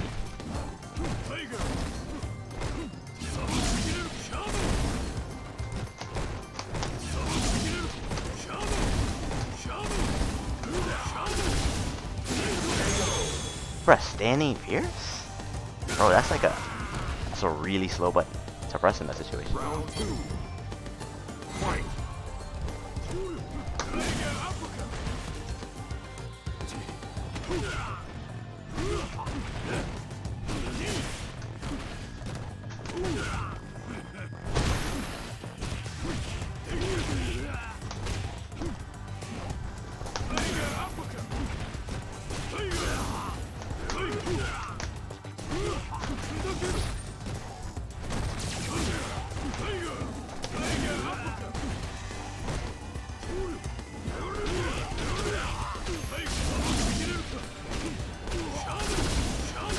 Time. That's a waste of time. That's not even the best combo.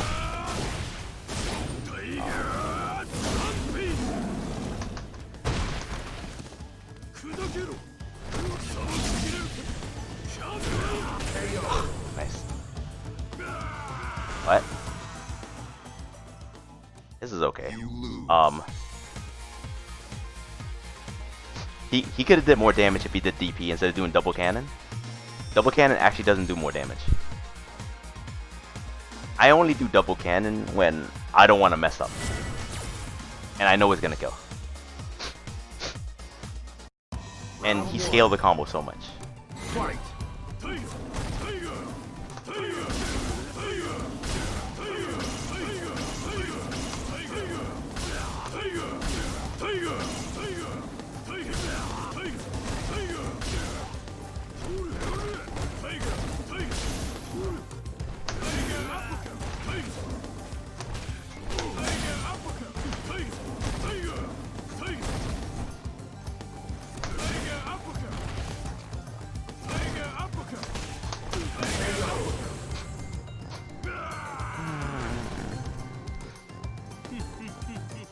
Round 2.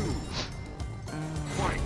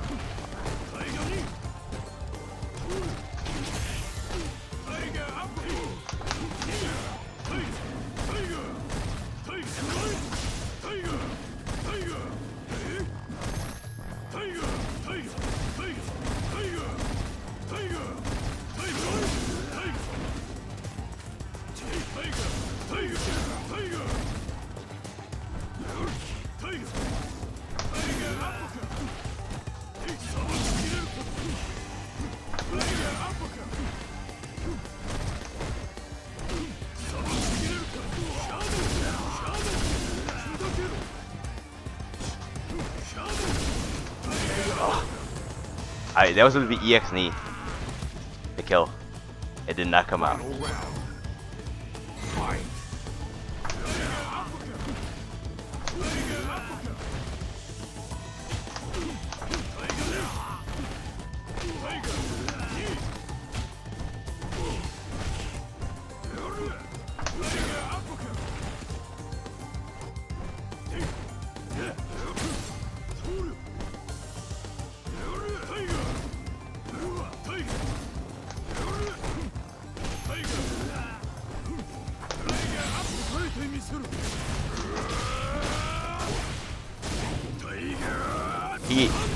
He hasn't DP'd me yet, to be honest with you. He hasn't anti-air DP'd me yet. He's been blocking them. He's testing my DPs. You win. Oh, standing around us? Oh yeah.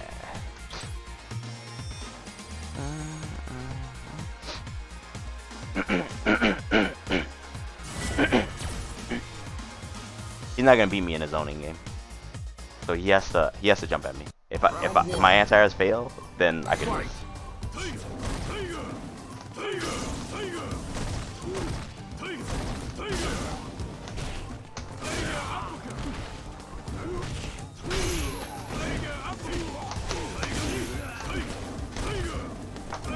Fuck.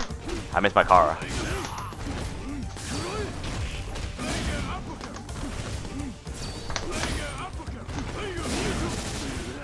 Got sick.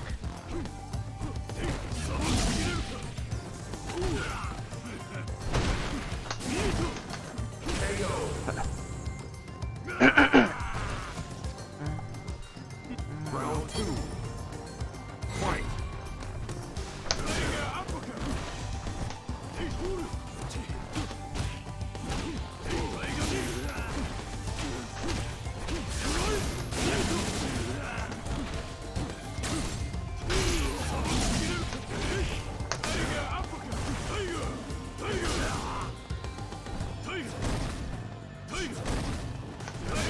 Oh my.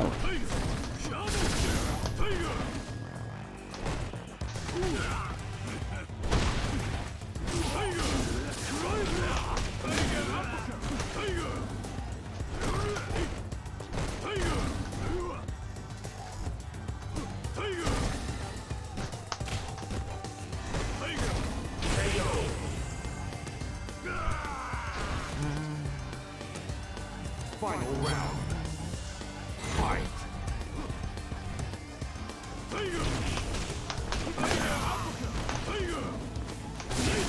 I'll take it. Alright, you're gonna win now.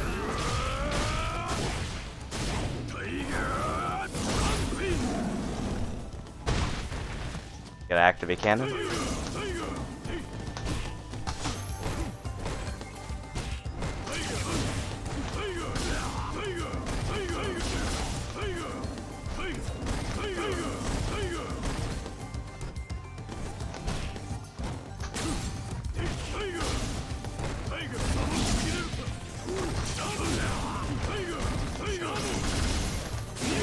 Oh shit.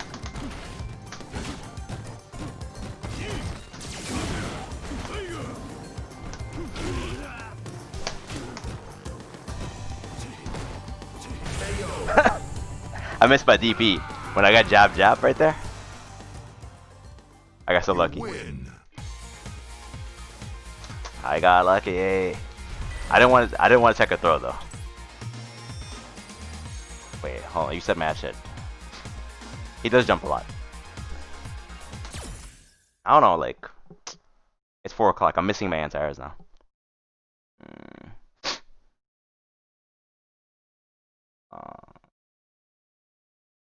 Oh, I see. I mean, crush counter standing around us is pretty cool. It's a good reward. I don't like depending on it because yo, if they empty jump on this, it whiffs. Can't empty jump this. This has like, I mean, if I do Kara DP anti-air, can't empty jump that.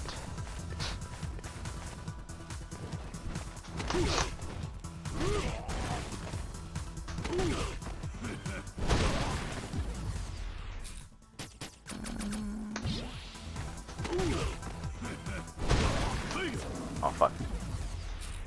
Recovery on.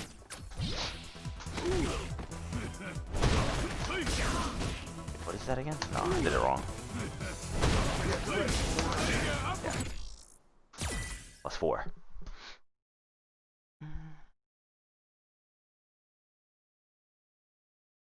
Yeah. I mean, for me, certain characters, I try to anti-air with this, and it's like, it just whiffs. It just doesn't do its job. So that's why I DP mostly, or I air there. Put him standing.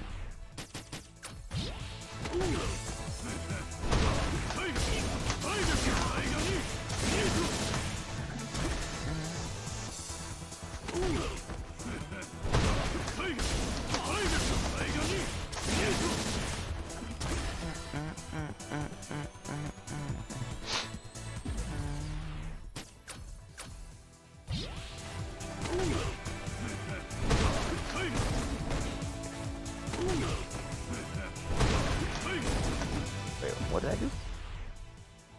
Oh. What happened? I mean, I rather use this to stuff a ground attack. Yeah, to be honest with you, it anti-airs, but I feel like it's better just to throw out randomly. You get like a random standing crush counter. Other than that, it's not that good.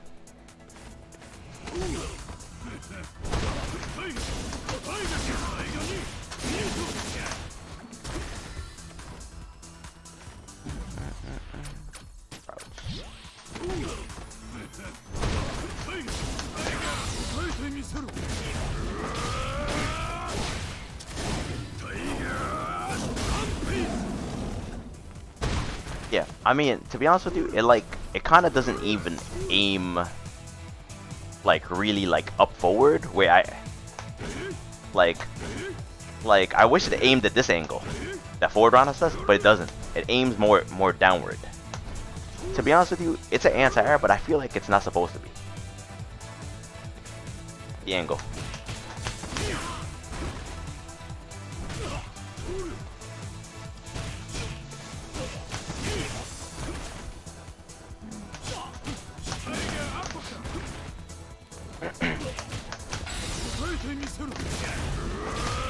Wait, do I have counter hit on?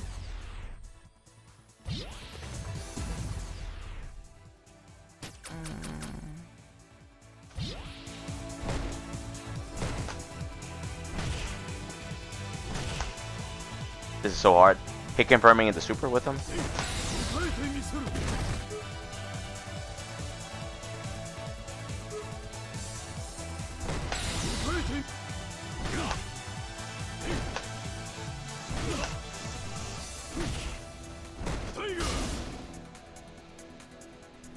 Oh, I think they're not gonna make it faster, but I think it needs a bigger hitbox.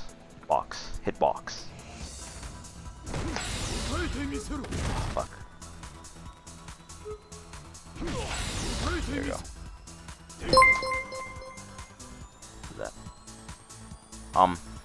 Thanks for the follow, 5D.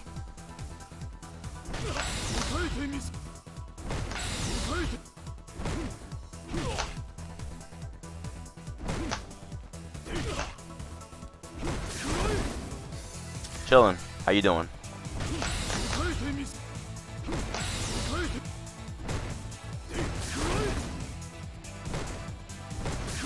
I'm gonna hit confirm this.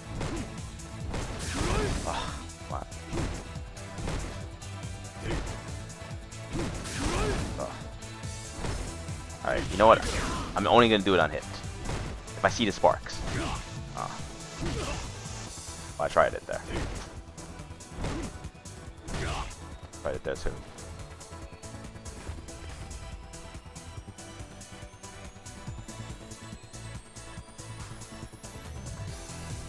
Yeah, I think so. You know what I want? You remember in Street Fighter 5, we used to be able to do this. I don't know if we used to be able to do this. Street Fighter 4, I mean, we used to be able to do forward roundhouse. Look at the move. We can't do that anymore. I mean, we get this. That's cool, I guess. I'm like, I mean, I miss it. I miss that so much. Oh my god. Yo, the thing is though, you know what I think should happen? All right, you know how I would fix the move. All right, so turn off this. I'm gonna turn on crush counters, right? All right, so we get Kara DP, right? Fuck. Kara DP, right? 200 damage. That's 20%. Not bad. Okay. But I feel like this move should float up higher so we can get that into DP every single time. Because this crush counter, 16 frames, we can't even use this in a match. Who gets hit by this? Nobody gets hit by this. That's not even our best punish for a DP anymore. You know that, right? Like, if Ken does a DP, I'm doing a full jumping on him. Like, this shit is irrelevant.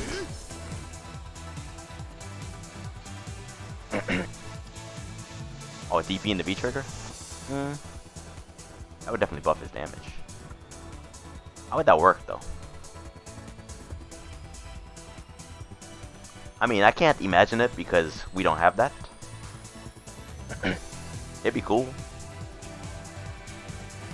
I mean, that's not bad. I mean, that's pretty good. You know what I wish though? I wish forward dash was +8. Well, that's at +8 because counter hit is on. I wish forward dash was +8. So we could link standing around us afterwards. But they won't give us that. It's only +7.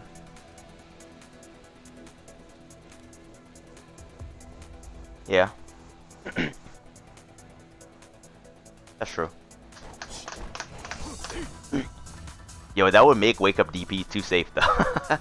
It would be like, yo, we do DP and we'd activate and then we get a minimal punish for doing DP. You know what? Kage and Akuma and Ken do it. Why can't Sagat? Fuck it.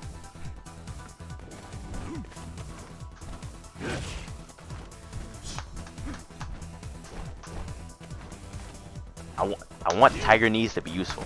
They're so bad. So bad. They need to be better.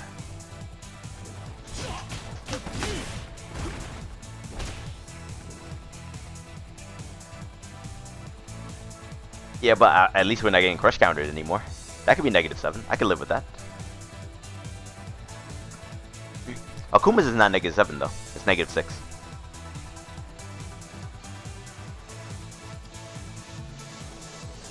Akuma is privileged. Not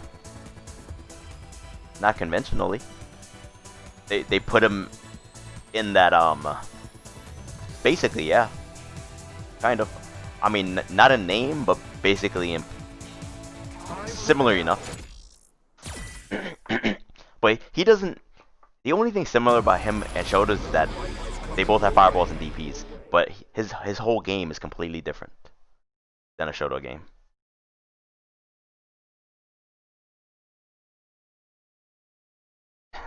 I mean, what about other games that he was in?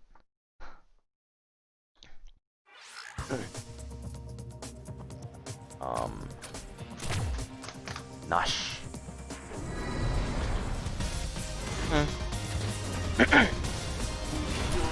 That's an interesting. Oh, Juno. The bro? Still in here? Still in here? Oh yeah, you still in there.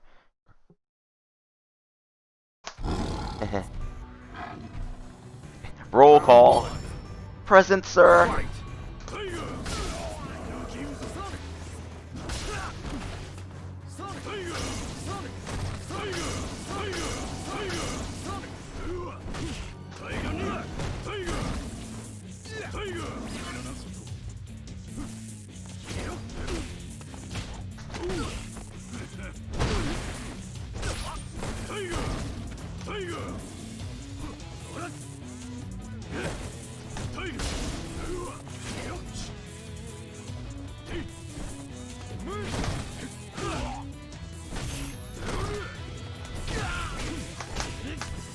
Well, I don't want to do that.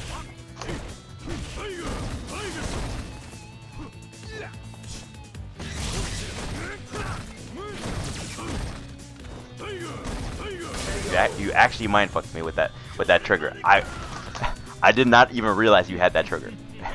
I got mind fucked. I was like, what? Juno.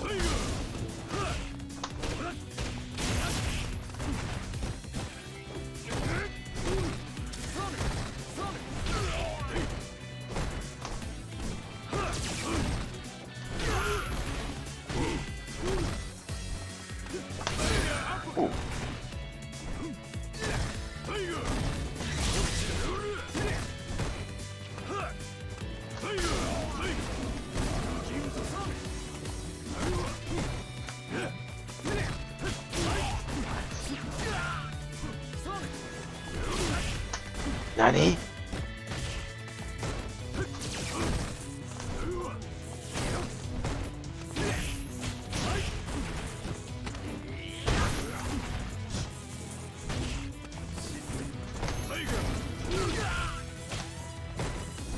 Could've killed you. I should have killed you when I got the standing around us. I should have did DP super. I got so greedy. Final round. Fight.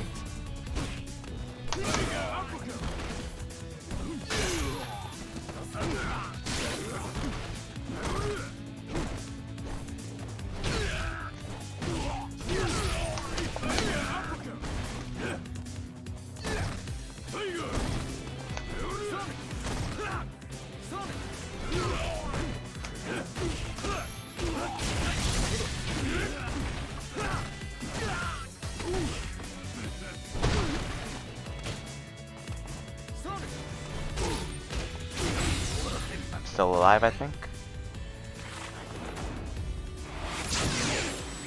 Oh, good.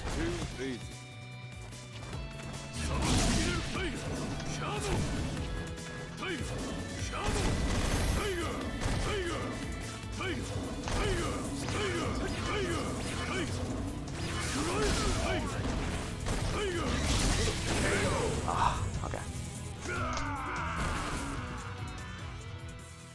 I could have killed you. When I shouldn't have did the low EX tiger shot. I should have did the high EX tiger shot, low tiger shot, and I would have killed you. You got 4 mechanics? Maybe.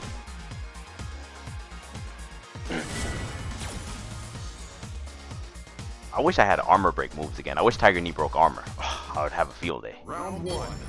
Against Zangief. Fight.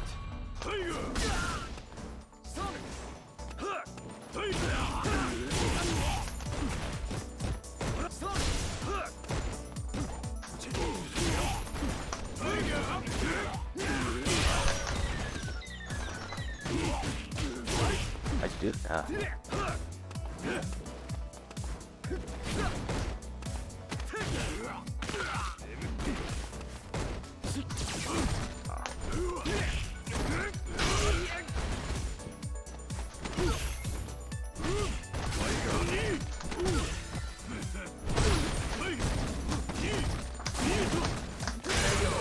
You're gonna take a throw again? I respect that.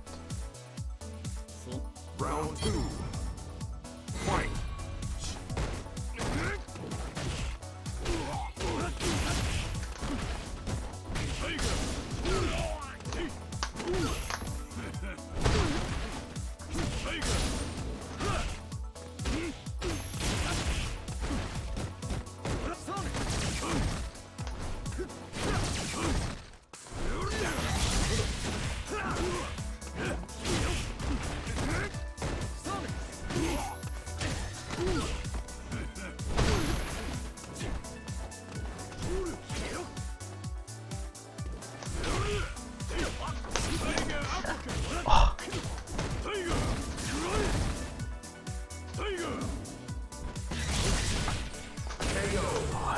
Should have DP'd. Oh, I fucked up what I was supposed to do there. I know you did, but I fucked up what I was supposed to do there. If you do a teleport after standing around us as a god, I can punish every teleport you do. You can't just do it raw like that. It's a god. I just messed up and I panicked and I jumped. But if I press standing around as it beats all your options with B trigger, you can't do it raw. Don't do that again. If you do it on the ground, you get hit with full combos. And if you come out of the air like that, you get crush countered every time. Like, only do it in combos and only do it behind a fireball. But then even behind a fireball, I could jump like kick. So, and I jumped in the wrong direction there.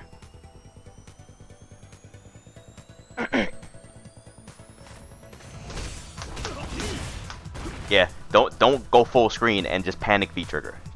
If you don't have a reason to do V trigger, don't do it. Like, if you're winning and you just want, don't do it to close out a match, because you might need it to escape the corner. Because after you get punished for doing that, you're gonna get knocked down, and then you're gonna need a V reversal to get out, and you won't have it. Time for battle. It's probably not one bar. But GG's though.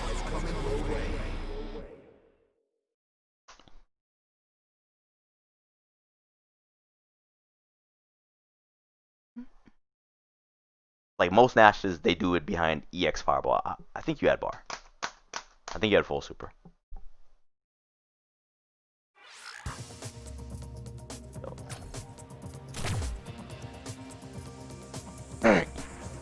I mean, that wasn't bad.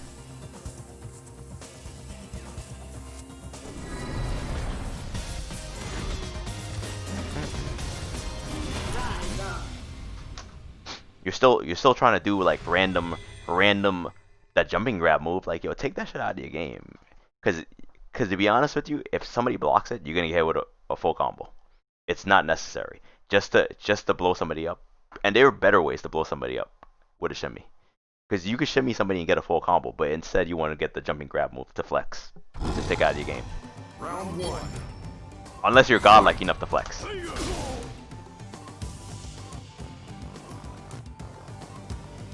Okay.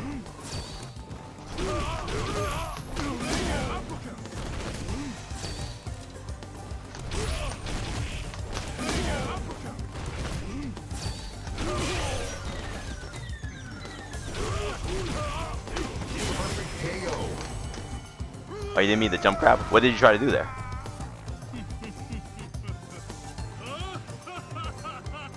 Did you try to stand up throw? Oh, the tech? Oh, backdash tech?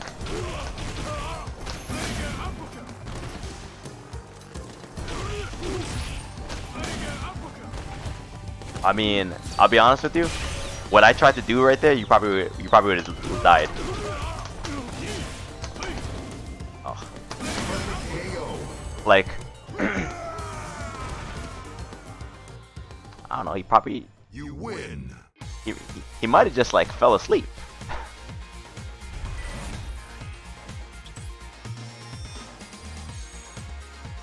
Word. Yeah. Oh, I almost autopiloted it and played him again. Oh, this guy, that guy who was just standing there, let me kill him. Cause like I don't know, like maybe like 40 minutes ago or something like that. He's still away. Oh, you know what happened when you did that jump backwards grab right there? You know what I was trying to do to you? I walked forward like this, right? And then I was trying to scope you backdashing or like mashing for I was trying to do that. So when you did jump backwards tech, well, throw tech, I was like, oh, okay, I didn't see that coming. Like doing that was lucky because if you did anything else, I was probably gonna win. Yo, you know what I've been hitting people with a lot lately? I've been hitting people with this, just straight up throw, and just like walk forward and just duck in front of somebody, and somebody always stands up. You're living up to the skill, I guess so. like somebody always stands up when I do that. They try to walk away from me, and they always get clipped in their legs. You know, that jury player I played, that's why I was doing that to him. He was getting hit by shit 100%. I was like that, and then he would stand up and get hit by a low forward. Yeah. Cause like when I did the EXDP there after the Tiger Knee, if you got hit by that, all I needed was one more mix up, and you would have been stunned. If you got hit by an EXDP, like if you got hit by a counter hit.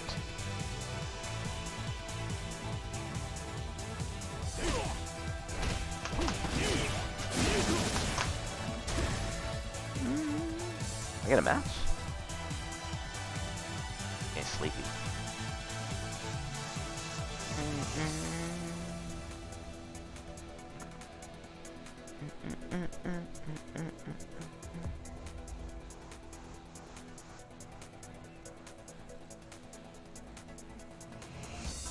Oh, I got 5 of you all in here with me?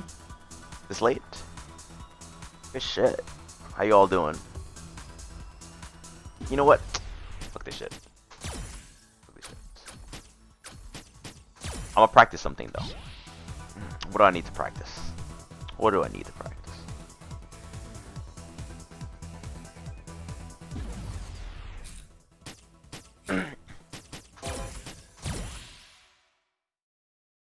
Well, I need to practice. I need to work on my hit confirms. I need to work on the Daigo training regimen.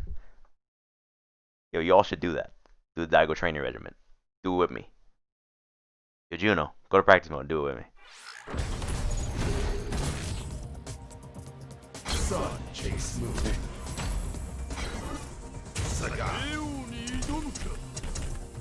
Come on. Don't bitch out. You can do it.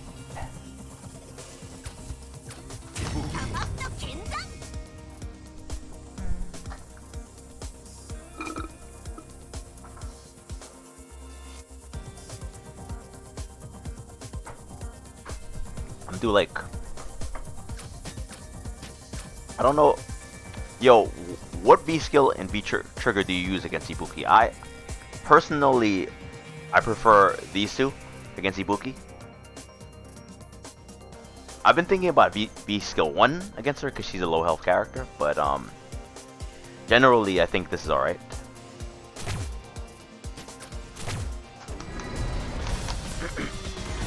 Because I pick V skill 2 on characters that I think I can't keep out for the whole game. That I'm gonna have to go on offense against them, or I'm gonna have to go forward.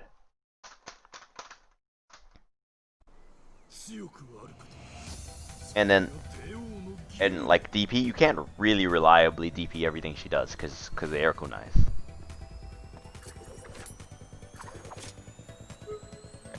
Safe state.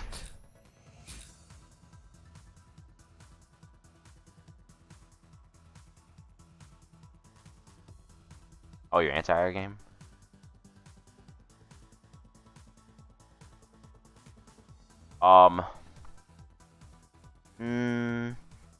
No, I think because I play Sagat, my anti-air game is strong in all the games I play.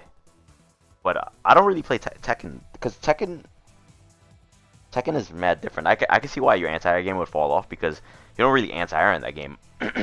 You're just looking for high-low. Well, you're looking for low because it's gonna block high for you, and you're moving around. So everything is basically ground-based. Spacing would improve. I mean, you get better at different things for different games. I'll say that when I was playing Guilty Gear, I play Elfeld in Guilty Gear, right? Super top tier character, right? And then obviously my spacing is important to me. But I was wilder, or my defense wasn't that good. But then when I started playing Sagat in this game, my defense got better in that game because Sagat is all about spacing, defense, patience. So I became way more patient on Wake Up. I was like, all right, what's the worst that's gonna happen? I get thrown. All right, that's fine. I became less buttonsy on Wake Up. I'm like, all right, I just blocked this out. Way more calculated, and plus my Oki was already kind of good. Pressure and Oki. So then, if you add all that together, then I started hitting all my combos. My Oki was good. My anti-airs got better. My air grab game got better. Spacing game got better, and I was way more patient. So yeah, like, and to be honest with you, like, what I like about Sagat is that he just makes you a better player. If you can like confine yourselves to the rules of like just making good decisions, because that's what Sagat's about. Sagat's about risk versus reward, right? If you understand risk versus reward very well, that doesn't mean you're gonna be a good Sagat player, but that's part of it. Risk versus reward, you got to be able to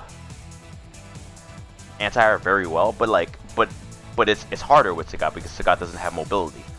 Like, if you tell me that you anti-air really well with Akuma, I'm like, so what? That's impressive, yeah, but so what? Akuma can walk. Akuma has so many. First of all, Akuma can walk out of certain situations that Sagat can't walk his way out of. And Akuma has like fast buttons that he could challenge. I don't have buttons like that to challenge. I have to like basically just sit here, risk a 13 frame fireball, press a 11 frame button, press a 7 frame, press a 9 frame button. This is good, but it's like that's a like so what? You know, like, so I'll say that after playing, I was a Akuma player before, and in season 2, onward, and then Sagat came out. I switched him because I played Sagat in Street Fighter 4, so that's my man's. But I feel like if I played Akuma now, that my Akuma would be really good because of like the skills I got from Sagat. Yeah, like, and then you have to play a super honest game. You have to play a game that almost nobody else in the game has to play. You can't rush people down. You can't rob them out of their hard-earned wins. Like, you just have to play the game at its most basic and win.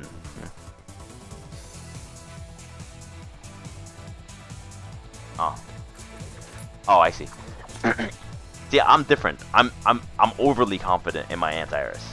Sometimes I go to jumping attack. Sometimes I go to that or jump backwards medium kick or jump backwards jab. But that's very matchup specific. When I choose to do things like that, it's a very matchup specific thing. Like, I'll do this against Cammy when she's in V trigger 1. I'll do jump backwards strong against Bison. Who else?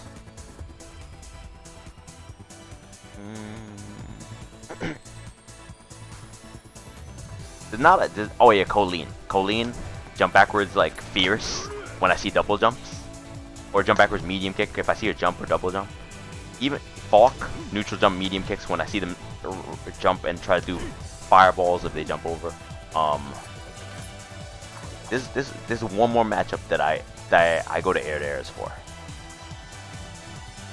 Is predominantly how I answer. I forgot what it was.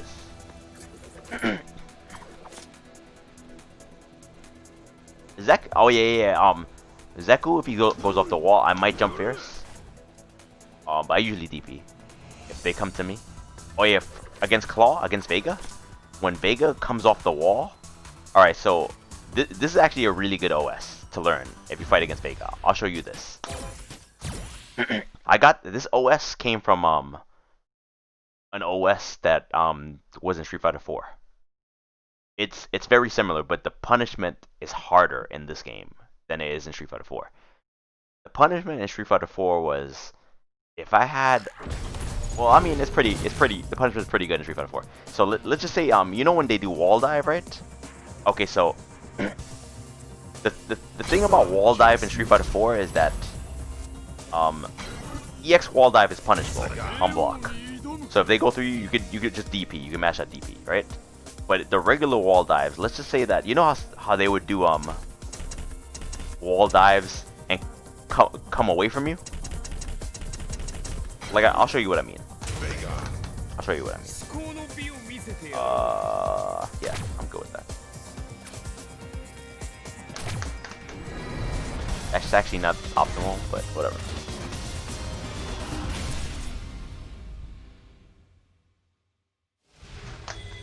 Yeah.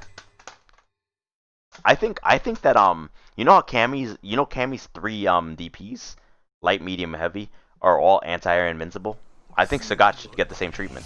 Because Cammy has weird angles. I think there's an argument that Sagat has 3 different angles on his DPs and he needs them all being anti-air invincible. I think that argument could be made.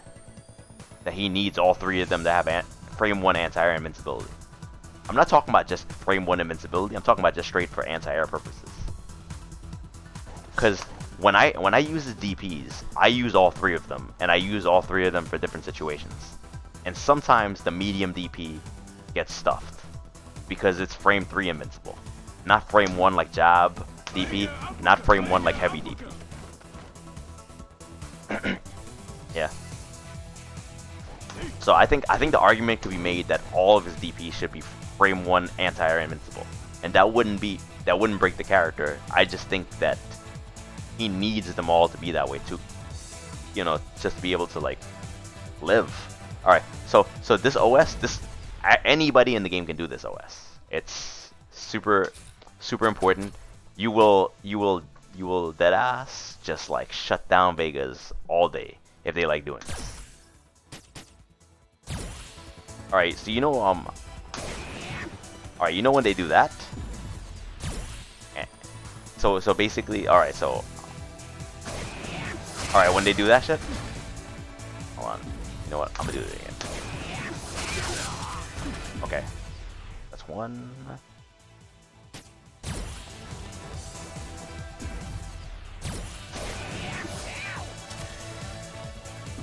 I'll do it again. Okay. So basically he's gonna try to make me whip. It's right there, right? Okay, so I'm gonna show you what I mean by that OS. Well, it's not really OS, it's just like I'm always going for the punish on one, and it's just gonna work. And I'm gonna land the punish on the other one. Okay, that's one, right? So you're always gonna do that.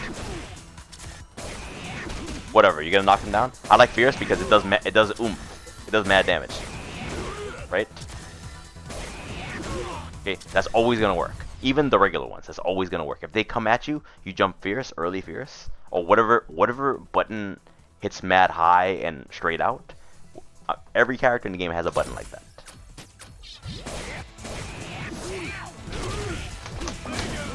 If they try to fake you out, look, see, free punish.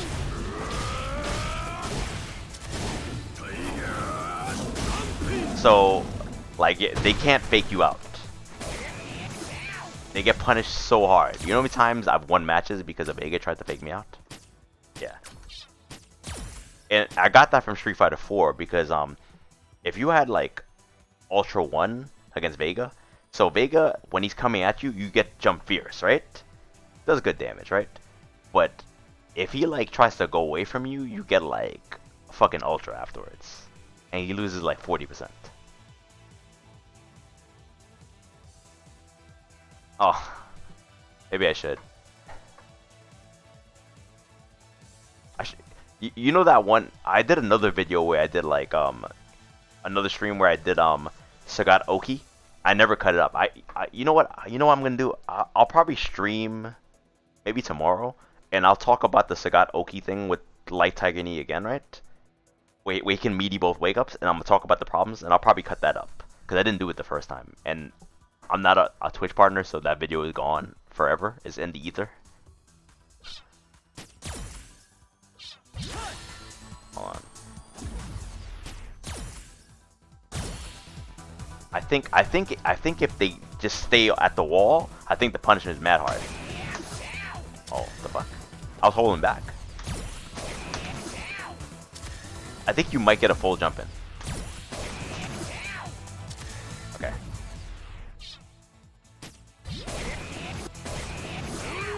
No, you don't get a full jump. No, you don't get. Other characters might. Whatever. Oh, oh, it's not. Okay, yeah. Yep.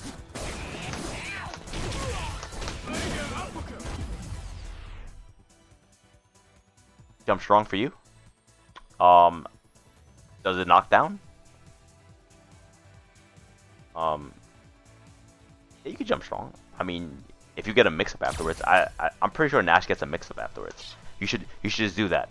Oh, you know what I do? I do to Vegas that do this.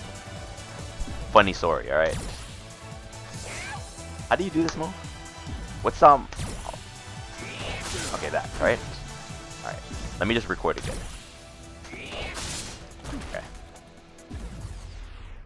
Now, little tidbit. That move is like, it's negative. It's negative a lot. I get forward roundhouse as a punish. What?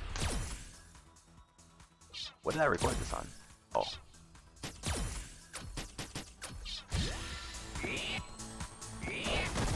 Alright, so for me to punish that, what the fuck? Okay. Alright, so I think it's like negative 17 if I block it. Yeah. Oh, no, it's negative 24. So, a little tidbit, if you want to punish that move, you have to stand block it. You get a better punish. If your character... Thanks for the follow. So, I don't know what other characters do to punish that shit, but you have to stand block. to punish it, to get your optimal punish. So Sagat, I don't get forward roundhouse if I don't stand block. Well, obviously I don't have to block it if I don't stand block. What the fuck is happening? What is going on? Alright. Hold on. Oh, it's a... Oh, it... Alright, I did the medium first. Hopefully he's gonna act right. Nah, this... What the fuck? Oh, wow. That's weird. Huh? I feel like... What's up, bro? How you doing? Oh, I got raided? That's crazy. Oh, nice. So, what's up, y'all? Okay. I guess they're doing the heavy one. Yeah, it is that. Please don't go over my head. Move is terrible. What is happening? Bro. I swear to God, I've had to block that crouching. Oh, I was just showing like different punishes and shit like that. What was that?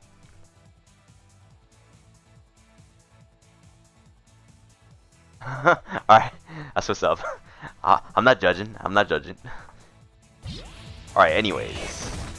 That move is -17, so Sagat, you get this. Whatever, right? But I don't know why it's missing, guys. I swear to God, I've had to block that crouching before. What is happening? I'm so mindfucked right now. You can do that too. If the Vega player likes fucking doing that move, you can just jump backwards and you get a full punish. Like this. If you read it. Full punish, right? If they like going off that wall. The funny thing about it though, if they go to the opposite wall, I think they're safe. But so are you, so it doesn't really matter.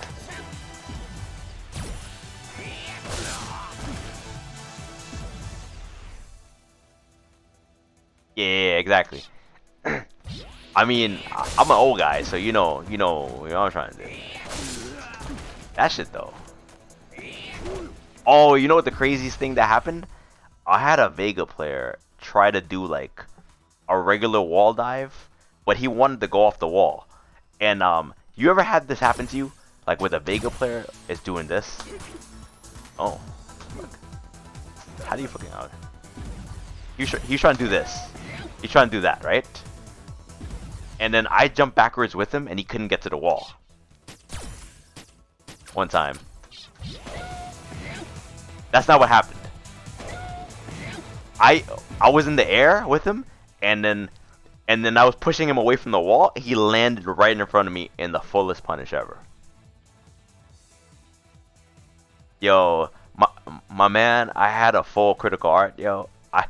He landed right in front of me. You know how he does that little like, what's that?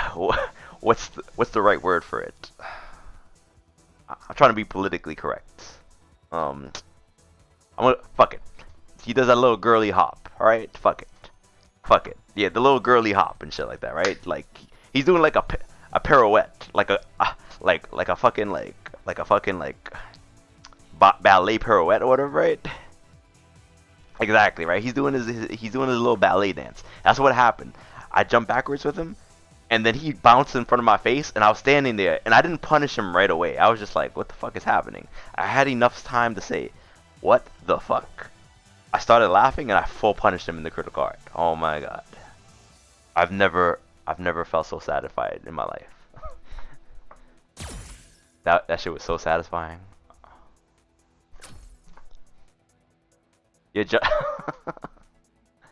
The backswing blow, yeah. I was like, oh. I was like, he deserved all of that. And I think I was losing too. He lost. The craziest thing about it, like he lost his mask, his claw, and that shit did extra damage. I was like, oh, that shit. Oh, all right. So this is what I was we were doing before. All right, you see that move, right? Basic punish, right? That's always gonna hit it. He can't do anything about it. All right. Pretty good damage, right? Now the thing is though, sometimes Vega players they smarten up. Yeah. So sometimes Vega players smarten up and they're like, all right, I'm gonna do this. But they usually do it meterless though. They usually do the meterless versions. I just want to show that you could do it with the EX versions too. But usually they smarten up and this is what they do. They try to go away from me a little bit, right? So see my fierce whiffs, right? But look what I get. Hold on.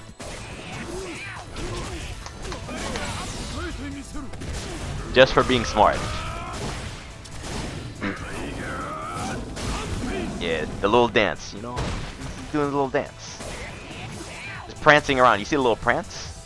He does it, he does this like with his feet. He goes like that. The little prance. Look at that. See that shit? You see the little two-step right there? Look at that shit.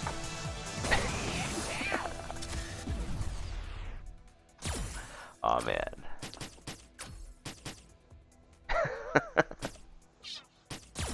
Little hop. It's like 4:51 in the morning. I shouldn't be hopping around. Cutest little thing. Aw, isn't so precious. Oh, okay. Oh yeah. And if they do a regular one, yeah, just jump backwards fierce. Like, oh, that was definitely bad. What am I doing? That's not what I want. Alright, pretend he's aiming at me. Whatever. Fuck it. Just jump backwards fierce. And then I think even if they go away from you, I think you at minimum you get tiger shots. I think at minimum you still get a punish. That's not what I wanted to do. Alright. Pretend he went away from me. Alright. Oh shit. That was a bad example. Fuck it, he gets punished. Yeah, okay. We'll do it from here. Whatever. He can't punish me for that. Even if I don't get a punish, so what? Oh yeah. How many people I got in here? Because I'm dropping random gems on people, yo. I got you all. I wonder if you all knew about this. You know his forward fierce is actually punishable at almost every range. So God can actually punish it at almost every range. You just have to be nice. Hold on. I gotta find the right spacing. Oh, that's not it. Okay, so would it be fair to say that around here, a Vega player would do forward fierce, right? Against you, right? That's fair. That's a fair spot that they would do it at. Now I'm just gonna right around here, right? I'm save state right there. Now, all right. So I can't punish, but fuck, I gotta re-record that because he's just swiping at me.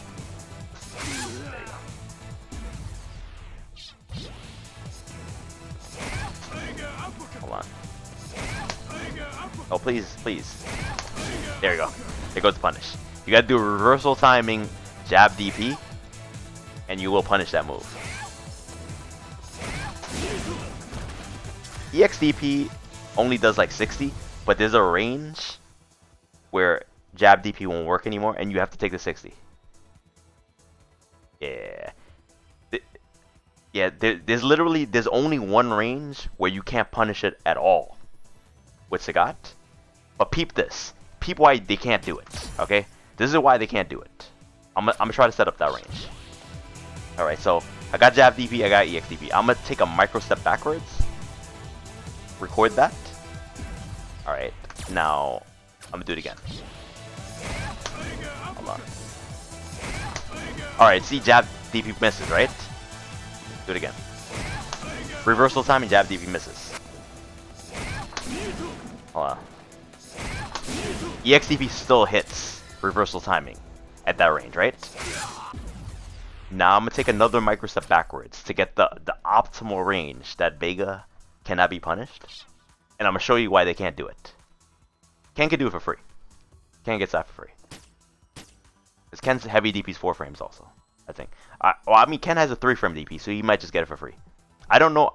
Maybe Akuma might get it for free too. But you need a 4 frame move. All right, so optimal spacing, right? Micro step backwards again, and I should not be able to punish it with any DP. Okay? No, you can't Kara DP punish it. I think that was too much. Hold on. All right, save there. I think that was pretty good. Okay, I'm still blocking that. It's negative 14. Actually, you can at certain ranges, because that's 14 frames. But you gotta be mad close. See, I can't punish that, right? Reversal timing. See, look. You can walk out of it. If you stand block at optimal range, it doesn't reach you. It only reaches me if I crouch block at that range. That's why they can't use a perfectly spaced out forward fierce, because it just whiffs at max range. So you can always punish it. You can basically always punish that move. And plus, like, the way I play the matchup, I'm usually not this far. I don't like being this far because it's useless to me. Yeah, you gotta know your ranges. I'm usually not that far in a lot of matchups. I'll show you why I'm not that far. Yeah, I like that. Alright, I have Matador flip, Matador turn. So basically, Matador turn at this range. Okay, I gotta pick Vega. I have to be Vega myself.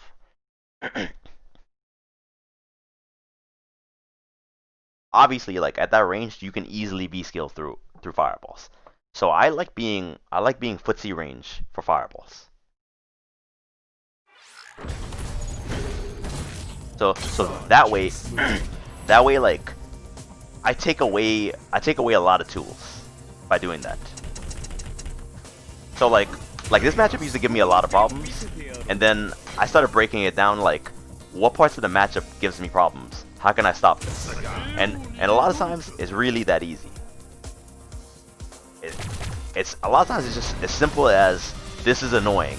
How do I stop them from doing this? How do I punish this? And then you just have to find really easy answers. Nothing complicated. Just find an answer that you can do under pressure all the time. Even if it's a whack answer, even if like you just standing jab it, it's still an answer. They're still paying a toll for doing that. That's all you want. That's all you ever want. So basically, the reason why, okay, so I'm Vega now, right? Alright, so let's just say that optimally, I want to be outside of standing fierce range to make it whiff, right? I don't agree with that. So I'm going to do Tiger Shot there, right? That's heavy Tiger Shot. That's like my fastest Tiger Shot. And I'm going to do high Tiger Shot. Fastest one, right? Whatever. And, oops. Right here, right? We'll say that forward fierce whiffs there. Okay, cool. I don't want to be at this range. I want to be closer than that range. So I can't affect them. Like, I mean, obviously this is gonna whiff, but I can't affect them. This is annoying to me. Like, he's just gonna dodge. Doesn't matter, right? Now, and then let's just say that the Vega player like walks up, and they start doing perfectly spaced out ones. I can't punish those, right? I'll tell you where I play the matchup from. I play the matchup from around. Actually, what did I do that for? All right, like right around here, like right here, and I'll be Sagat for a second. I'll tell you why I play the matchup from right around there. Because, alright, one thing, when I start playing it from here, he can't make my buttons whiff with his walk speed. Too much, right? Over here, if I'm like here, everything's whiffing. I'm getting slid. All my buttons are whiffing. I can't affect him. He's dodging my fireballs. He can reactively jump, but he's probably gonna dodge to keep it safe. You know, everything gets slid on reaction, you know? I do high target shot, he's gonna slide under it. I start playing from around here. Yeah, I'm blocking buttons, but then sometimes he's gonna whiff a button. So if he does like standing strong, who here gets hit with strong from Vega, right? Alright, I'm gonna go back to Vega for a second. I'm gonna show you what happens. And this is gonna work with every character in the game. Doesn't matter. If I could do it with Sagat, you could do it with a character with better walk speeds.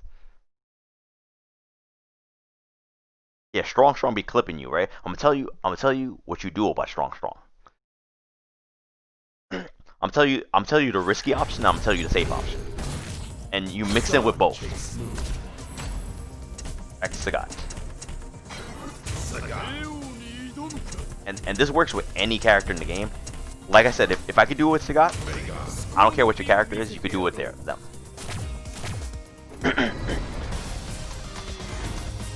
No, standing around us. Standing around us, but it's like I said, it's the risky option. Standing around us has the knee part hits the standing strong sometimes. It's a really good punish. It's a hard read on their standing strong, and it randomly clips it, and it gets them scared out of pressing that. That's one option, right? So I'm here, right? So now a lot of Vegas like walking. I like tripping, and even if I get slid and punished, I don't care. I don't care. Like, I will take that. If you're blocking my trips and you're punishing me, that means you're not walking anymore. That's one, right? So his walk speed is good. Sometimes you gotta trip people a bunch of times just to get your way. All right, fuck your footsies. Trip, right? Forward medium kick. Because a lot of Vegas, when you try to like, oh, you got to do this to them too. When you try to tick grab, they're always walking backwards out of your throw range, and you get this a lot. So you do this just to stop them from walking. So after a while, that starts adding up.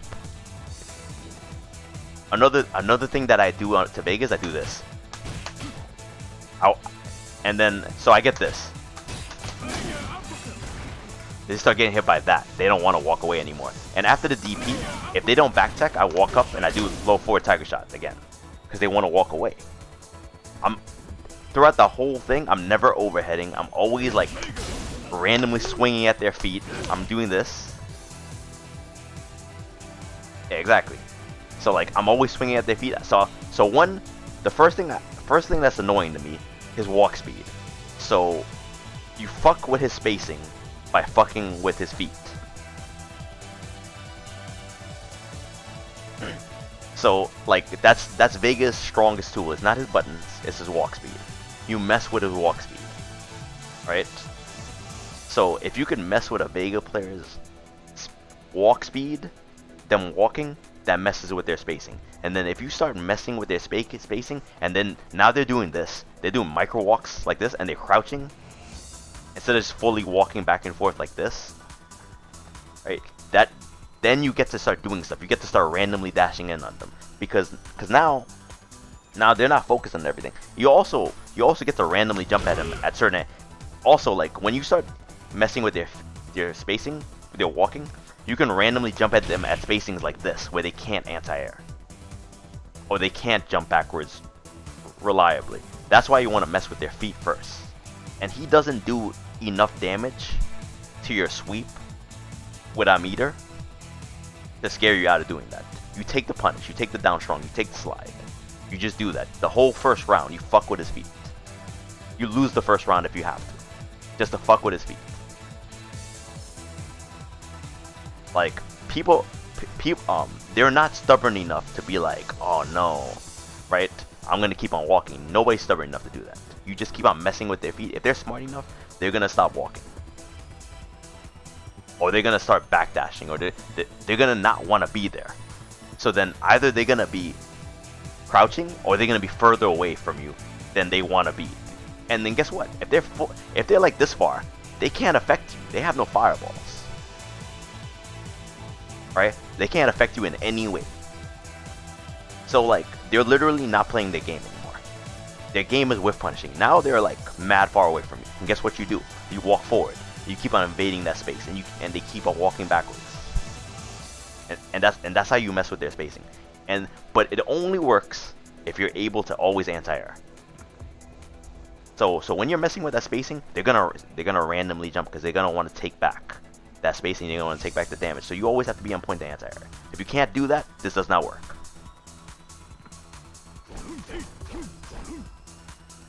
So like, get your anti-airs together. That's why I always say, like, if you can't anti-air, that's like literally all the worst things that happen to you in this game happen because you don't anti-air. Either you get jumped in on and you lose like 40% or whatever, and then you gotta guess for the game, guess for the stun, guess for the game, right? Or you block the jump in and now you gotta guess shimmy, frame trap, and then you get knocked down. You gotta guess for the game. Literally, if you can't anti-air, like step your shit up. You have to learn how to anti-air properly all the time. If you're not anti-airing in the 90 percentiles, you are fucking up. Like, if you're not confident enough in your anti-airs, that already tells you something about your play. Alright, so now let's say that this button, strong, right? Random things that they do that annoy me. Ooh. Wait. Oh. Hold on. Please? Oh, it's on a recording.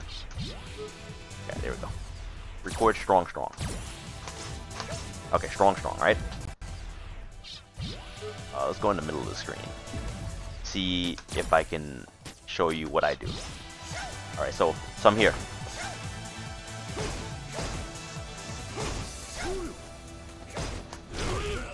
Standing around us, okay?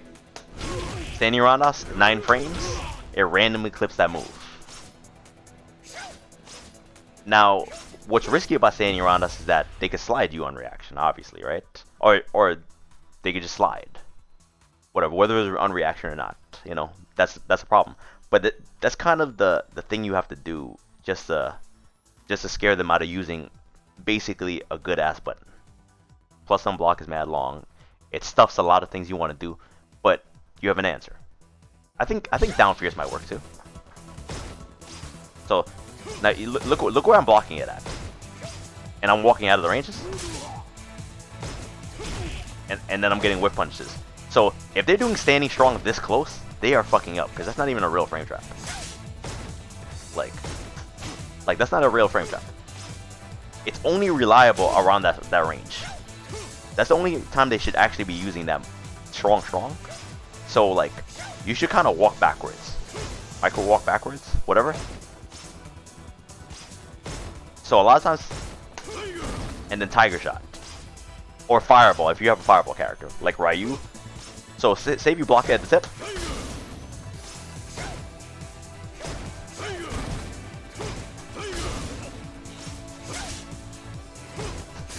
and then take space, whatever.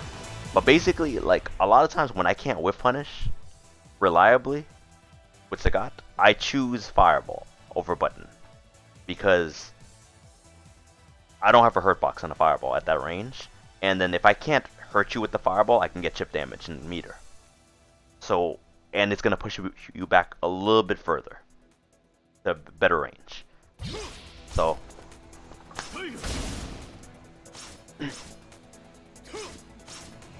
Yeah, I mean, slide is always going to be a threat, but once you punish slide a few times, or another thing I do, the first time I ever block a slide, if I have full super, I always combo into super.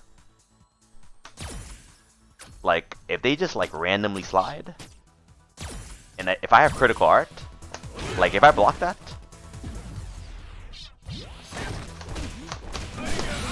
that's a 40% slide. Now here's the thing about that. Like, mentally, and this happens all the time, mentally, that's gonna start weighing on you. Even though I don't have any meter anymore, every single time you do slide, you're gonna think, damn, I'm gonna lose 40%. That's not always true, right? You're gonna lose a lot.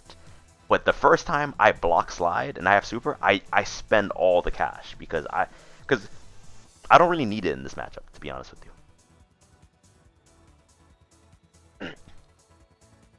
Yeah, if you could punish it, like, I'm gonna try to punish it reliably, but I'm gonna punish it as hard as I can every time. I mean, if you block slide, at minimum you should do jabs, DB. I mean, you get better punishes.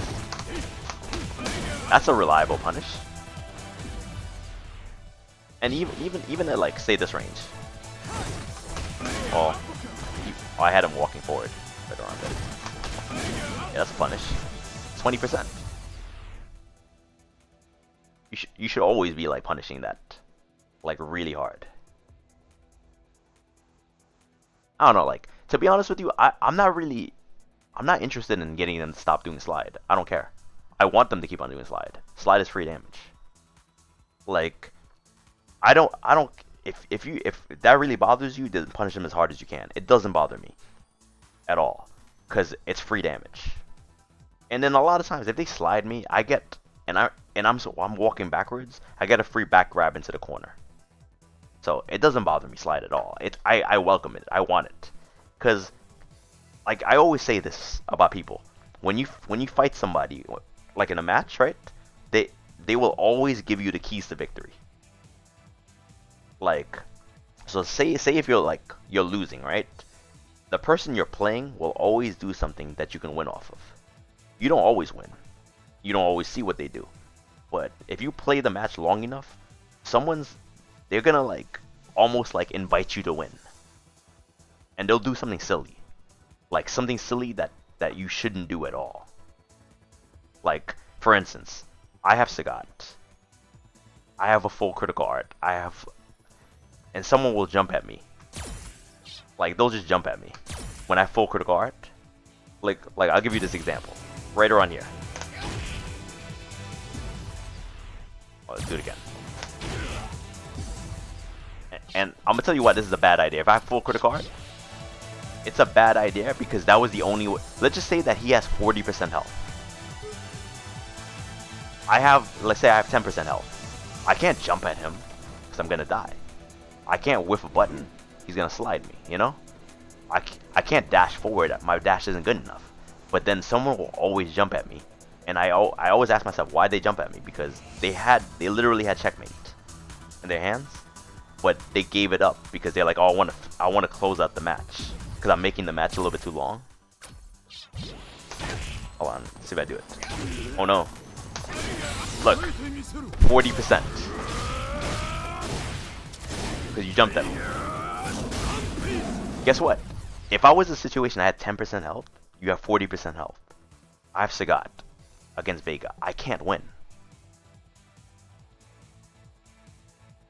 Yeah, I can't win. Like, I can't win that situation. That was literally the only way. The only way I can win is if I get, like, I have to grind the matchup out, get a knockdown, and then get another knockdown, and then get another knockdown to win. If you took 40%, if you took 3 throws, I couldn't win. I still couldn't win. So, like, but like, let's say you jumped at me and I had full critical art. That's like, you saw that, it was 48%. Almost Half-Life. That was the only way I was gonna win. Why would you give it to me?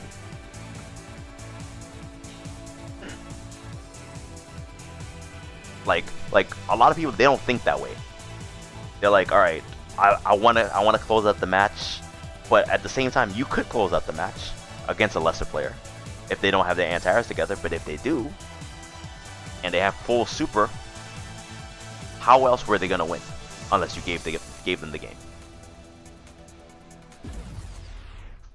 Certainly not by trying to rush you down with Sagat, or I mean, maybe another other capable character could do it, but you know, not Sagat. And I win a lot of matches like that.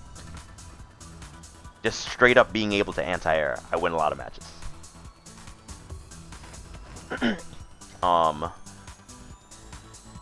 Is there anything else about Vega? Oh, this is cool. Alright, so You know when Vega players they do this, like when they this little okey doke. That's not what I wanted to do at all. Fuck. Okay, that isn't. I want to go off the wall. I just don't know how to do this move. All right, when they do that move, right? Okay, now, obviously, I think you can punish that if your back is to the wall. I'm gonna show you two different scenarios. What they do. I'm doing it wrong. Hold on. All right, let's just say that I blocked this shit. It's mad hard to block online, but let's just say I blocked it. How negative is that move? That shit was really fast, actually. That was too fast. You can punish that, right? So now, basically, what a lot of Vega players will do, because they usually do that shit with trigger, right? Be safe. Okay.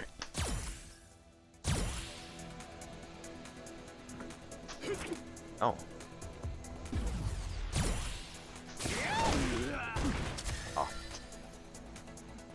Did it wrong. I don't know why I'm trying to do V trigger with the two middle buttons, but it must be really late. It is really late. Okay. Okay, cool. Oh. Gotta hit play. Okay, that was weird. That's not how I wanted it to work, but whatever. We'll do it here. Alright, you see how I have to block that? Here's something funny about that. Alright, let's just go to the middle of the screen because this is annoying. That happens the same way in the corner though. I was just weird. I'm just not recording it right, but... Alright, now, here's what you want to do. If you block it, you want to crouch block. And this is why. You want to crouch block.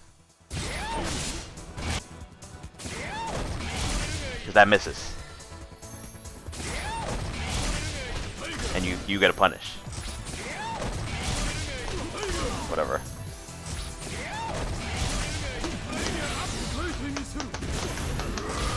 That always misses.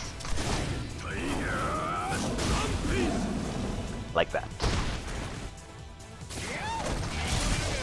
But if you stand block, you get jailed into stand block because you get fuzzy guarded. So look, I'm gonna try to crouch. I can't crouch. It's gonna fuzzy guard me.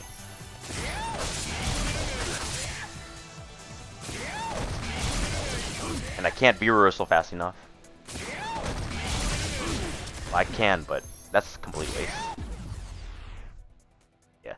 So if you see that move, you want to crouch block it because you especially want to crouch block it if they go into the corner, because they can't. One, they're gonna get punished for doing the move because it's -14, I believe. Two, if they try to V trigger, it's gonna miss and you get a full punish. You get a better punish, and that's it. And it's like 5 o'clock in the morning, 5 something in the morning. Real tired. How many people I got in here? I got like 10 people. Damn, y'all are troopers, bro. Good shit. Alright, but yo, thanks for coming through. Thanks for the new followers and whatnot. So, peace out. I'm gonna get some rest, and I'll catch you all next time. Later.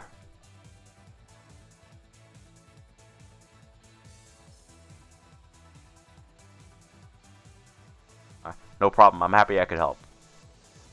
This is just some of the stuff that I usually go through when I'm trying to pick up on what to do in a matchup, right? And I just try to break it down to like as simple as I can. Alright, no problem. Peace out. Oh, he gets standing like... I figured he would. He gets an easier answer. I figured he would.